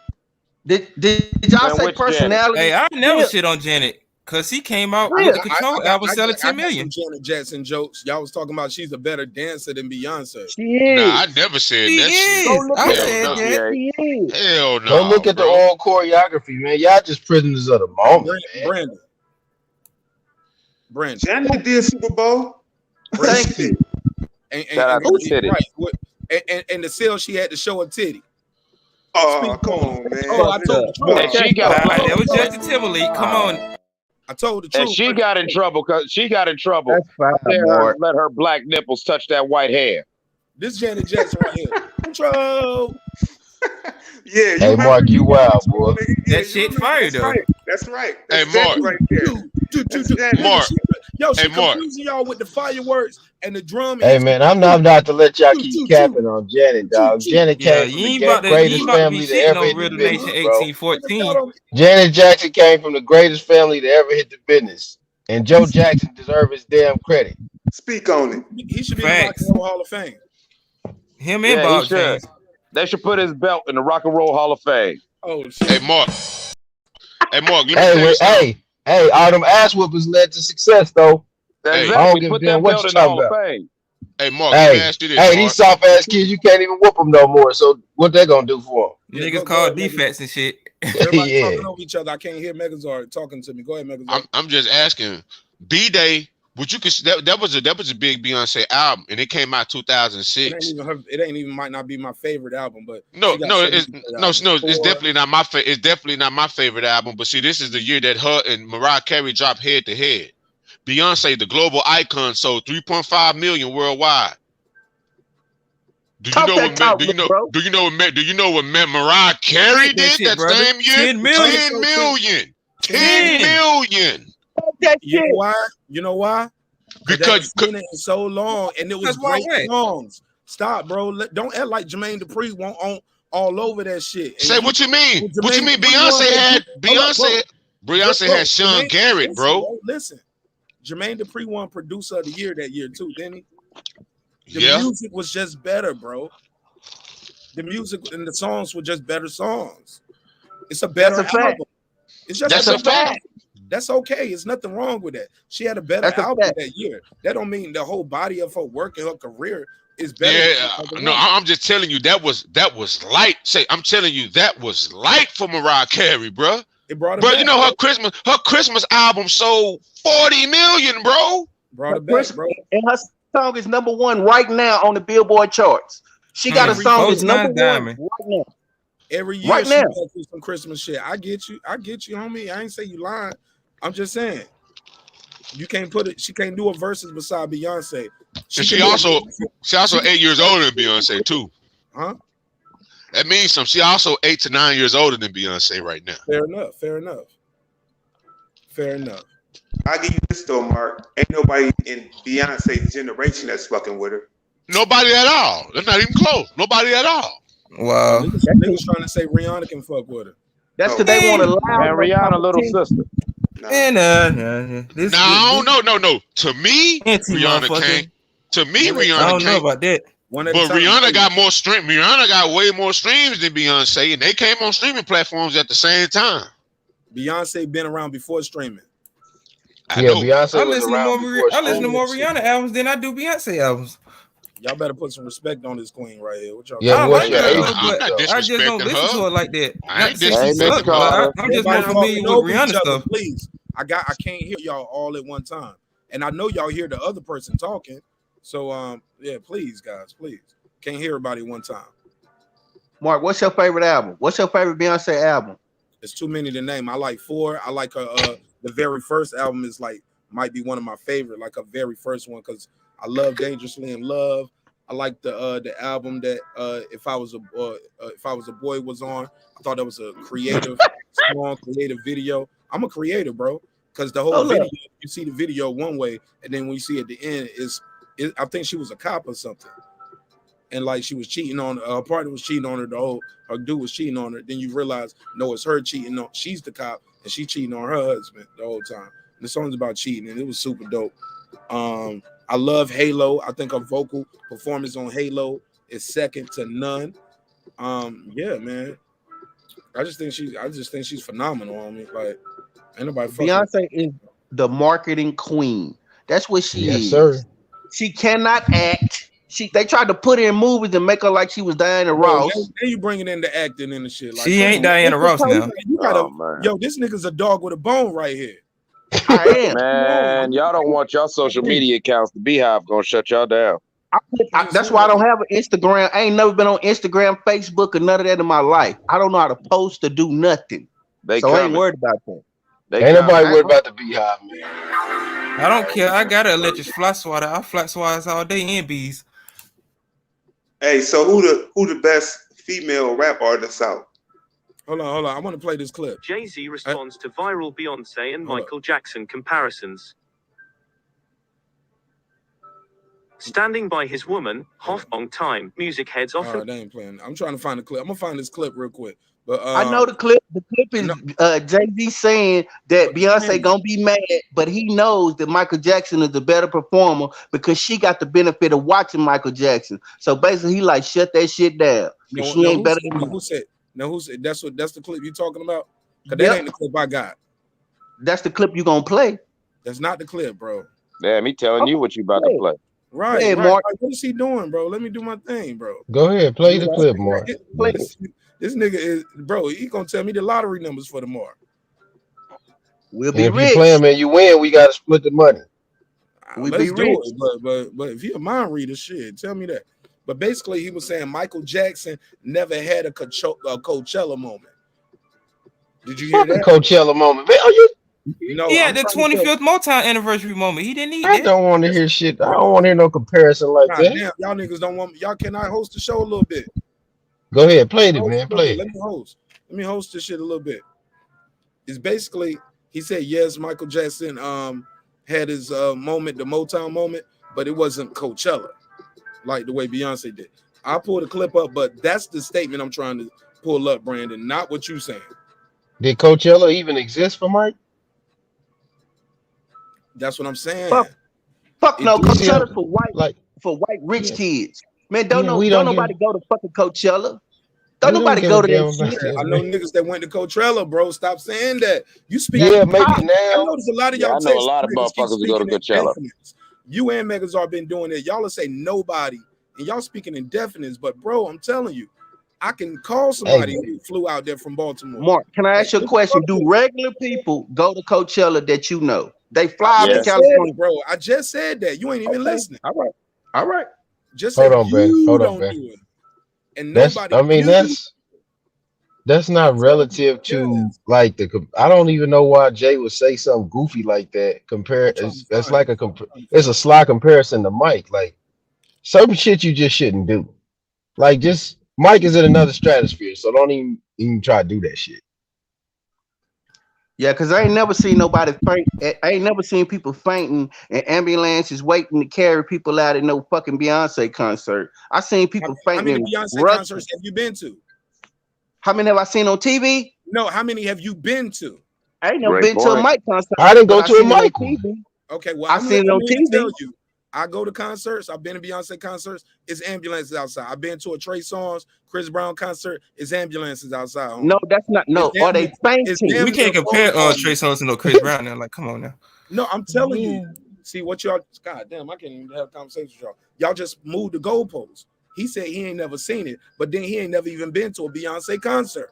I ain't The never been fuck to you a Mike talking about? concert You never either, been to a Mike one either though. But you seen but that I on TV. seen it. But I'm telling you, it happens though. Just because you don't see it on camera, don't mean it ain't happening.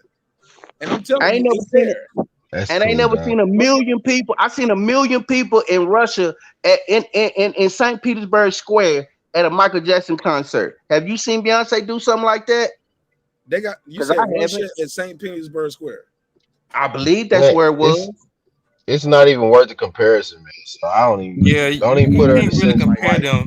Fuck all Like, that, dog. put But see, She ain't in all Mike's I Beyonce's get where stratosphere. albums Brandon's together. coming from, but what he got to understand, it goes back to what I said. Mike's been a child star too. They seen Mike grow up as a baby. These people grew up with Mike. Then they taking their kids to see Mike. You know what I'm saying? And then they was taking their grandkids to see Mike. Hey, That's I'm how. gonna make this point, Mark, real quick. No, If before they you do put that, Mike as a hologram right now, they'll pay to see that motherfucker, man.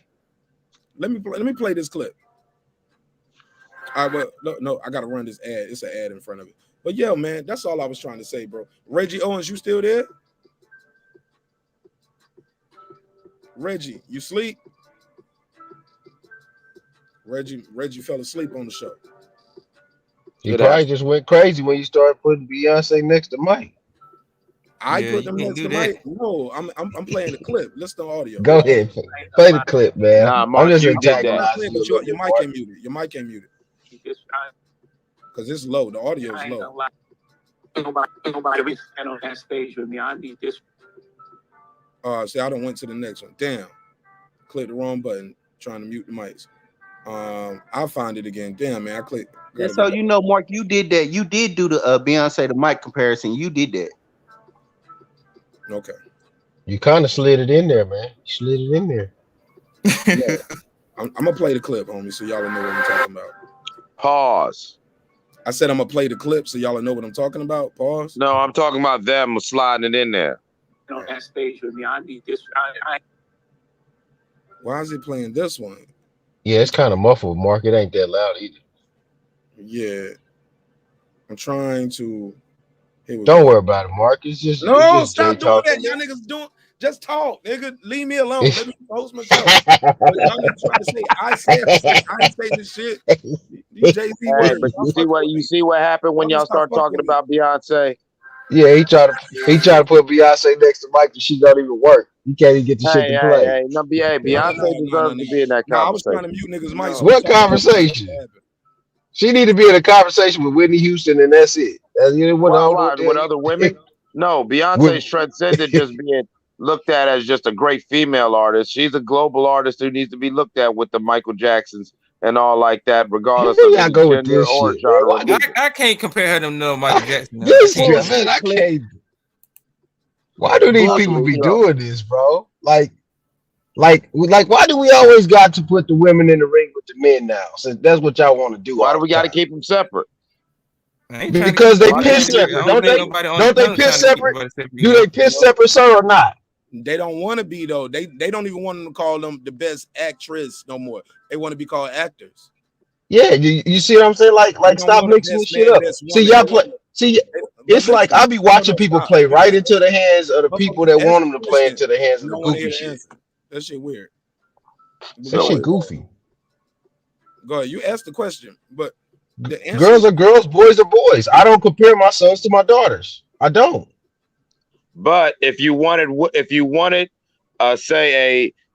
some granite and you wanted some marble work done, you wanted a monument built, regardless of who the stoneworker was, a female or a male, wouldn't that stonework be measured just as the work of a stone cutter, not as the best male or the best female stone cutter? So as an artist, I would like my music measured against all artists. I would actually, when it comes to my competitive side, it would actually probably bother me to know that they're acknowledging me as the best male artist while there's a female artist that people know are better than me, but they're not even going to mention because she's just a female. I would like to be acknowledged as my art.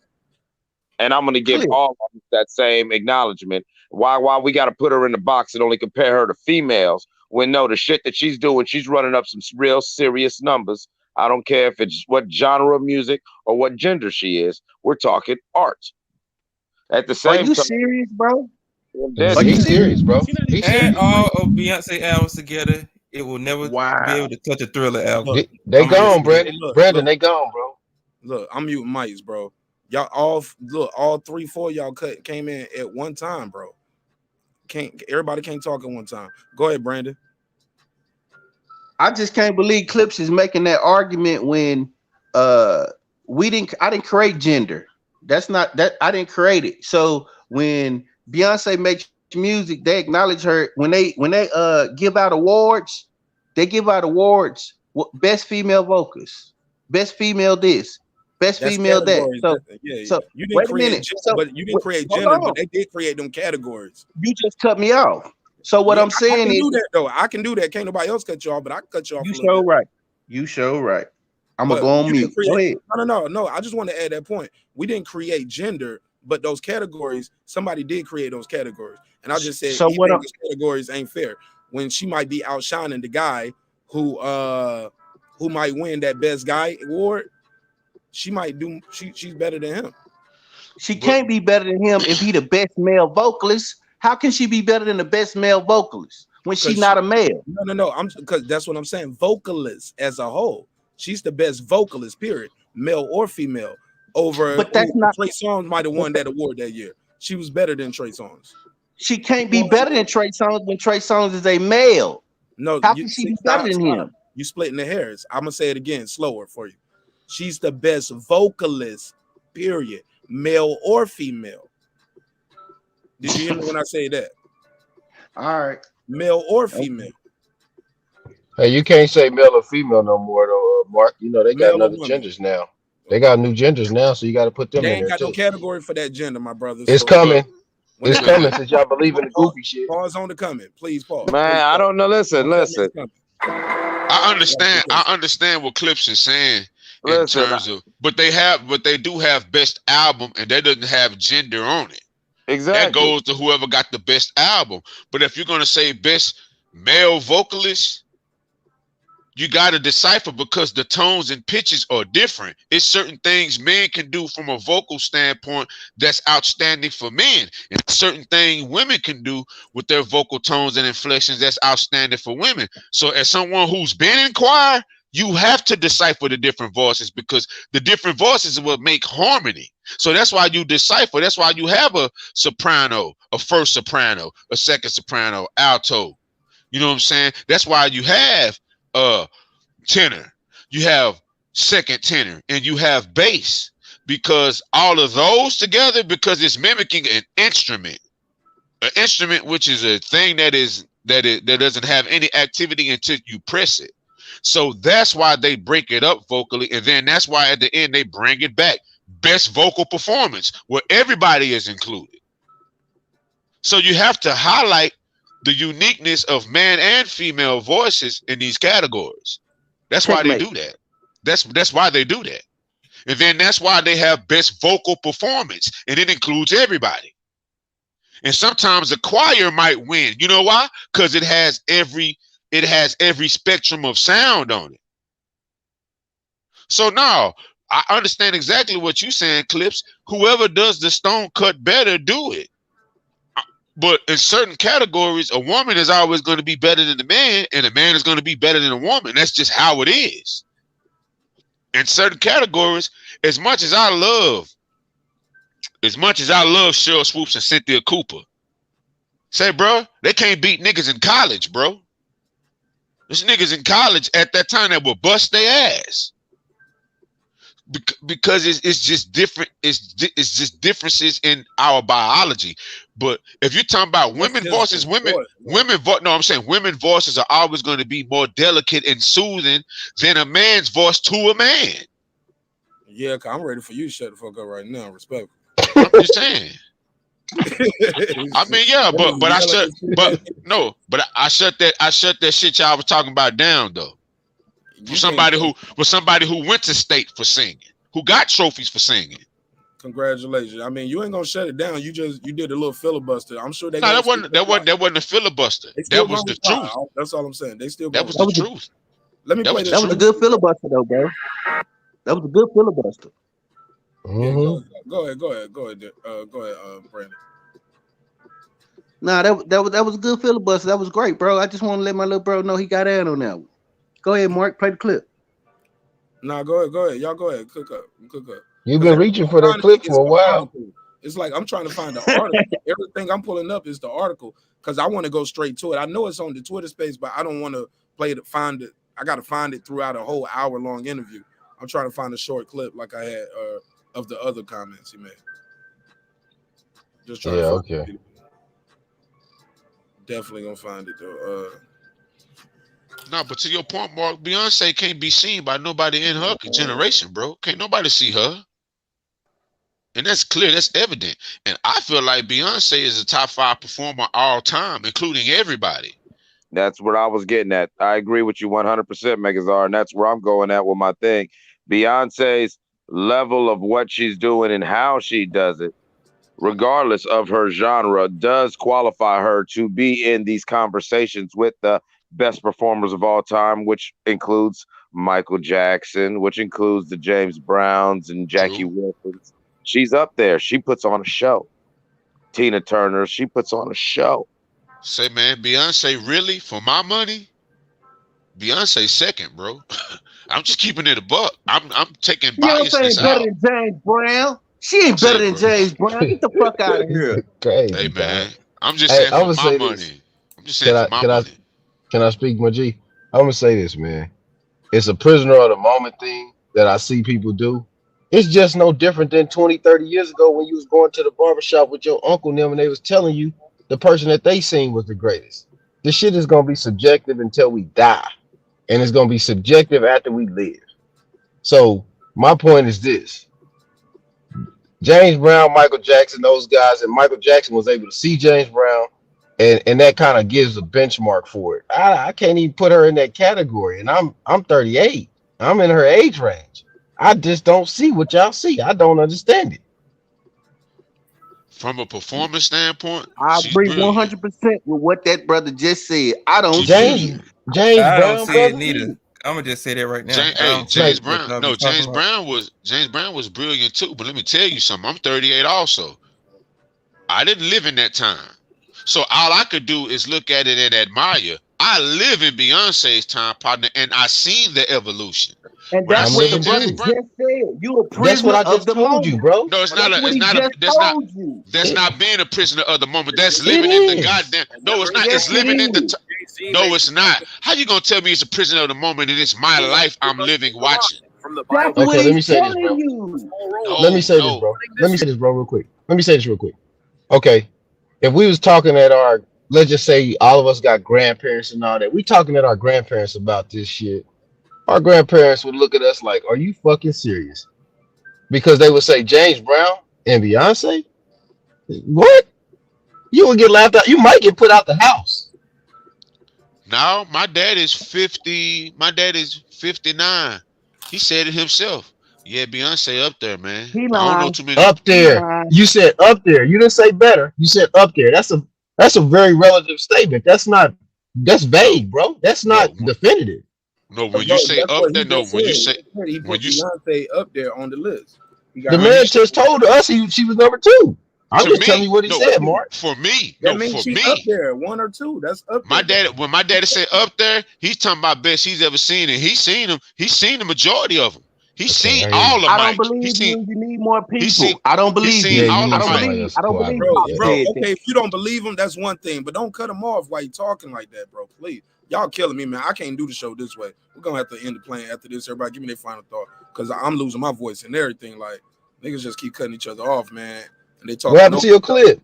And we losing I'm trying to pull it up, but I don't lost interest in doing it right now because we losing the audience, man. Cause y'all keep talking over each other, bro.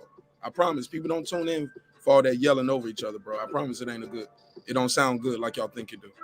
It's terrible for the playback. Some people mics louder than the others, so it's just y'all go ahead though. Do your thing. And after this, we're gonna wrap it up.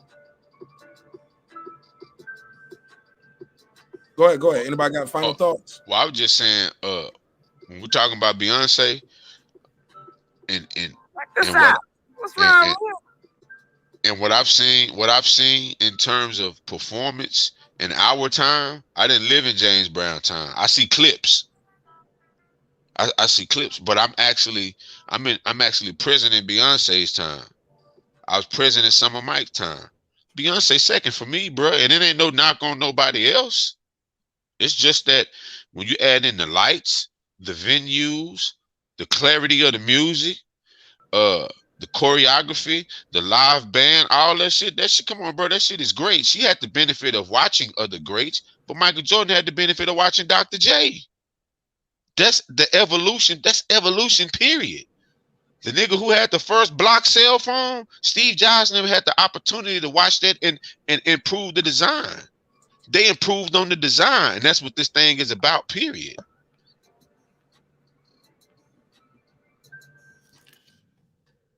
Anybody got anything else? I'm gonna put the link for it. It's an hour and 42 minutes. And I'll put the link for it so you guys can check it out. I'll put that in the description block. Anybody got anything else, man? Want to plug or promote? Now, can I Let me do rebuttal that real quick? Let me do it this way. KP from KC. You got anything else you want to add? Yeah, man. Like I said, it's gonna be relative to people based on the time and era they lived in.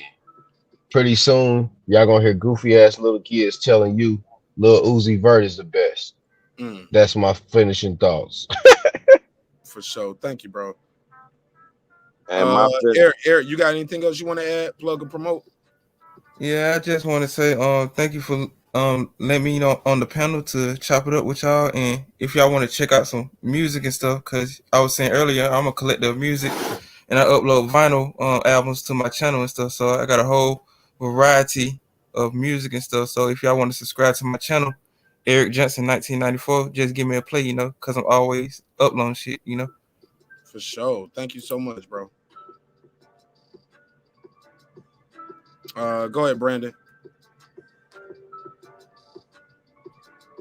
Go ahead, Brandon. Now, I just want to say thanks for letting me on the panel. I was in the middle of something, but when we get passionate talking about this music. So what's your That's rebuttal? pretty much all I got. No. Get your rebuttal off though. Oh no, I just wanted to say like KP from KC was saying, man. I mean, talking about living in people's time, but I was just watching the James Brown documentary on Prime. So I mean, I've seen Beyonce special on HBO. I've seen her things. I don't see what other people are seeing, but like you said, it's subjective, and I don't think she's the best. I think she's a good performer. I think she's good at what she does, but I don't see her as being the best at nothing that she does. That's just my personal thought. Okay, cool. You got anything you want to plug or promote? You, Megazord? Megazord, you want to plug anything else? Now just for everyone to keep, coming back to the neighborhood, your family here. marqnash is the greatest and best facilitator on YouTube. Let you get your bars off, long as you're reasonable. So just come and pull up, breaking beats. It's a political hip hop show. and they let the jokes fly. You know what I'm saying? That's how they And get don't do down. my, hold on, homie. Don't do my drops in your final statement. Don't be stealing my bars right in front of me. That was for you, brother. I was just bigging you up, brother. Yeah. But I'm gonna big me up with my. I appreciate you big me up, but you stealing my lines though, and you messed it up. I knew I was ghostwriting that album. I got 5 on it. A Gardner said, "Where y'all got Prince at?" Over Michael Jackson. I mean, over Beyonce, that's for sure. I think Beyonce. Matter of fact, I'm gonna be honest. I think I went back. I was watching Rick James' old performances. I just think a lot of people were just better than her. I mean, I think that we get caught up because of the lights, because of the sound systems and all that. But I'm saying performing, people moving their body, people, the crowd responding. I just don't think she's that. I just don't think she's top tier like that. I think she's good, but I don't think she's great. I mean, I think Earth, Wind, and Fire, when we go back and just look on TV, because we can compare performances, I think Earth, Wind, and Fire was better. I think Rick James was better. I think Prince was better. I think all these people were just better than her. Like KP said, I just think we prisoners of the moment, because she's live, because it's 2021 and she's here and then nobody's around her. Like, we don't have a bunch of great artists to pick from. So of course they're gonna gravitate to Beyonce. Who's the next female singer around? Rihanna? I mean, come on. Brandon, stop. Look, I get it. Anybody else want to tell me where they put Oh, my bad, Mark. No, you good. I'm trying to land the plane. You good. Anybody else want to tell me where they rank Prince at? Try to keep it under 30 seconds, please. Prince is definitely in the top 10 all-time entertainers. And when it comes to a live entertainer with live instruments, that's actually playing an instrument while he's performing, he's definitely top 2, top 3. Go ahead, Megazord. I agree with Clips. He definitely playing instrument. Yeah, he definitely top 2. I got to get number 1 to Stevie. I got to get that to Stevie. But after that, Prince 2, 3, because I love Kenny G. But I'm gonna go Prince. I'm gonna go Prince number 2. Playing instrument. Yeah, I'm gonna go sorry, with Prince. You say Kenny G? Hell yeah, Kenny G. I didn't stutter. Oh, you say you got him up there over, like right there with Prince and Michael Jackson. Yeah, no, Kenny I said G's playing instrument. I said playing instruments. How many instruments Kenny G play? The saxophone. I'm just saying playing an instrument. Okay. Fair enough. Like, no, I got Kenny G definitely in my top 3. Playing instruments, yeah. Yeah, I got a chance to see Stevie do the Songs of Life tour when he was doing it. No lie, it was just him on the stage. His daughter was singing background, and it was like 5 pianos up there. He had like 6 harmonicas, and he killed it. Sounded exactly like the record by itself. I ain't gonna lie, I shed a tear at that concert. So Stevie for me, man. Because you Indeed, crying, as ice cream. Hey, look, man, I love y'all, man. Y'all got anything y'all want to plug or promote?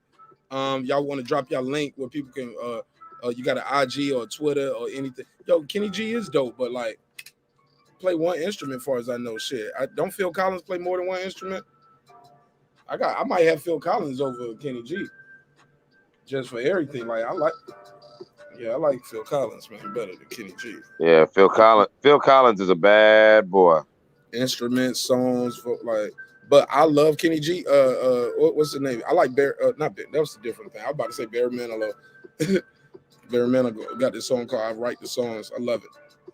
I think that's it, man. Clips, you want to plug your album and put the link in the chat?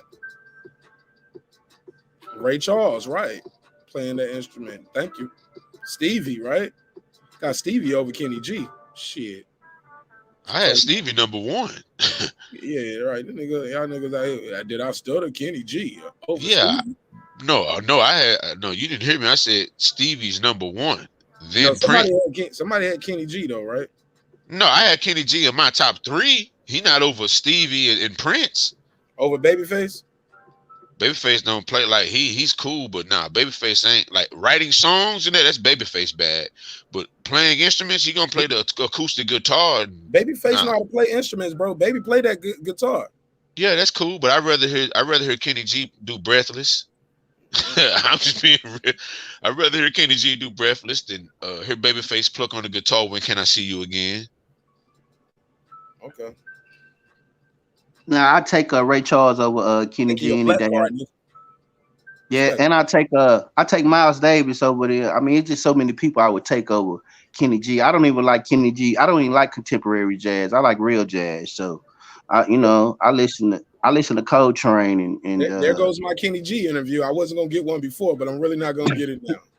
I'm just Yeah, killing so it many tonight, bridges Humble. burnt in one So episode. in one episode, I gotta make this one private. I'll be like, golly, I'm never gonna make Grand it. opening, grand close. Right, shit like that. But shout out to everybody pulled up. Looks like we had 1.3 thousand people at some point or another watch this show tonight. So thank you, and thank you to the new subscribers that we gained as well. Thank you. Clips, you want to put the link for the album? Okay, tell people about the album real quick. Yeah, man. I just dropped the album, the Before and After Party Part 2. It's a vibe, you know what I'm saying? Something I figured that with everything that's going on, people, might need a little healthy distraction. So, something fun, something to lay back with your significant other. And just basically enjoy the music. It's out on all streaming, on all major streaming platforms. I got a link in the chat. I'll put it back in the chat one more time, so it'll be in there twice. Go on and support, man. Support everything, man. Support the neighborhood, man. Don't forget marqnash got an album, Megas Art. All of us, man. The community. Let's all support each other, and let's, you know what I'm saying. Let's go ahead and keep building each other up as a community, and just remember that, that's what it's really about. We talk about things we don't like about in music, but there are artists that are making all sorts of music, and sometimes we just got to not be spoon-fed what the mainstream's giving us, and we've got to go back like how we did when I was coming up in the 80s, where we went to the record store and dug in the crates. Sometimes you got to go find artists. Artists got to put themselves out, but sometimes you got to be willing to look. Absolutely. Here we go. So I'm gonna put this link out here too. If you want to see that full Alicia Keys Jay-Z conversation where he talks about nobody can see him on Versus, also where he says Michael Jackson, yeah, he had the Motown 25 thing, but it wasn't Coachella. So I'll put that out there too. Thank everybody for pulling up. Nothing else. Reggie, you still sleep, right? All right. Well, with that said, One y'all. question before you get out of here, Mark. Is Coach? Because maybe I'm not familiar with Coachella. Is it really a big deal in the music world? Just asking.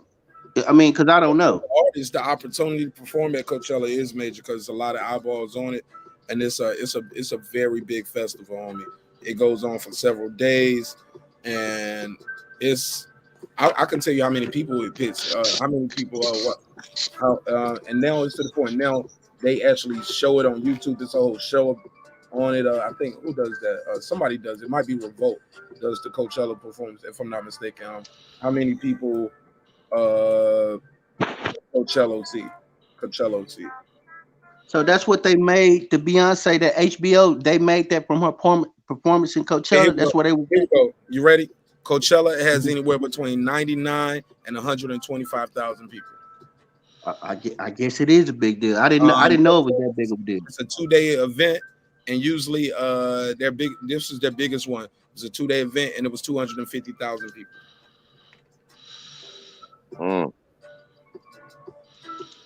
I mean, and it's a big one. They got Coachella, they got Tomorrowland, they got a couple big things that these festivals are huge, and to where, especially imagine if you're like a undiscovered artist, but you somehow get a spot on Coachella or one of those, and you kill it.